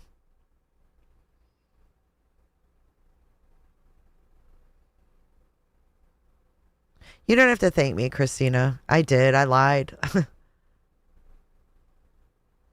But the December 15th is when you and I were on your panel, and she came in and she was like, remove that, because it had someone's name from their old YouTube name pinned. Today tried to strike you. People show you who they are. You just have to be patient. True. That's true, Toyo is invested in Lauren's sperm bank. Yep. She does do that to Granny. She always did. And don't let Granny fool you. It pissed her off. I know, Lindsay. It was like, whoa. And I didn't know at the time. Hella was telling Christina that I was a huge red flag. And then look at what the person Turtle chatted Turtleboy last night. Don't platform Jay is for justice. She's a racist. Says it with the hard R. Who says that? Truth, not feelings. With the hard R. They always make comments about me, Kathy. I'm used to it. I don't give a fark. Don't bother me. But I wanted to explain that to you, Kresha, like how that all went down. Learned was reaching out to several of my professional contacts to state things about me that were false and defamatory. Yeah, that happened to me too, and I got kicked off Dateline. Yep, happened to me too. Yeah. They told Dateline. Yeah, and you know what, bitch? Now this is all coming full circle. This bitch crying and whining. Blah, blah, blah. your little friend, Vanessa, that was at your pool party, Lauren, is the one that went to Dateline and lied on me, too, and I got kicked off Dateline. Yep, happened to me, too. They told Dateline that I was homophobic and racist, and my 2 days of filming were scrubbed from the show. True Just story. saying. And we were told that. And we were also told that this podcast creator and my ex-contractor were talking. That's all I knew. And so when they heard everybody wanted my head on a platter and to expect things to go public, I called police out of fear. And I requested police actually. Notice no one from the Hive said, well, you are racist, Jay. What do you mean? No one said anything then, did they? No one said anything then. Reach out to those two people, because that's all I knew. And when the police officer reached out to those two people, my ex-contractor told the police the name of my stalker. And thus, you know, I'm all about people, you know, defending themselves and all of that, but police called my stalker. I'm not sharing the name of my stalker, by the way, because unlike her, I don't believe in public shaming, and I'm not going to go send anyone to go find her, because I'm not going to do to her what she did to me. And that is why I'm not sharing her name. She wants you to find her. It's public. She's proud. She was very disappointed, I think, to not be on Law and Crime this week. I imagine. I didn't tell Law and Crime about it. Someone had to, and it wasn't me. They never reached out to me. My three sons, I put up with years of bullshit harassment too. Do you think that they just all of a sudden one day went to Dateline and told them that I'm homophobic and racist? Do you think it was just one day out of the blue, my three sons? No, it went on. It went on for months and months and months. Don't think you know my story, because you don't. So when the police call her, she records it. And she shares this recording on TikTok, mocking the police officer. She posted on TikTok and Instagram, mocking the police officer. Grayson is saying, give her a second. She's got a lot going on. We get it. Thank you. You can mock a police officer. Like, that's not illegal. So as we're going to get to that later, Grayson's computer went black screen. We got to return that computer. This is true. I said to her, this computer's acting up, Grayson. I'm worried. And she goes, I'll get my second computer ready just in case. So bear with us. And I also let her know this is going to be a long live and it's going to get funky sometimes. So here we are. So we're going to get that TikTok of her mocking a police officer very soon. And then on July 12th, 2025, we're going to get all of these. I'll just share them all and then we'll show them all bit by bit. On July 12th, 2025, she begins posting clips of my voice on my targeted social media accounts. And let me be clear, when you're okay, you got it. Yeah, well, let me be clear. When you're a podcaster, your voice is as much your face as your voice is, if not more. YouTube shows my face. My podcast does not show my face. My voice is how people recognize me. And when she posted my voice, it received over 33,000 views. So let's, do you have both of those? We can play them both, or should I read a few others and we'll just play them bit by bit? What's easier for you? Okay. Her computer's back. The phantom computer. We're just glad YouTube's back. We were actually gonna go live earlier. So in other words, she has someone who pulls up her clips for her when she wants to share clips, and she has someone that pins her comments. That's her producer. Yep. I said it back then, and I say it now, Grayson. You suck. You suck. You suck. You suck. You suck. Like a true producer doesn't just sit here and, I don't know. I'm going to shut my mouth. And then YouTube went down on us. We thought, man, is that an omen or what? And then it popped back up. And I'm like, nope, unfortunately, I have to go live. Not looking forward to this. Here I am. Okay. Take your time. We're good. Hey, everyone. By the way, I'm not looking at chat really on purpose because I'm nervous too. And so when I see little people here that are pinned, it means a lot. Maybe I'll check in while Grayson gets these ready. I can't believe she's not on my last nerve yet. And it was more than 10 minutes, Christina. I mean, I'm starting to pick up on it about an hour in, I guess. But I'm waiting for me to really pick up on it. You're good, Grayson. Don't stress too much. You're totally fine. I think, Tim, that's what you get when you have someone who used to be a reporter and is now trying to have her own thing. You know what I mean? Like, you know, be more professional than everybody else type thing. Doesn't want to know the technicalities of streaming. Bye, Indy. Thank you, everyone, for being. Oh, and completed. his is I'm the both producer, grateful yes. and stressed that there are over 9,000 people in chat. Oh, I'm stressed that there's over 9,000. No, you weren't. Cha-ching. You were going to be like Trish. We're going to count the money. So it was when I watched the TikToks. No, because I didn't watch the TikToks. I just watched the 9-hour live. I picked up on it in the 9-hour live. But thank you for being here. Hey, B-Jet pilot. Big old jet airliner. What's up? I hope you're doing well. I really do.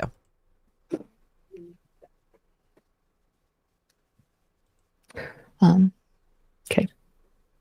Oh, yeah. We're making sure. Okay. We're good. Case law off the top of your head. I have an officer calling me. Spouting something is the law. And I want to know what, like, I mean, obviously you don't know the case law off the top of your head. I have an officer calling me. Spouting something is the law. And I want to know what, like, so I can wait a second for sure. I know, but what's the case law? I want the case law, please. And then you said you don't screenshot them, then also No, but I kind of want to now. Like, if she's kind of harassing me, so I feel like I kind of want to. But like, what's the law? Well, you need to file for another if you get harassed. I know, but what's the Nevada law? What? I was just doing some searching this movie the other day.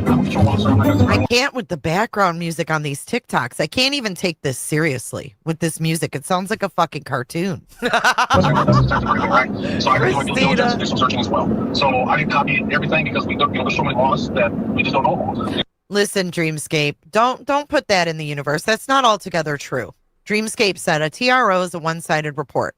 The argument to make it permanent is where you have to bring the proof. No, I just read the Utah laws. She had to bring proof to get a temporary RO. Don't put that in the universe because it's not true. I think I was wrong. No, I can respect that. I can respect that. Sometimes we need to, sometimes but we need to do I think I was wrong there. I think that Dreamscape was correct. I stand corrected. Extra searching and things like that. So, but I feel like have a police officer telling me that, like, because I mean, because to have a police officer telling me it's against the law to do that, I actually have several examples of her. The last person I'd be scared of is someone with a phone with a pop figure cord holder. I mean, I'm just saying. Sending so many screenshots. Wait, what? Wait, hold on. That I'd be scared of is some. Christina, holy shit. It's against the law to do that. I actually have several examples of her. The last person I'd be scared of is someone with a phone with a pop figure cord holder. I mean, I'm just saying. Sending so many screenshots to me from other people. So, well, then that person would be. I'm like, she's so scary. Like, oh my God.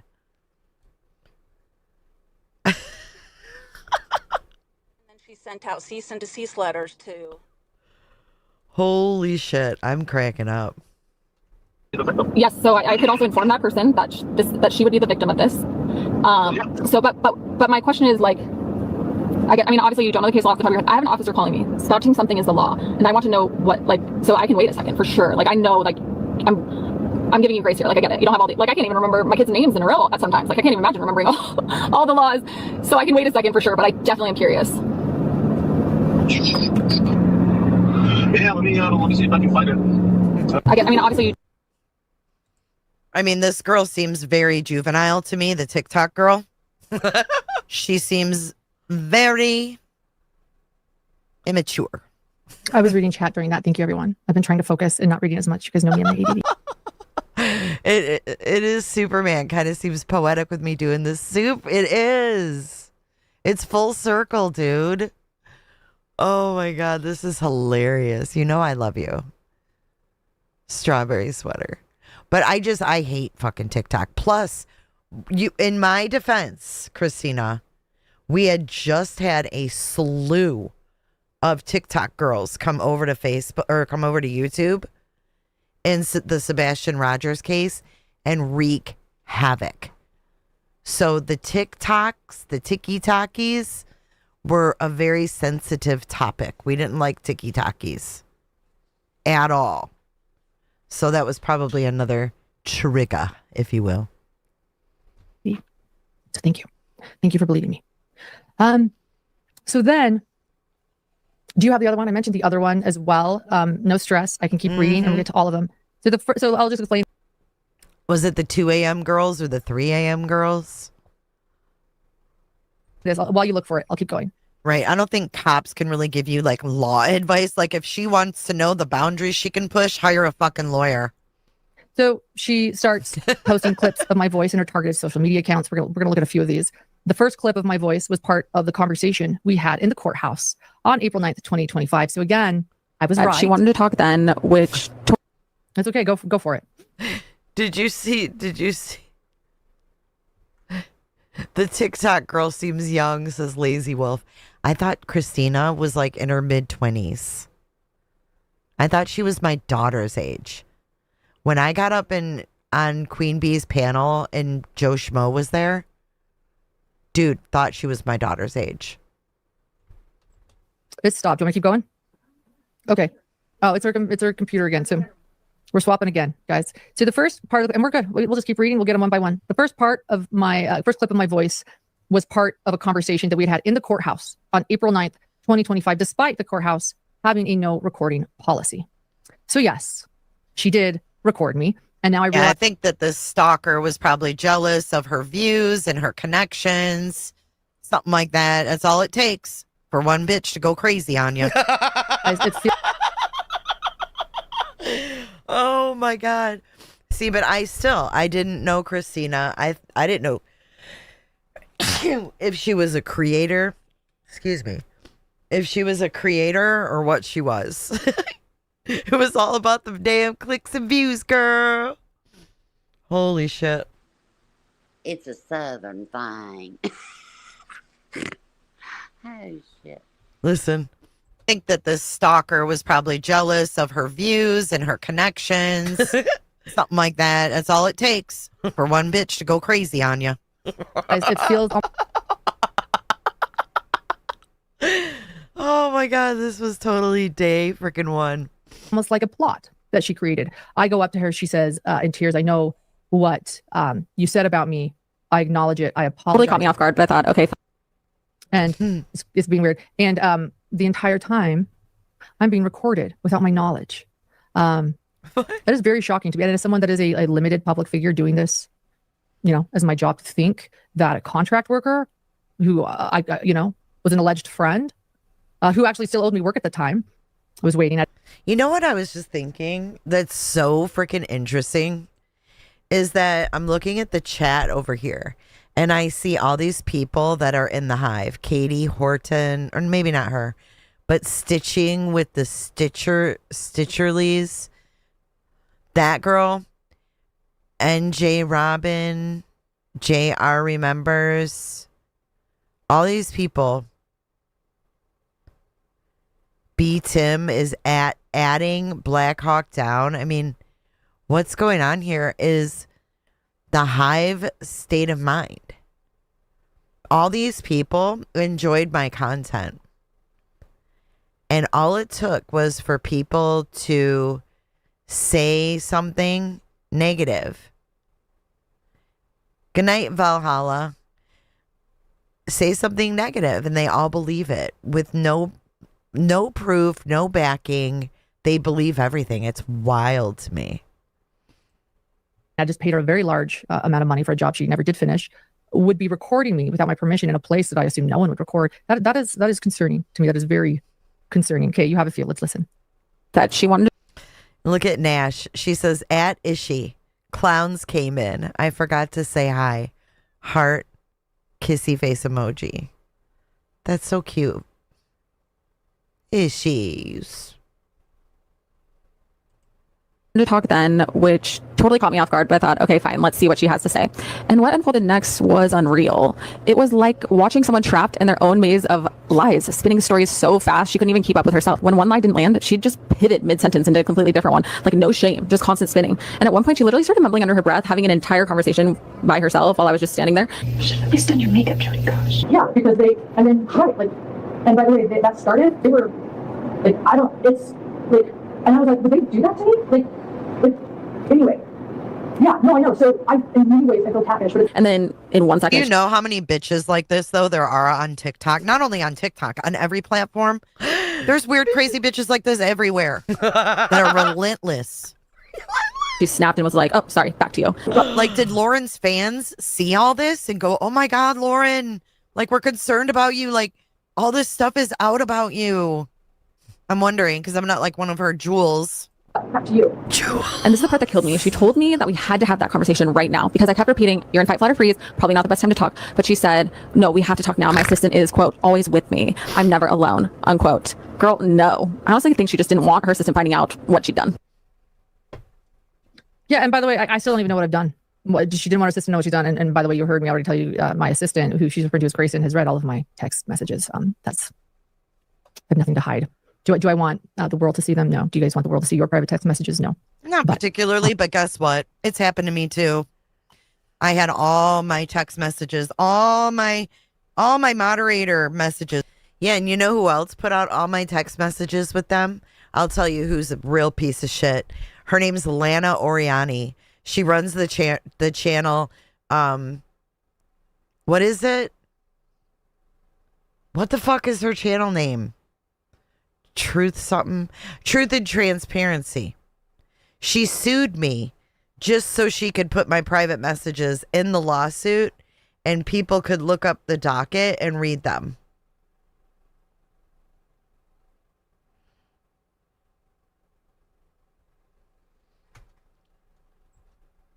From Facebook, and I had a list called the cunt list, Lauren.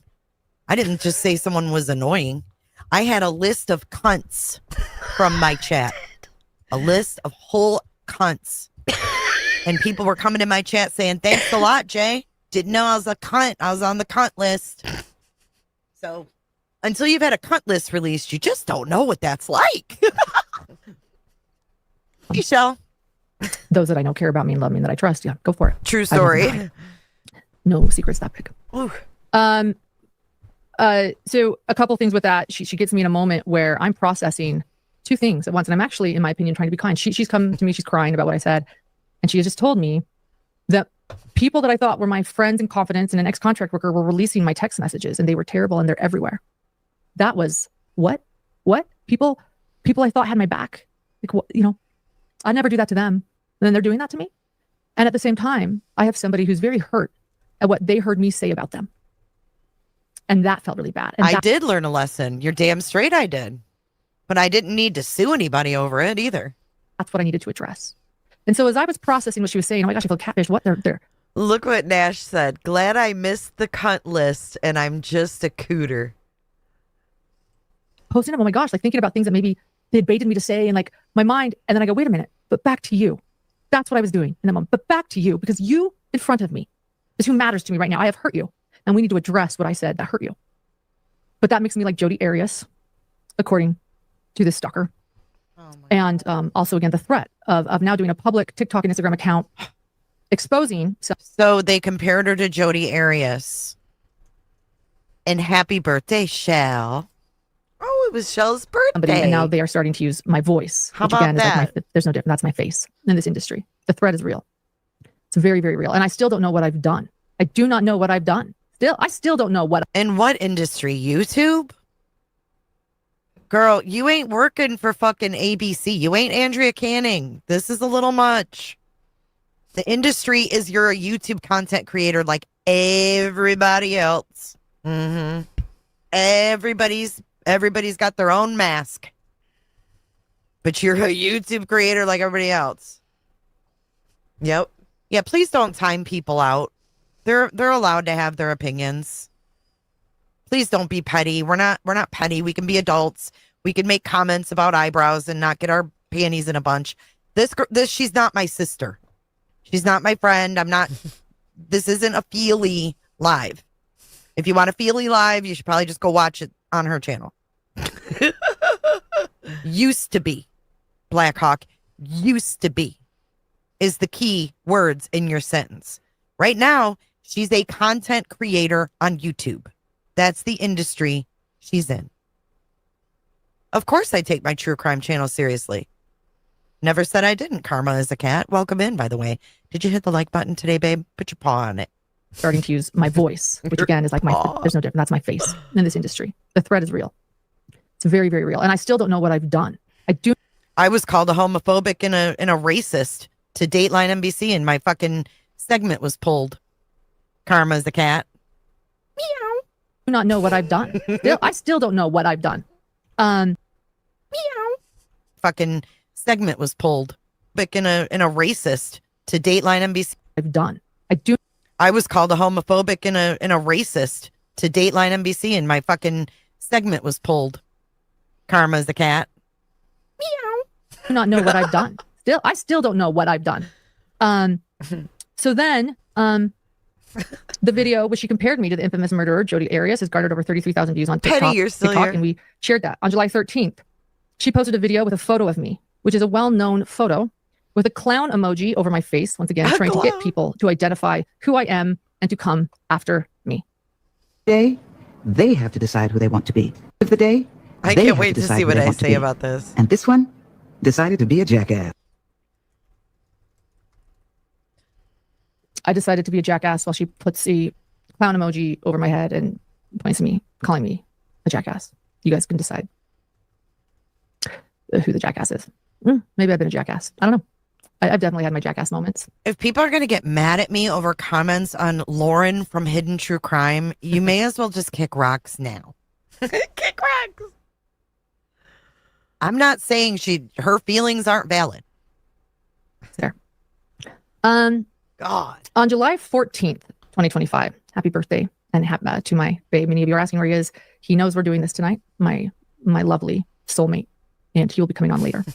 Not tonight. Don't worry. Tonight, my lovely soulmate, and he will be coming on later. Not tonight. Don't worry. Too much to go through. Another time. On July 14th, so that is my husband's birthday and anniversary. And on July 14th, 2025, I was on an episode of the Mormon Stories podcast with John DeLynn and Mindy Caldwell. I still want to thank them for having me on. And if any of you actually would like to go watch that and support me and them, because he has helped me, just want to say this, so much through this as a friend and as someone who has also been through this himself. I want to thank the Mormon Stories community and go support him in Mormon Stories and me by watching my podcast. There's the but eyeballs. on the Mormon Stories podcast, my stalker, when I appeared on July 14th, wrote in the comments with eye emojis. Look, Queen Bee is the ghetto version of Lauren, like the crack house version. Lauren is pulling up eyeballs that she's scared of. Buzzy's scared of snake emojis. So she's like the trashier version of Woman, to be honest with you. I mean, she's literally got it circled. It's just like the snakes. Effort to let people know she was watching. And this occurred after she did a TikTok. So I announced that I was going to be on Mormon Stories. Pitiful. You know, I mean, I just think this is a slippery slope, man. That's a goddamn fact, Jack. The internet is the internet. And like, you know, I put a clown. Okay, I think this is where I'm ready to make the turn. Yeah, she's an idiot, Toe Beans. Idiot. She an idiot. Mormon Stories. You know, I mean, I just think this is a slippery slope, man. The internet is the internet. And like, you know, I put a clown face on Seth Rogers' face when he was asking about money for his reward through that attorney. Do you think I should be sued for that shit? Dude, I don't want to be sued for fucking breathing.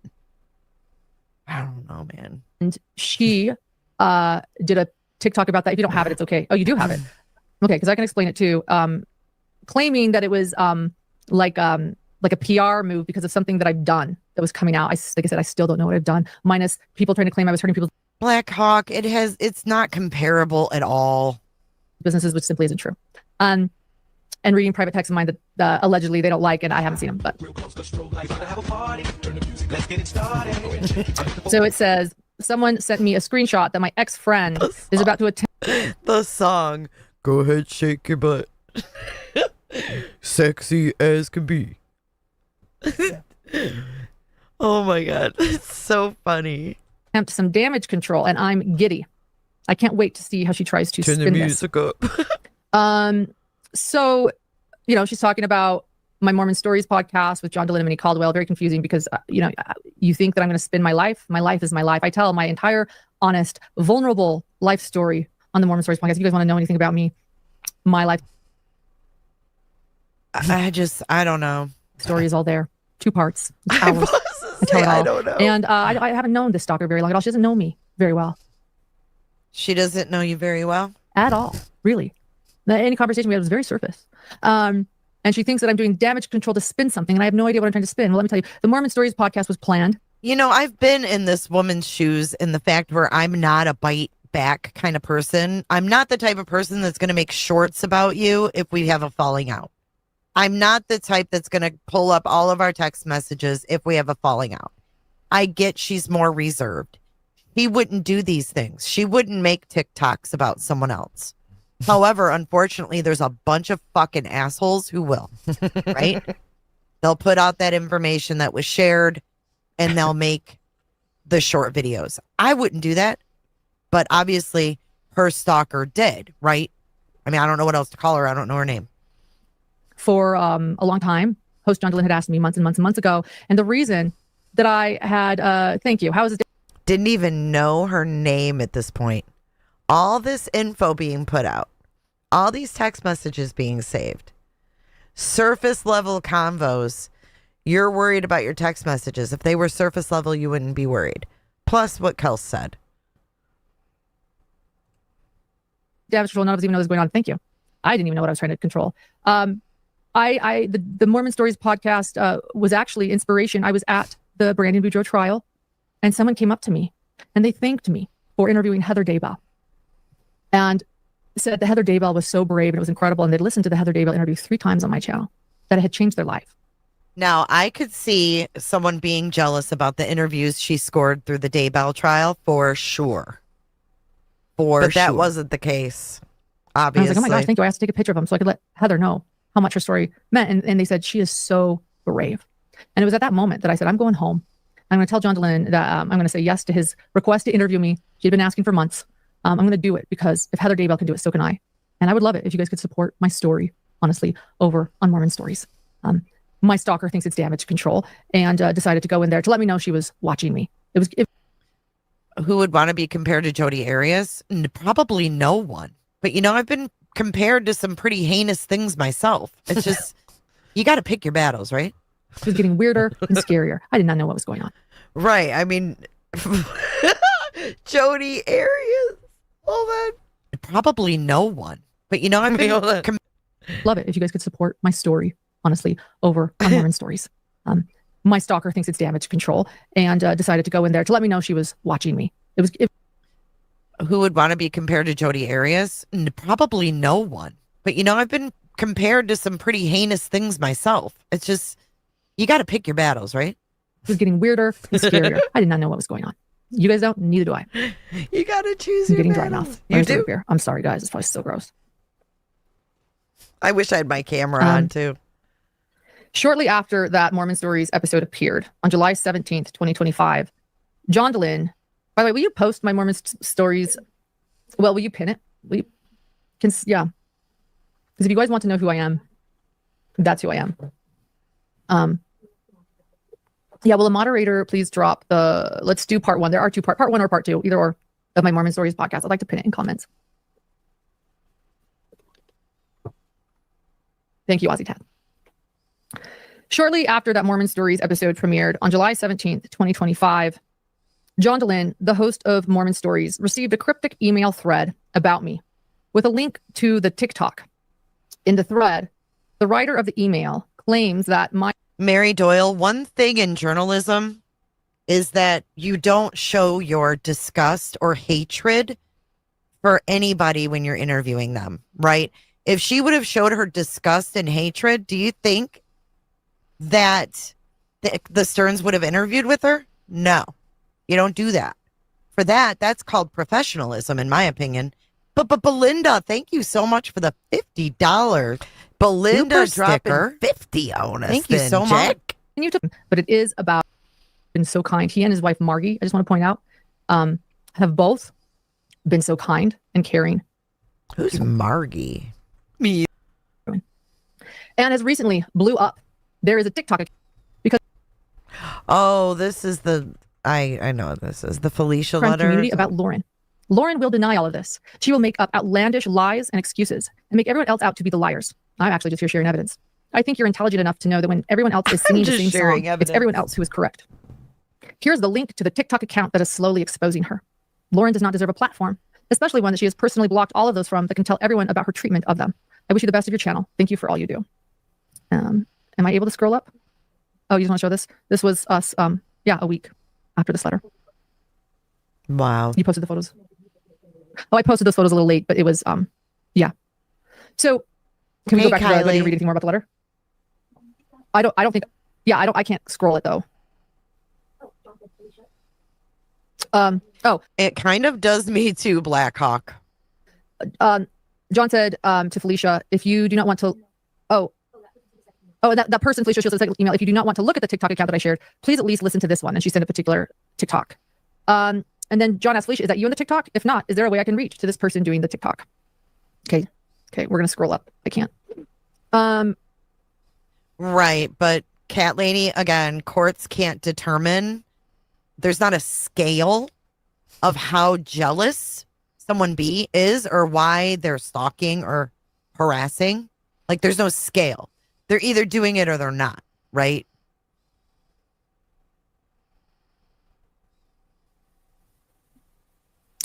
The bottom. Okay, here. So, hey there, John. One under, thank you. It is not me, referring to the TikTok account, but I can reach out to the person who runs the channel to get her information so that you two can reach out to one another. Would that work? John writes back. And then they sent another one. So they keep writing him. Hey there, John. I have not heard back from the TikTok creator, and I have since found out why that could be. It's come to my attention that you are friends with Lauren and have been for over 10 years, and also that your daughter may possibly work for her. I imagine that you can understand why the creator would not feel any trust in this situation. I suggest you follow, though, her TikTok account. So in other words, they're encouraging followers. She has a lot more to share. There will be more revealed as to the horrible things that Lauren has done to so many out there. I hope that there could possibly be some part of you that sees that this is actually serious and not... I mean, I just don't understand, like, with the, and not to go back to this, but the sperm talk about the brother. She did say that. I mean, it's shitty to put it out there in a TikTok video, but it's not that, like, she didn't say it. She said that she said it. So how can you go after someone for repeating your words? I mean, it's shitty of them to do it, but I don't know. Some sort of smear campaign with unfounded accusations. And then John asks, do you live near Salt Lake City by chance? They respond, no, never have been. Hopefully one day. John asks, are you a follower of Mormon Stories podcast? What made you write me? And then we'll keep going and I'll drink. I can feel my sticky mouth. Ew. Sorry, it's so gross. Sticky mouth? Okay. They write, I watch from time to time. I have enjoyed the episode that I have been able to watch. You have a great thing going. I think what you're doing is important. I wrote you because of the fact that you gave Lauren Just a platform. a shot of tequila and a nice blunt. They wrote my professional contact because he chose to give me a platform. So anyone that is giving me a platform is getting emails about me. Okay, great, good to know. Now I can't go on anyone's platform. Now I can't go on anyone if I don't want them to be harassed by these people that are trying to... I mean, I would be asking her to prove that she was blacklisted from these media organizations. Like, does she have an email? I mean, what does it entail being blacklisted?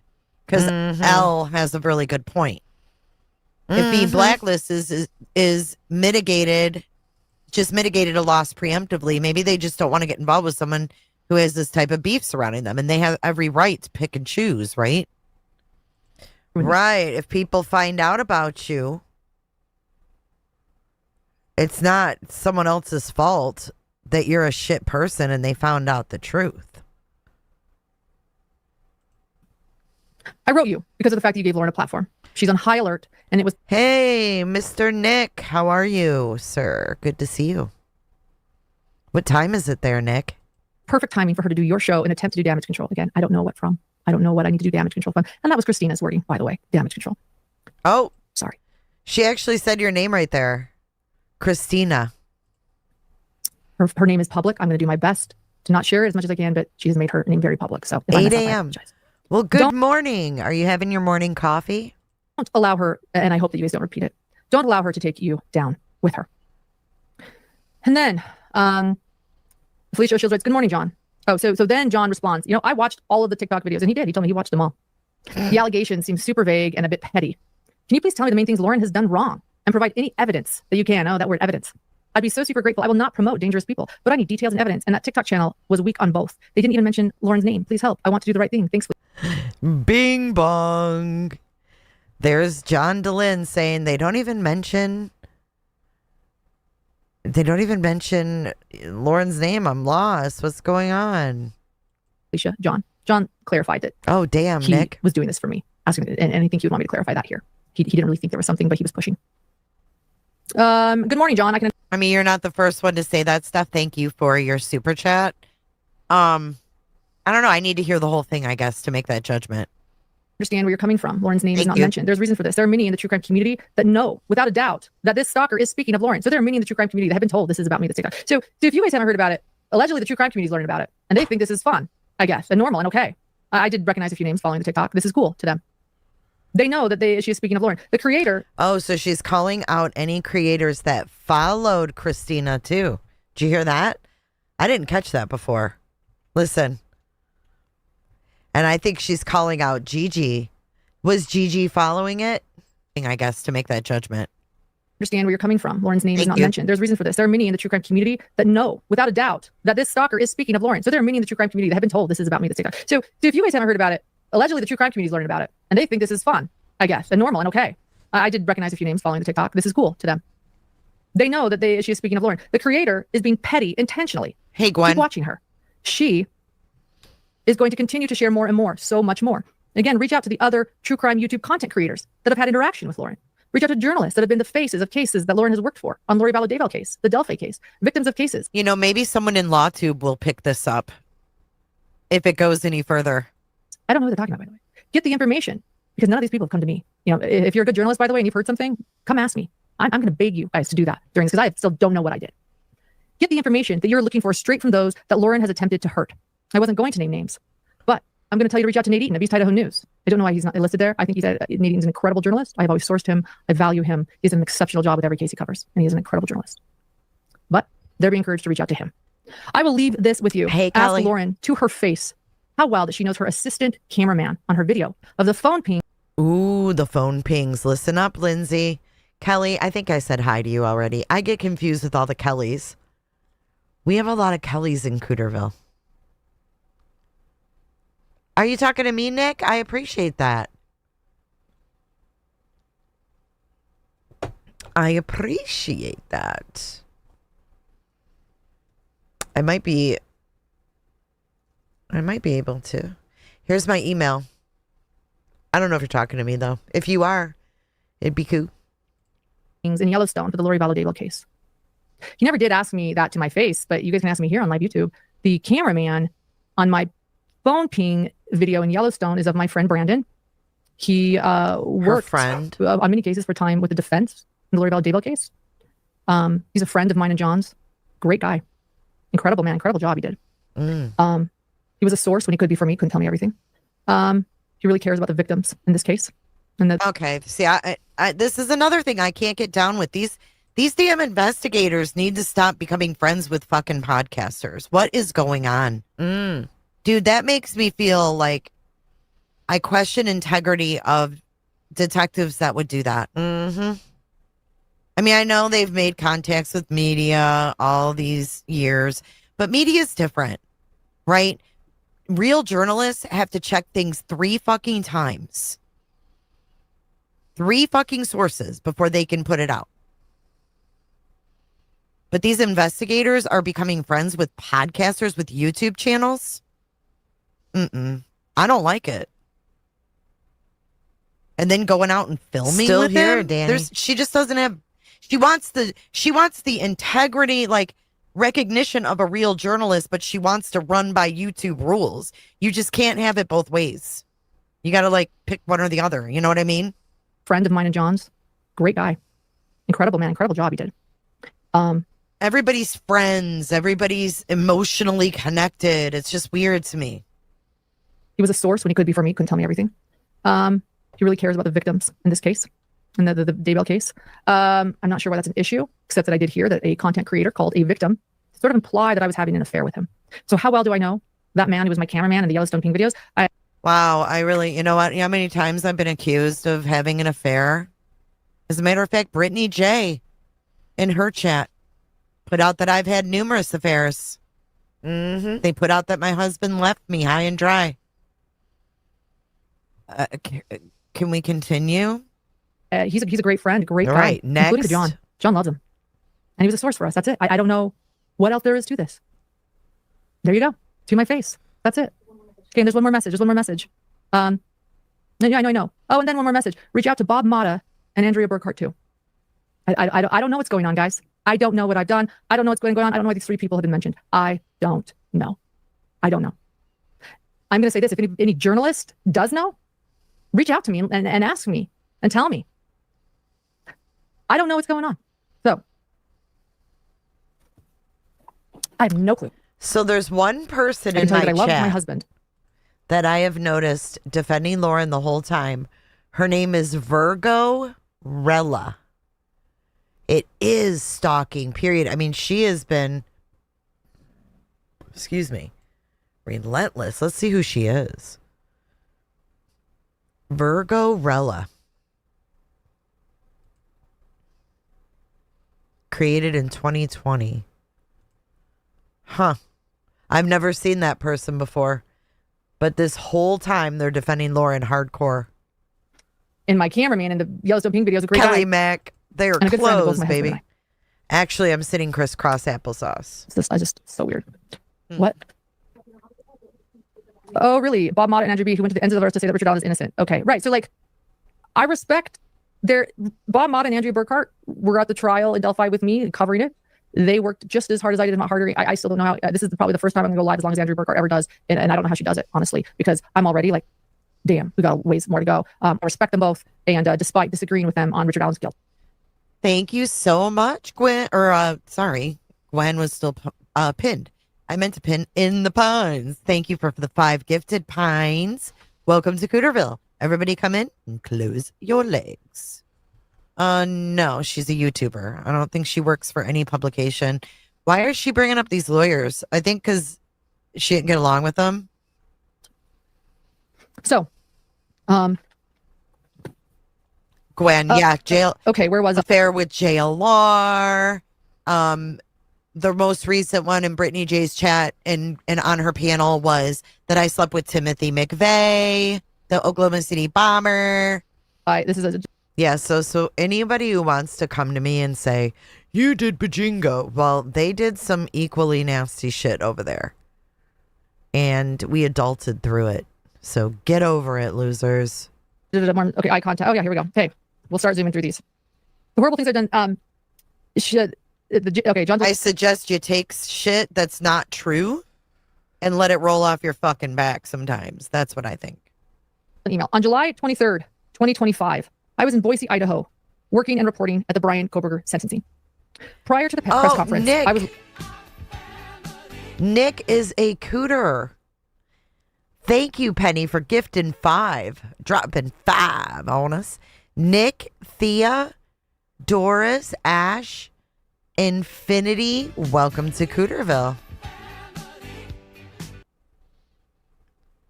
You didn't know who Felicia was either? Hey, Cooter Clippers. Looking for a seat.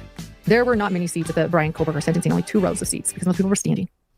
But there was one row that was open to Lindsay, my former producer, and a close friend of the stalker. Stalker was not there. And there was another, Lori was there in another seat, kind of away, and then a woman named Sarah, who also appears on the TikTok. I don't know Sarah, but she appears on this TikTok channel. So these girls were going to the sentencing because they follow true crime. They weren't going to the sentencing because Lauren was going to be there. Am I right or wrong? Both video and comments. So I, looking for a seat, needing a seat, I asked Lindsay if the seat was available. Buzzy's dancing. Okay, this isn't about if anybody's a bitch or not, though. When you take, hold on. Buzzy's dancing for all the cooters. Welcome in. I love this part right here. Listen. Next to her. And a woman. Okay, this isn't about if anybody's a bitch or not, though. When you take things to court, you got to be more than a bitch. Named Lori, also one of my stalker's friend, screamed at me to not talk to Lindsay because I had previously sent her a cease and desist. It was embarrassing in that moment in a professional setting, but I ignored it and I walked away and I was shaken by that. Wait, what happened? needing a seat, I asked Lindsay if the seat was available next to her. And a woman named Lori, also one of my stalker's friend, screamed at me to not talk to Lindsay because I had previously sent her a cease and desist. It was embarrassing in that moment in a professional setting, but I ignored it and I walked away. And I was shaken by that. I'm just trying to be professional in a professional setting. Sent out cease and desist letters During that day, myself and my producer Grayson were constantly filmed by my stalker's group of friends, which included. What does she mean professional setting? What does she mean professional setting? Weren't they at a trial? She's a YouTuber just like everybody else who was there. Just because she's her doesn't make it professional. Right? You can put on whatever little suit coat you want and do your hair and makeup and say you're professional, but you're all there. Her cease and desist was sent by her attorney brother. Really? Walked away. And I was shaken by that. I'm just trying to be professional in a professional setting. Desist letters During that day, myself and my producer Grayson were constantly filmed by my stalker's group of friends, which included. Wow. Coming from the bitch who had Joe Schmo and Megan Connor videoing and taking photos. Unreal. People I mentioned, Janice was also there, Lori, and the Sarah girl who appears, again, I don't know her, and is part of their 7 Gatherers group. And, oh, you got this. This is her filming. Janice is in the green dress. Okay, so filming. I mean, I feel like the 7 Gatherers is kind of like us calling ourselves the dark side. Like it's sarcasm. Bing bong. Well, it's okay. That's from your. Oh, I'm impressed with my discernment here. It's mine. Oh, there you go. Okay, so yeah, I was there. And then these are all the women that are involved in commenting and reposting on these targeted social media pages. In fact, Lindsay, did make it on the stand and admitted that yes, she comments. She likes to comment like a kitten being tortured in some of the comments. That night, my producer and I went to a local restaurant in Boise, Idaho, to have dinner after the sentencing. We sat outside the restaurant and were enjoying our dinner. When I noticed from outside the restaurant that Janice was once again filming me from outside the restaurant's property. I waved. She flipped me off. This is Koberger's sentencing. She waved and she got flipped off. It's from outside the restaurant that Janice was once again filming me from outside the restaurant's property. I waved. She flipped me off. I'm like, here we go again. And because of our history, I turned my camera on for safety. And I kept it on, and I actually had my camera on for over 8 minutes, talking to Grayson, encouraging her, telling her, just don't worry about it. And then Lori and Sarah, 2 of the 7 Gatherers, came up to my dinner table to confront me. Crossbody shout out. And we're going to play that, and I'm going to say a couple things about it. So we start with me sort of talking to Grayson. And what's the first word you hear Lori say so that you know it's Lori? About today. Okay, well, Mama Mia, exactly what you said. She considers. Keep in mind, that's what she considers. Not everybody considers it that. YouTube doesn't say this person is legit. We all have channels. We all present what we want to present, period. Okay, referring to the Brian Koberger. Yeah, referring to the Brian Koberger sentencing. So I'm saying don't give them air, leave them alone. I'm going to set the stage a little bit more. They were sitting inside. We did not know that. But Janice was outside filming us. And you can't see in the background. Lindsay walks out and keeps going while the other 2, and you won't be able to see Lori's face come up to our table unbeknownst to us. So here's this video. Bingo producer. Okay. Me, so I just like waved, and then she proved she was. I just looked me off. The bingo stealer. The wave. I mean, this girl seems like a pain in the ass, but hang on. And then she proved she was. I just looked me off. Like, she put me off. The wave. Don't stare. Don't stare. I did. Remember what we decided. Please do not. Now, mind you, we didn't even know like what this was all about at this time. About today? What? About today? You sent her a cease and desist. You had the cops giving out stuff. So she's sitting there recording these girls? What is going on? She's filming the girl and waves to her? Is this Lauren's video? Don't stare. I do. Remember what we decided. Please do not give them air. About today? What? About today? You sent her a cease and desist. You had the cops giving out stuff. You should be waiting where you shouldn't be coming. Robbie. So the cops have nothing to do with what I was asking about a seat. I was asking about a seat. I walked away. You said Lindsay. You said Lindsay. Lindsay. Is Lindsay here? Don't talk to her. Lindsay's in her 30s. She don't talk to her. Lindsay's in her 30s. Lindsay's in her 30s. Listen. About a seat. I was asking about a seat. I walked away. You said Lindsay. You said Lindsay. Lindsay. Is anyone sitting here? Don't talk to her. Lindsay's in her 30s. She can talk to her. Lindsay's in her 30s. I'm not talking to you. Lindsay doesn't want to talk to her. She said her sister's letter. Why would you want to talk to her? I can't with this. What is they're filming each other?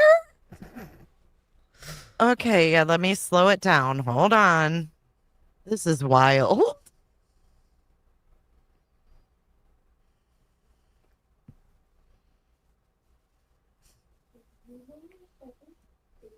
Okay. Recording me, so I did what you did. I just like waved, and then she proved she was by just flipping me off as I waved. Like, she put me off. I'm like, I don't know. They waved. Okay, so she waved at her, and the girl flipped her off, so she started videoing. She's Kurt's got you. I do. Remember what we decided. Thank you. Please do not give them air. About today. What? About today. You sent her a cease and desist. You had the cops call Christina about stuff that you shouldn't be waving at her. You shouldn't be talking to her. You should. Who's talking to her? Who's talking right now? Crossbody. He's staying far away from her. So the cops have nothing to do with what I'm just saying, don't. I was asking about a seat. I was asking about a seat. I walked away. You said Lindsay. You said Lindsay. Lindsay. Is anyone sitting here? Don't talk to her. Lindsay's in her 30s. She can talk to her. Lindsay's in her 30s. Lindsay's in her 30s? What's going on? What? Lindsay, I'm not talking to you. Lindsay doesn't want to talk to her. She sent her a cease and desist letter. Why wouldn't Lindsay talk to her? The cease and desist is letter to Christina, and the police calling Christina. I didn't request that. I can't hear someone, you. Just stay away. Someone that Stay away. Just stop acting like nothing happened, that you haven't done anything. Oh my God, I feel like I'm listening to a high school lunch table. Just pretend like you don't see them. But instead, you have a bunch of middle-aged women drinking in between a trial at lunch. Yes, exactly, Potato, to me too. I haven't done anything, and I will stand by that forever. Yeah, it has nothing to do with. I haven't done anything, and I will stand by that forever. Yeah, it has nothing to do with. I haven't done anything, and I will stand by that forever. Yeah, it has nothing to do with you guys. It has nothing to do with this. We're her friends, and we will back her up till the day. A cease and desist is a legal business. It has nothing to do with you guys. That you did. Why are you waving to her if you have a cease and desist? It'd be like firing up a live, kind of, and poking at people, in my opinion. Like, stop. What did I do? You accused her of things you did. Well, what did I do? You sent her cease and desist, and then what did I do? You approached her after you a sent cease her and desist. Why would you want to approach her after you sent her a cease and desist? I asked if I could I know. sit. I told her there wasn't. I was at a press conference. So then she kept asking.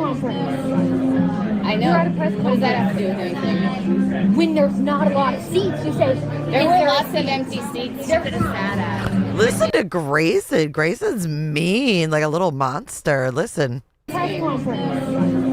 I know. What does that have to do with anything? When there's not a lot of seats, you say there were lots of empty seats. She could have sat at, but she chose to ask about sitting. Dude, you can't do anything in public with people holding up a phone and recording you. Cops get recorded when they stop people. You can't stop that. I'm embarrassed too.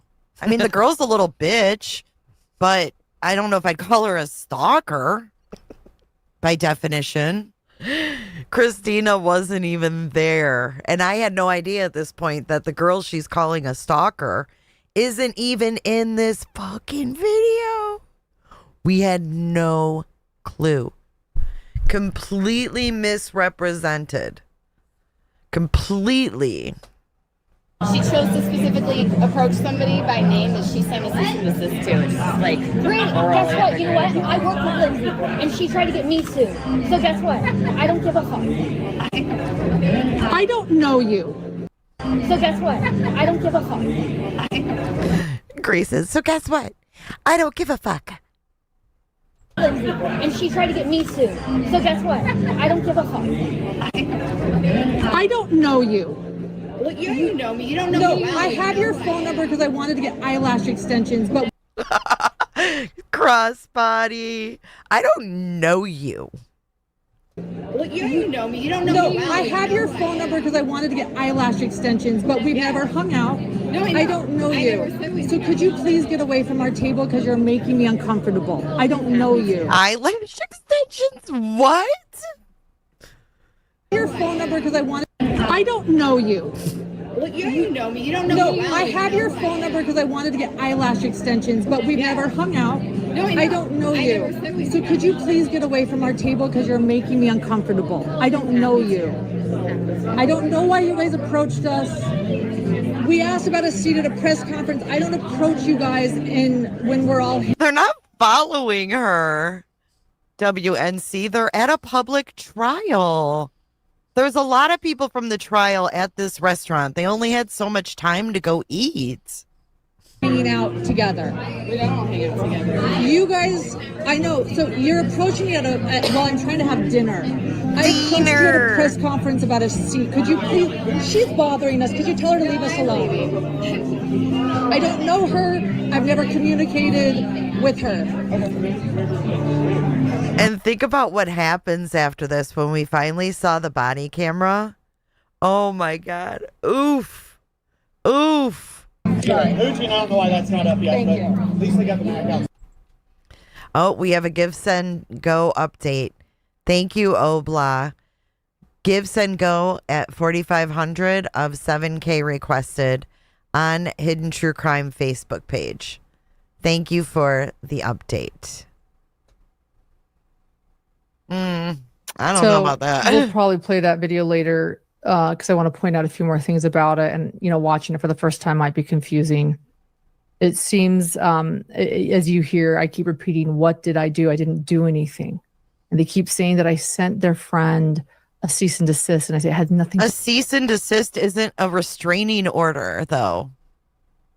WNC. They can walk wherever they want. She didn't have a restraining order. She had a cease and desist, which means don't talk about me or whatever I'm telling you to cease. To do with you. I don't know what this is Whatever about. I'm telling you to cease. She sent out cease and desist letters to Have a restraining order. She had a cease and desist, which means don't talk about me or whatever I'm telling you to cease. To do with you. I don't know what this is about. We're in a professional setting. They came up. You see, actually, Janice filming in the background at one point. I don't. Just because someone sent you a cease and desist doesn't mean you can't walk past them. It's like GoFundMe. Oh, Kathy, I know it. Like, I don't understand. You guys don't understand? I don't understand. I want these people to leave me alone. I want to be able to report at trials and have things be normal and mature. And I will say this. Oh my God, I feel like I'm listening to Beach. I hate to say it. I feel like I'm listening to Beach. I just want my channel back where it was. I don't like this. I don't like this. Yeah, waved. Yeah, I don't know. I was a broadcast reporter for 10 years before I was a YouTuber. I would go on location everywhere. I have She was a broadcast journalist for 10 years. So for those that say she's still a credentialed journalist. She's still a credentialed journalist. She's not. That must have been the gems. That must have been the gems in the chat. That say she's still a credentialed journalist. She's not in that setting. Okay? Reporter for 10 years before I was a YouTuber. I would go on location everywhere. I have never experienced this. I don't know why they keep coming up to me. Did you do? I don't know why they keep coming up to me. Girl, you're at a trial. Now, if they were coming to her house or, she was in the grocery store and I could see the following, but yeah, you can like Lauren and still see that it's drama. I mean, fuck. Reporter for 10 years before I was a YouTuber. I would go on location everywhere. I have never experienced this. I don't know why they keep coming up to me, why they are filming me, why they are harassing me. I will point this out too. You know what? Lauren, Christina wants to know why the following happened at CrimeCon by Joe Schmo and Megan. Everywhere. I have never experienced this. I don't know why they keep coming up to me, why they are filming me, why they are harassing me. I will point this out too. Grace. Yep. I'll point this out. And asked me to make this clear when she was talking about something. She and my ex-producer, Lindsay, did used to work together. So there is a previous situation with them. It has nothing to do with me. So there's that. None of this is personal. I'm listening to the story. This could be motherfucking Mother Teresa sitting here telling me this story, and I would be viewing it in the same mindset. I don't care about her lashes. I don't care about her face. I don't care about Dr. John.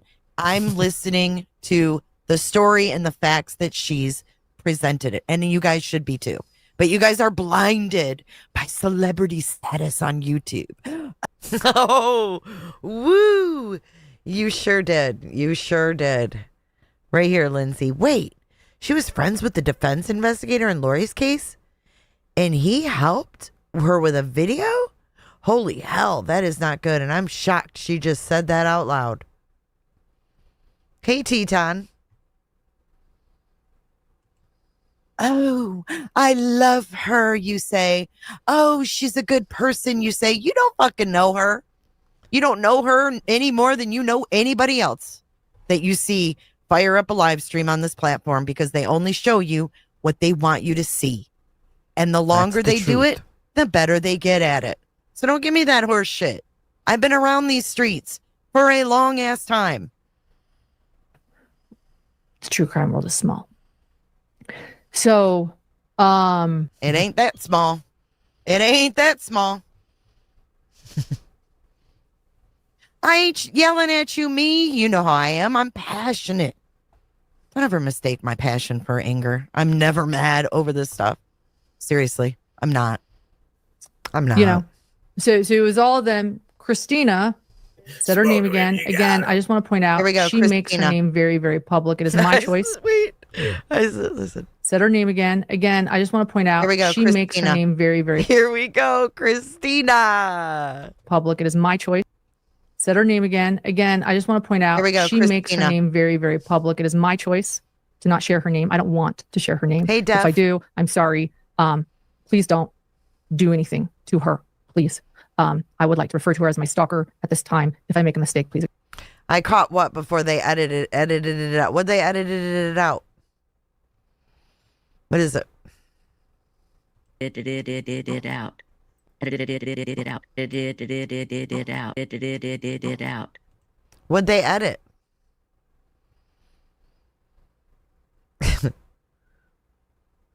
Oh, they took your name out. She said it earlier too. This was like the second time she said it. Ignore it. But she does make her name very clear and well known publicly. Oh, so she keeps slipping the name after she said, you know, I don't want her name out there. I'm not like her. But then she gets the little digs in. So I turned on my camera for safety. Thank you, Froggy. Yep. See, I had her number. Didn't take me too long. Out there, I'm not like her. But then she gets the little digs in. So I turned on my camera for safety, and shortly after that, Lori and Sarah came up to my dinner table confronting me. Janice continued to film the confrontation from outside the restaurant. The waiter came over as Lori walked away while Sarah continued her confrontation. I love that, Kathy. And again, yeah, the cease and desist has nothing to do with them. And Angie, I don't disagree with you that the judge agreed that the stalking was happening. That's why she got the temporary. At all.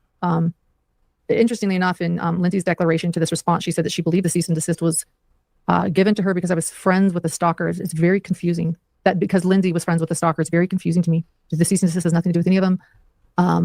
You know, I've received cease and desist from Hidden True Crime, by the way. I know that. Like, I get them and I go, okay, check. I received one a few months ago from a family of a case I've been talking about.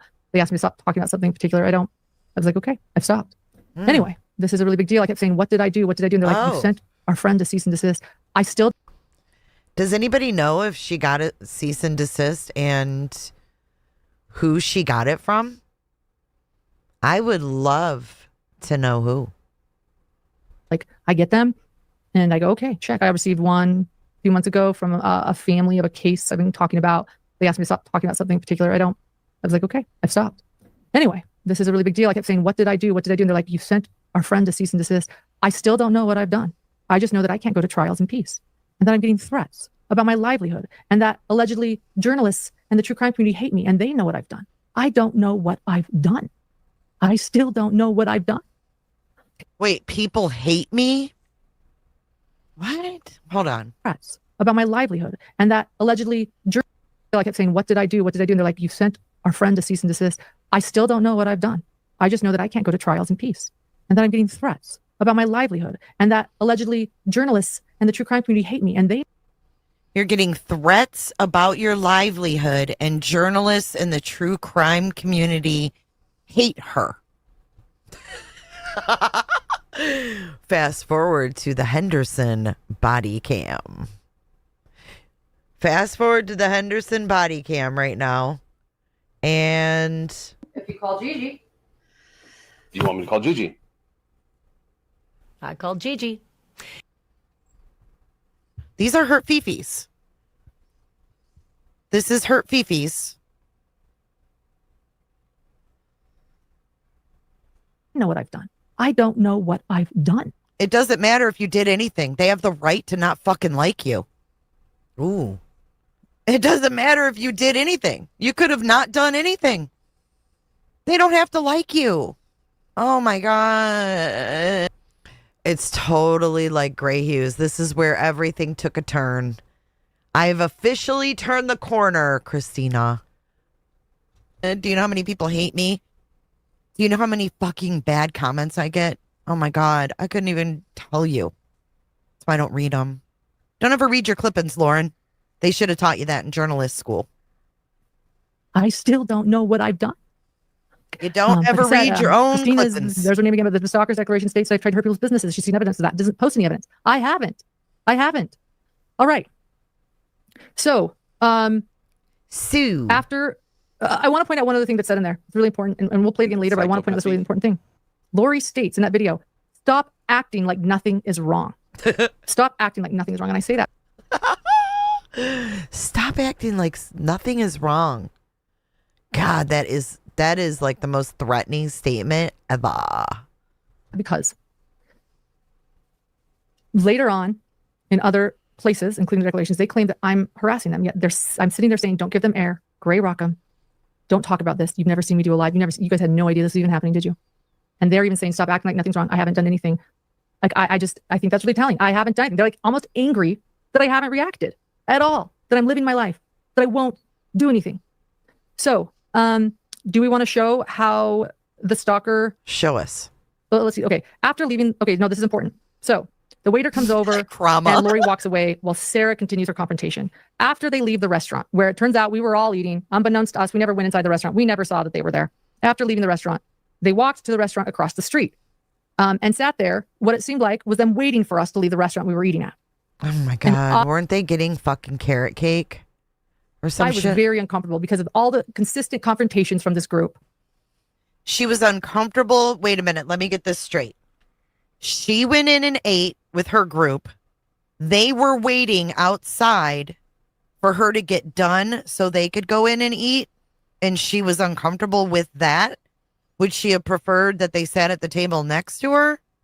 I'm confused. Across the street. See, I think some people get too big for their britches and they think rules for me, but not, or rules for thee, but not for me.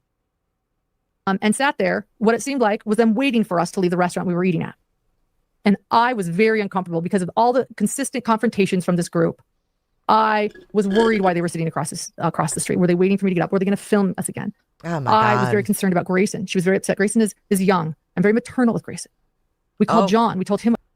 Oh, how maternal was she in the video about her brother dying?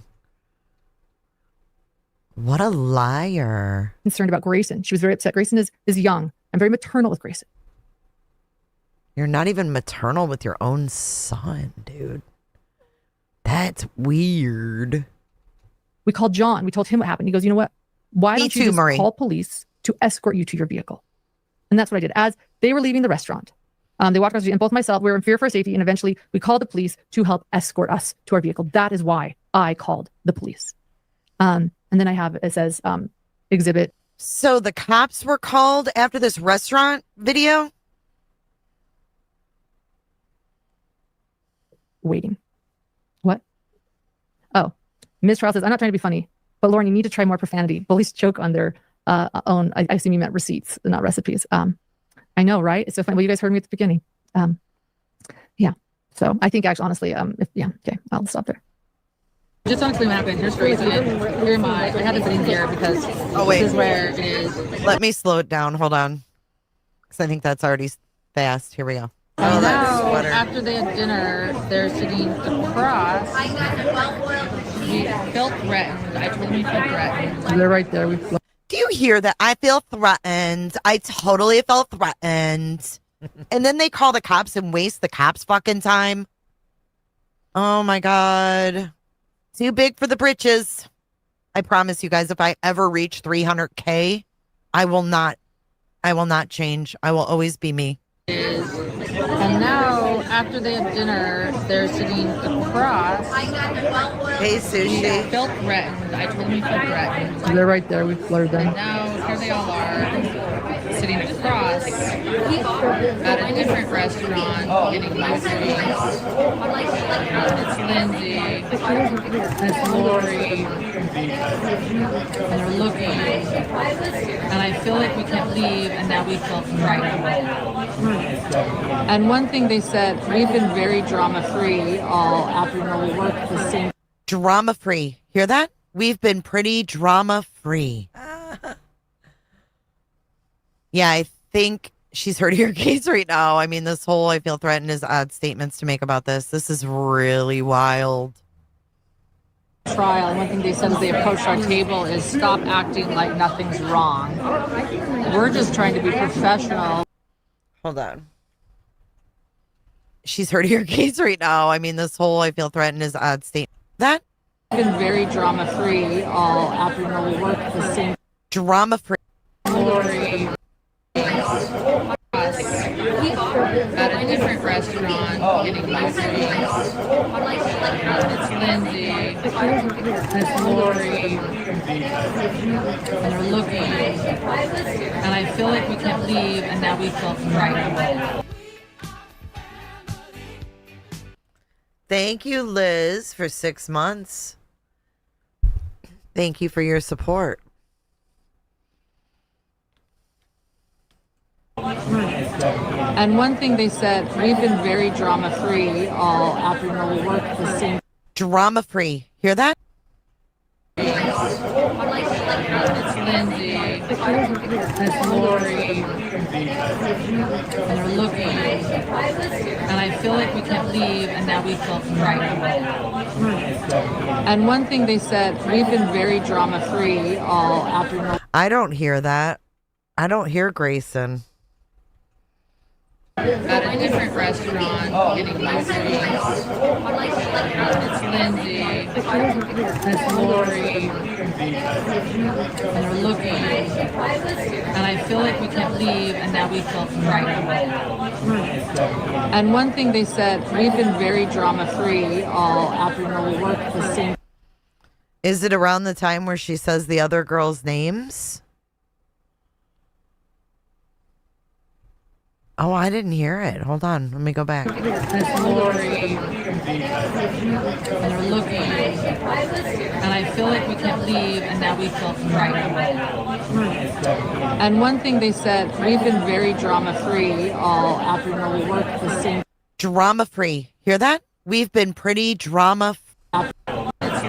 They're right there. We blurred them. And now here they all are, sitting across. I'm going to slow it down a little bit.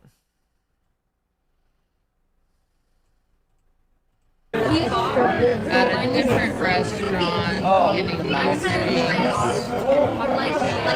It's Lindsay. It's Lori. I heard it there. It's Lindsay. Christina's not here. It's Lindsay. Yep, Christina's not here. Damn, Christina, what you got, dog ears? It's Lindsay. It's Lori. Yep. I slowed it down a little bit, Deanne.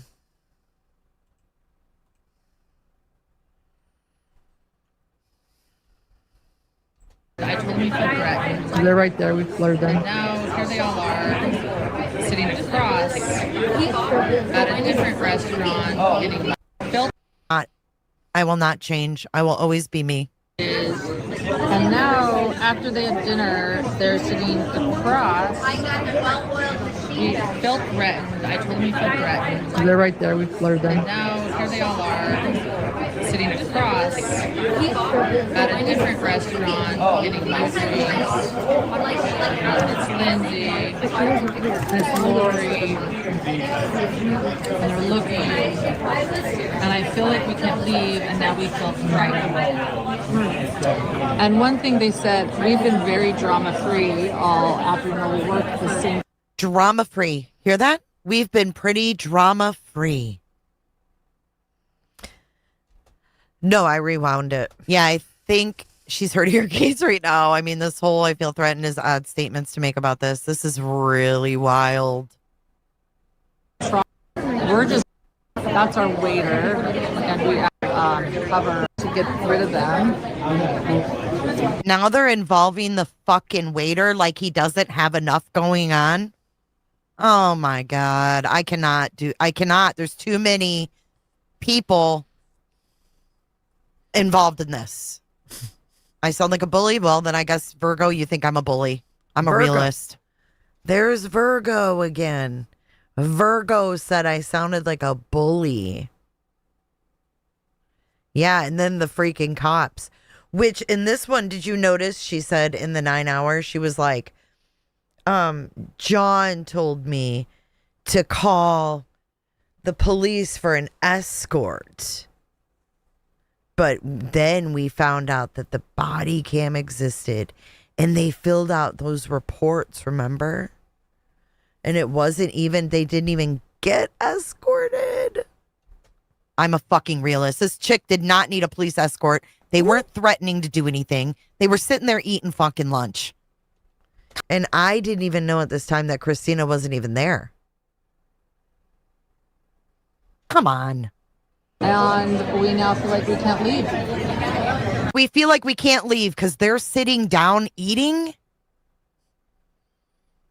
And they're all sitting and I'm looking side eye. I don't want to look over because they're like waiting for us. And so I'm not leaving. You have.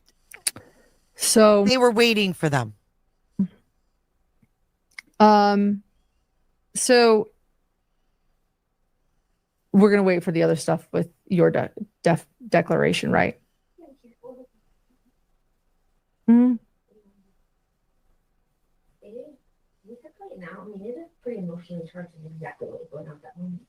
Yeah, let's play it now. Well, I'm assuming these are her exhibits, B-Tim. This is what she was going to present at her hearing. Yeah, Virgo, that's it. You pegged it. I think she's calling them exhibits. Wait, you pegged it. Going to present at her hearing. Yeah, Virgo, that's it. You pegged it. I think she's calling them exhibits. Did she say that? You have your declaration? Let's play with your declaration, right? We're going to wait for the other stuff with your declaration, right? Your declaration? Mm-hmm.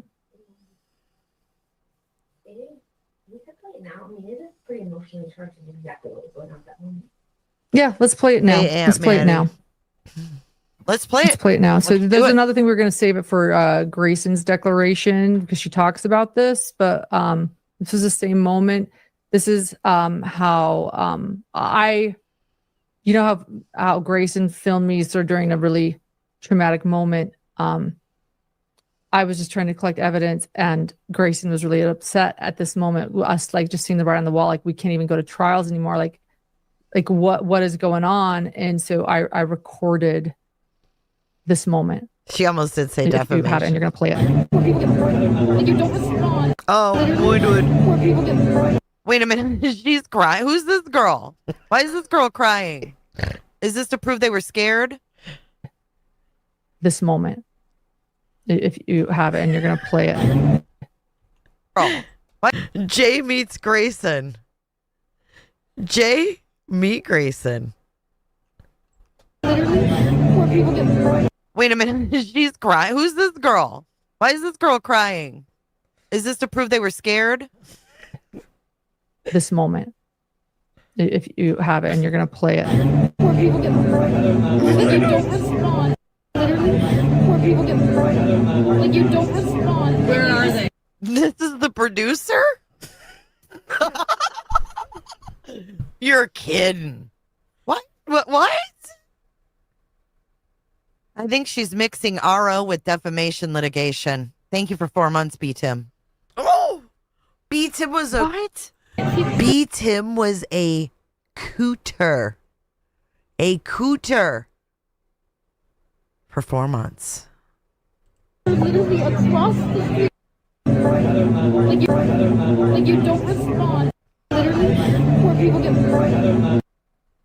I think they need to lay off the true crime, dude. This is a bit much. Like you don't respond. Where are they? They're literally Where are across they? the street, just waiting on us to leave this restaurant. 3 of them left. Someone said it's reality without the wig. And the only ones left are Lori, Janice, and Lindsay, which means the 3 of them are waiting to confront us. So the 3 that have always confronted us. They're all waiting. Penny. What's next? Do they physically assault me? Because I don't respond to them?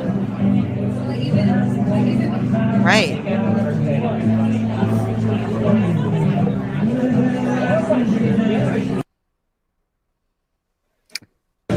So I'm literally at dinner, enjoying a dinner, and they're coming up to me and making me feel unsafe when I'm not doing any. They're totally recording this to... I don't know. I don't know. This is weird. This is weird. And I'm telling you to leave This me is like a reality show. alone. Like I'm not even like doing anything. It'd be one thing if I was going up to them. But guess what? I stay away. All they do everywhere in public is film me. No, I know. They film you ever. We just do our work. We just do our So work. what? Because we didn't answer the filming, now they confront us? What's next? This is when people get murdered. We're in this. We see this. I'm not buying this performance. I'm sorry. I'm not. I'm sorry. I'm not. I'm not buying the performance. Because we didn't answer the filming, now they confront us? What's next? This is when people get murdered. We're in this. We see this. She looks like she's fucking laughing. We're in this. We see this. Okay, just because you're in true crime doesn't mean you're going to get murdered, hon. It doesn't mean you're going to get murdered. Just because you cover murders, you might need a little break or to lay off the martinis. I think you had a few martinis. She puts her sweater over her face. The filming, now they confront us? What's next? This is when people get murdered. We're in this. We see this.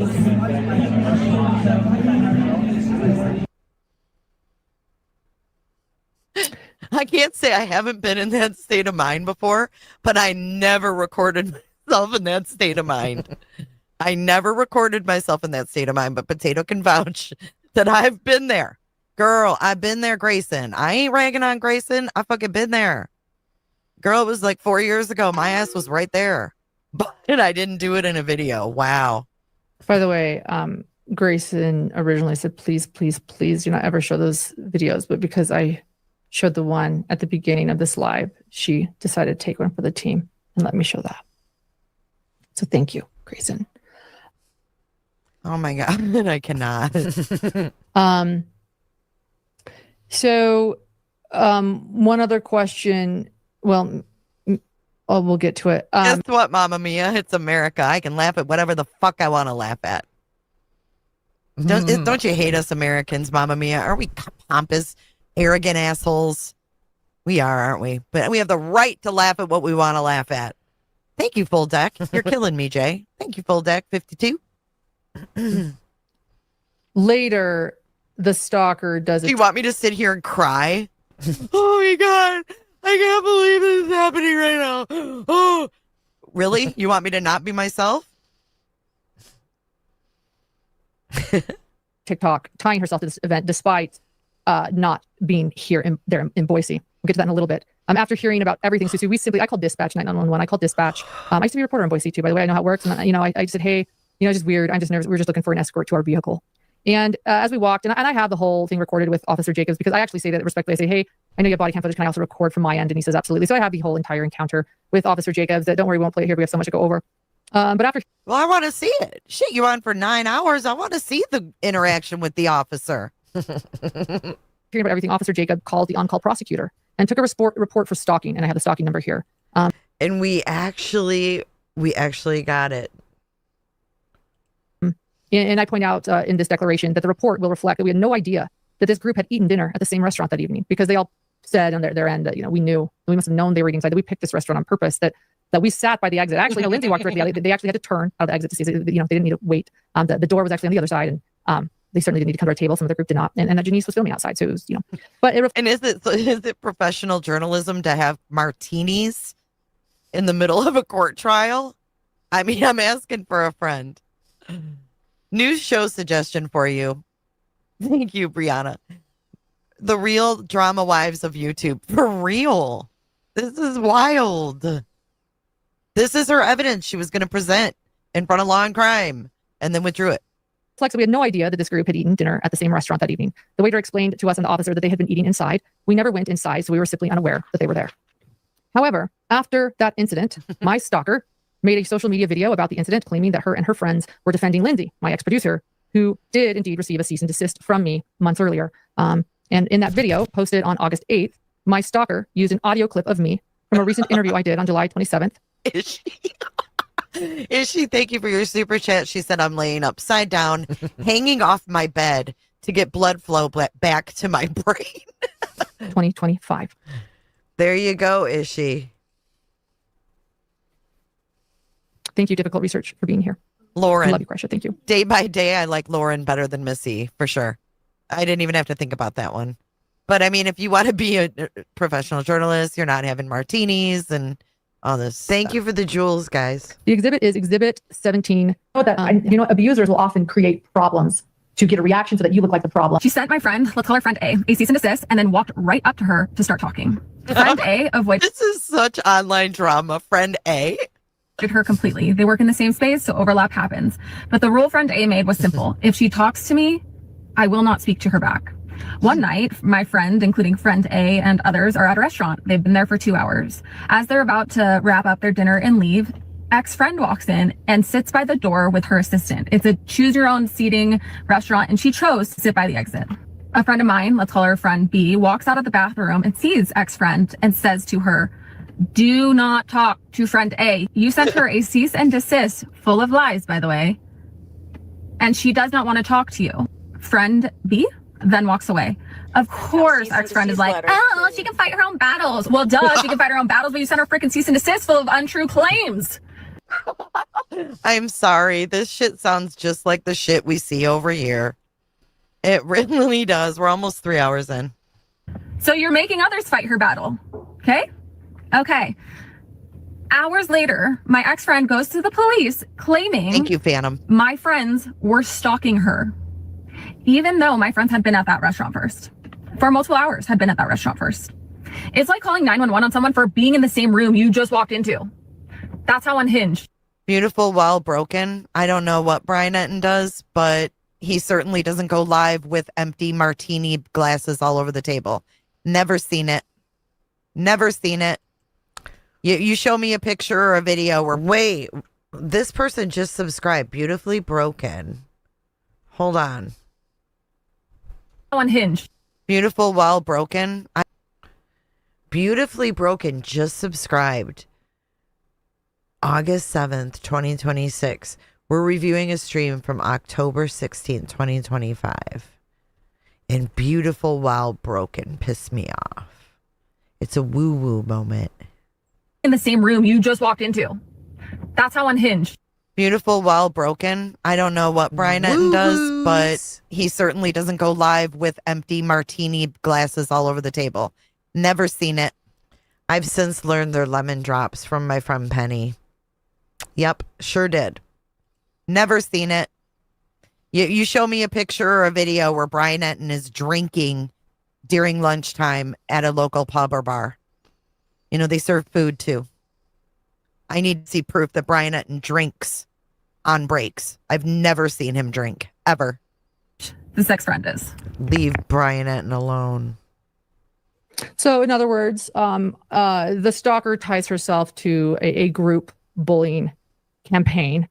Whether or not she was in town, she is letting me know that the reason they are doing this is because I sent their friend who was employed by me. I paid a lot of money to a cease and desist for something that has nothing to do with them, and that they're now going to, I guess, harass me and that I deserve it. I don't know. We called the police for an escort to our vehicle, and rightfully so. And again, we called the police for an escort to our vehicle, which wasn't even true.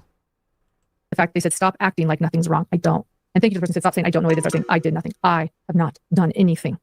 Thank you for correcting me on that. When stalking happens, you start to doubt yourself. Trust me.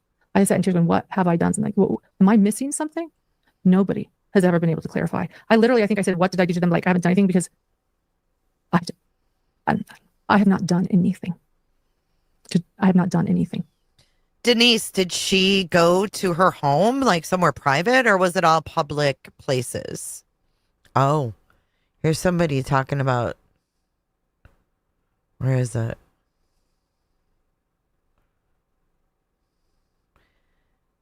D. Cadius? This one here. Here, let me put it up at the top. Janice was following and videoing them for days before this restaurant encounter. I wonder who this is. Let's look.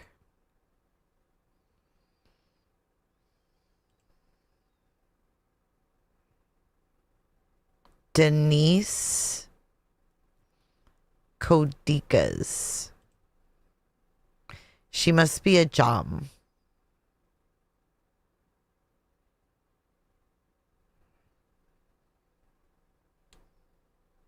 Yeah, she's got to be a Jom. Definitely a Jom. Same with this Virgo. Definitely a Jom. On July 29th, 2025, this is going to be, by the way, a hot mic 18. On July 29th, 2025, my stalker also posted another video of my voice. And this is interesting, actually. I was caught on a hot mic in Long Crime. What was it after?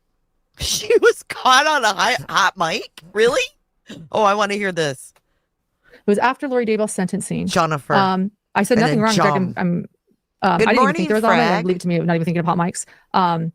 What I said was okay. In fact, I remember thinking after, I'm like, oh, well, I'm good. I'm safe. Hey, fly on your wall. Why don't you come back, ask that same question in a different way? Grayson is the one that you hear in the background going hot mic. And until the moment she said hot mic, it didn't even occur to me. I was like, oh, okay. Sounds like she made a mistake. But this is someone else's fault that you had a hot mic? Okay. Jules, are we going to blame the town next? This is her TikTok. We'll watch the unedited version, the authentic version after. But here is on August 6th, my stalker publishing a video with photos. Oh, no, take that back. On July 20th, this is my stalker posting another video of my voice, which is this hot mic, unedited. I noticed she likes you. She came over. And she didn't give me after, and she said, thank you for being so kind to me. And she was very open to unedited. I noticed she likes you. She came over. And she even came to me after, and she said, "Thank you for being so kind." Yeah, and I noticed she was very open to me asking anything because she knew I was kind to her.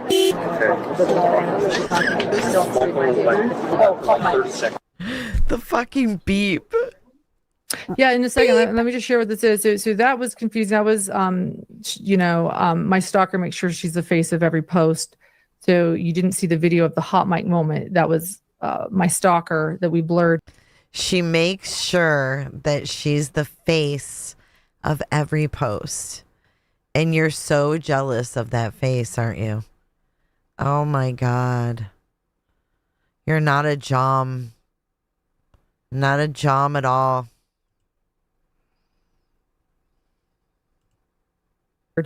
Hi, Kalina. Your name is so pretty. No, for real, girl. It's good to see you. She puts the quotes of what's going on, redacts it. It's very confusing. She calls it weaponized kindness. Thank you. Thank you, Nancy Jo. Thank you. So she calls this weaponized kindness. And that was it. That's what she did edit it. We're gonna watch the original Hot Mic on Law and Crime. It was after. Here's this Denise. Public spaces and inside courthouses, which was illegal.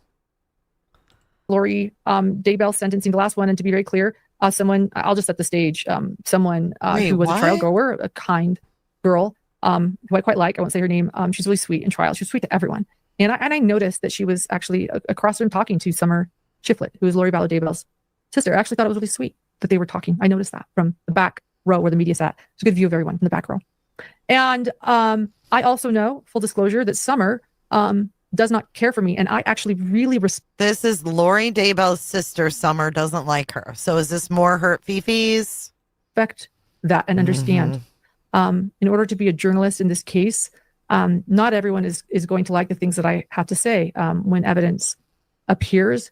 I also, at the same time, because I'm capable of this, I have so much empathy for Summer Shiflett, Lori's sister, so much. I wept as I listened to her talk to Lori on recordings in the courthouse. I feel bad for Summer Shiflett.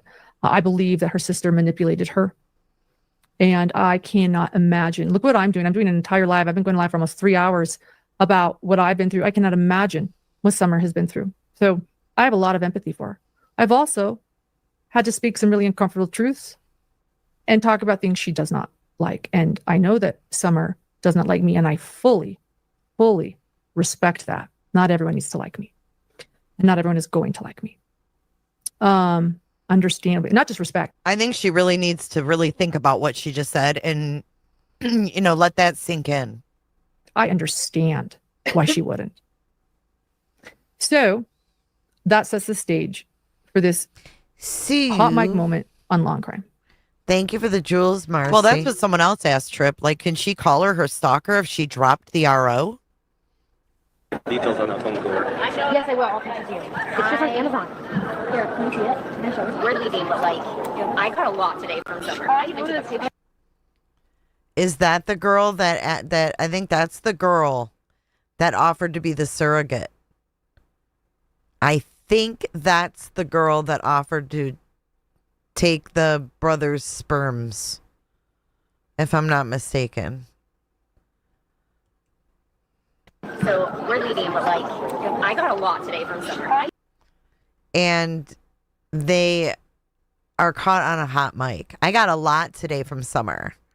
If you were Summer, would you talk to these bitches? I noticed she likes you. She came over. I talked a lot. And she even came. So Summer doesn't like Lauren, but this girl here got information from Summer. So what the fuck?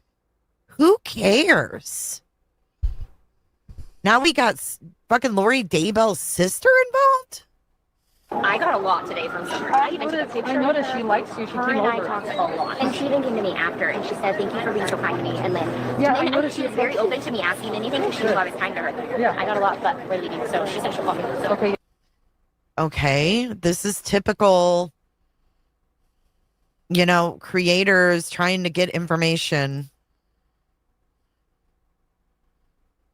Yeah. You too. I'm always in pinch Yeah, crime. I'm gonna let these guys get out of the way first. We're gonna give you and Thank you, Penny. Ooh, I like that one. Well, I'm not a podcaster. I don't continue. No, I know, but I just want I could be nicer today.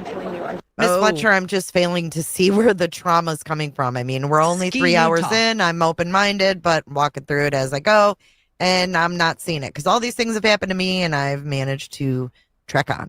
You know, you can't let your feelings get hurt. No, I have so much empathy for Summer. Because to me, this isn't about law and crime. This is her evidence that she was going to put in front of a judge, and I'm just taking it all in. We're 3 hours in. I love Summer. She's incredible. Are you going? So before I ever knew there was a hot mic there, I said I have empathy for her. Isn't sis, you should have been a detective. Isn't that Crusha's mod? She says these are LDS mean girls being mean to a doubting Mormon.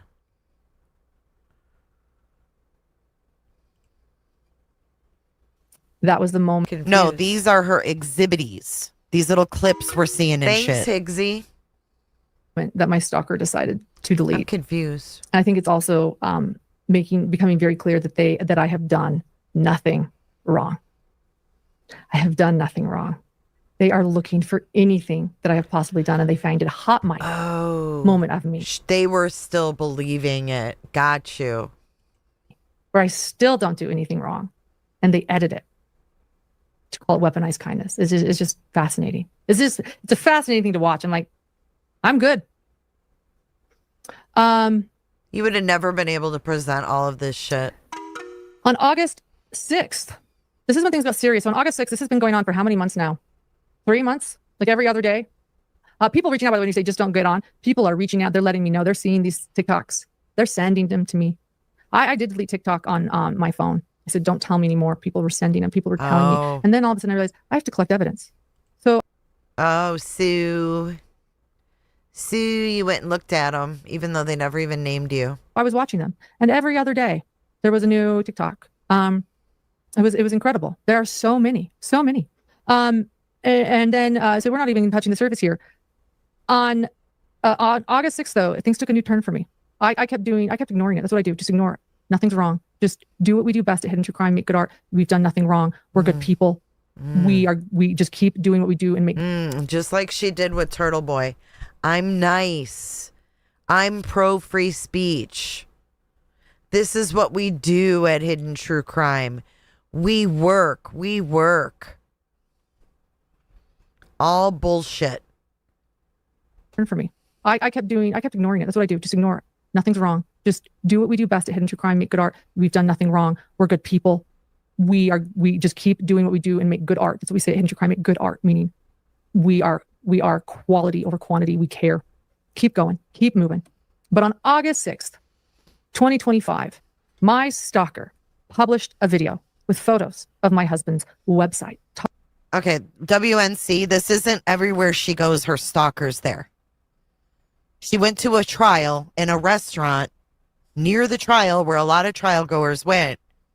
That's not following her everywhere. I'm sorry, it's just not. Talking about my husband. My ex-friend uses as almost street Do you think she calls it art because August 6th, Christina? 2025, my stalker published a video with photos of my husband's website talking about my husband. Names my ex-friend uses as almost street cred are her husband's. Maybe pause it. Okay, we'll go back to the beginning of that. Yeah, let me finish. There was more. My husband, John, you guys know him as my co-host, is a clinical and forensic psychologist. He's licensed in both Utah and Nevada. Okay, I've heard that there's some discrepancies in his credentials. I don't know. I haven't looked him up. Whatever. Damn. My ass said that October 16th, 2025. Never trusted these fuckers. Oh my God. Some discrepancies in his credentials. In both Utah and Nevada. God. And here we sit. clinical. And this was not because of Christina. I didn't even know Christina. And forensic psychologist. He's licensed in both Utah and Nevada. Okay, I've heard that there's some discrepancies in his credentials. I don't know. I haven't looked him up. Whatever. My stalker in this video questioned his credentials and spoke about calling UNLV, where my husband is an adjunct professor. So now we're calling my professional contacts and journalists, and now reaching out to anyone that gives me a platform, making people nervous about, platforming me. And now we're calling my husband's workplace association, because it's actually workplace even more incredible than my husband being an adjunct professor, and he has been there for well over a decade. He does it voluntary. At this moment, he is supervising a doctorate student, which is what adjunct professors do in the clinical psychology department. He does this voluntary because he cares about education. And this so important. Wait, what? Wait. So she's kind of backing down on that he's a professor? Professors do in the clinical psychology department. He does this voluntary because he cares about education and the psychology field. He knows he has so much to offer, and students every year are so grateful to have been supervised by my adjunct professor husband, who does this out of the goodness of his altruistic heart. And so my husband, John, and yes, he has a PhD in psychology. And you guys are going to love this. We're going to just say this before because it's so funny. What's funny? Most people know what a PhD is. My stalker does not. So let's make it very clear here. A PhD is a doctorate of philosophy. A doctorate of philosophy? What? The subject you choose. So anyone with a PhD has a doctorate of philosophy in. So my husband has a doctorate of philosophy in psychology. These people are digging so hard because my husband has such a limited profile online. When I was dating him, I couldn't find anything. He's so private. They dug up his commencement program to try to find anything wrong. These people are desperate to find something wrong about now, not just me, but my husband, my sweet husband, who never wanted to be on YouTube and is now taking a back seat. And now you know why. So let's listen to this. One of the things my ex-friend uses as almost street cred are her husband's credentials. She claims that he is a criminal psychologist, a forensic psychologist, and a clinical psychologist. He has a psychology license. I need more water. I found that's a fact. She also claims he's been an adjunct professor at UNLV since 2007. Look, I don't like people being deceitful. If you're a legit person, you don't have to curtail and use word salad.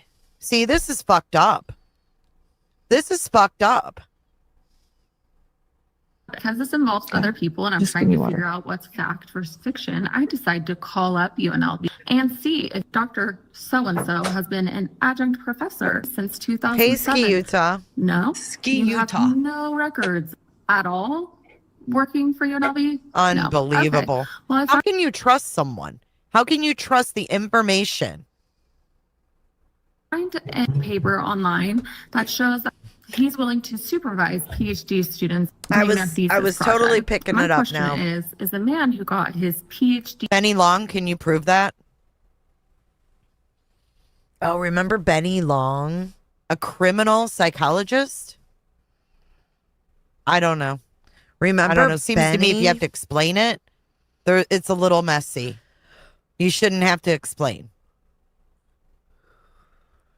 In philosophy, not psychology, philosophy, got his master's degree in marriage and family and child counseling, that does not have his PhD in psychology, then able to call himself a doctor of psychology. or able to supervise doctorates in psychology when he has his doctorate in I don't trust either of them, detective. I don't trust either of them. I'm just taking it all in. philosophy. I'm getting tired, yeah. I did have to giggle by someone that said, "Oh my gosh, she's an idiot." But you said it, not me. The best part about it is that she claims that she You're the looked to idiot. see if he had his license, and she found out that he did. And she found out that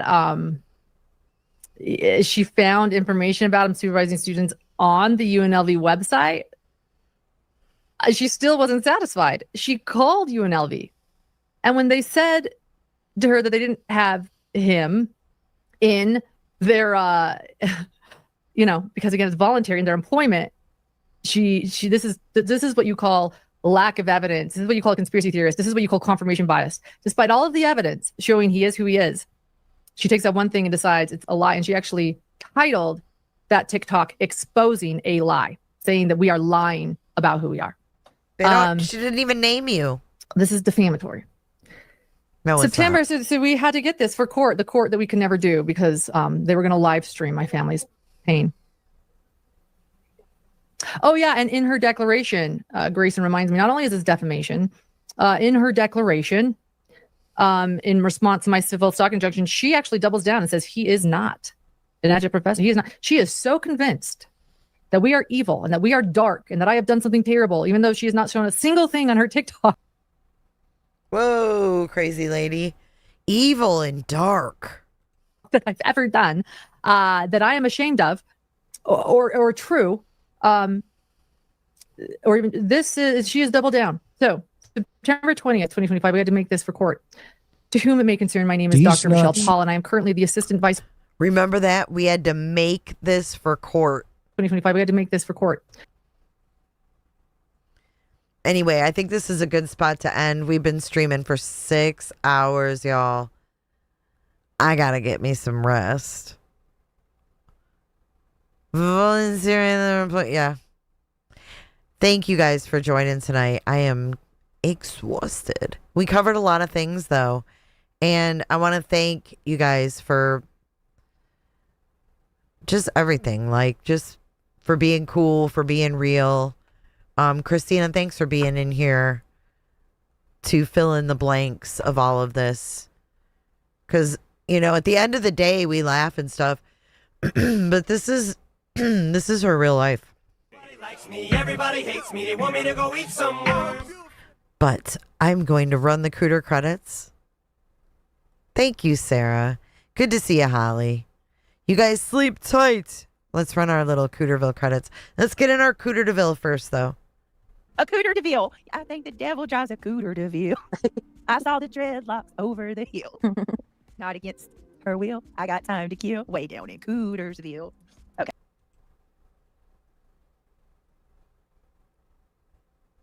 Thank you guys. Thanks for all the support. Thanks for all the memberships.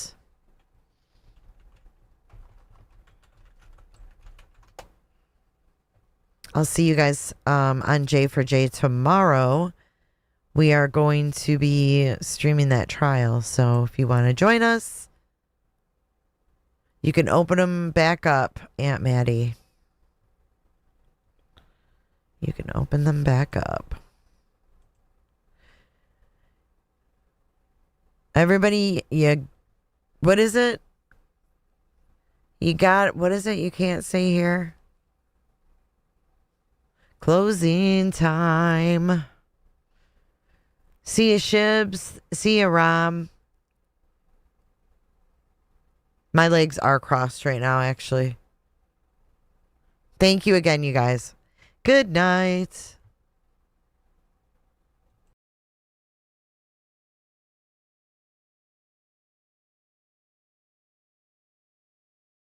Yeah, you don't have to go home, but you can't stay here.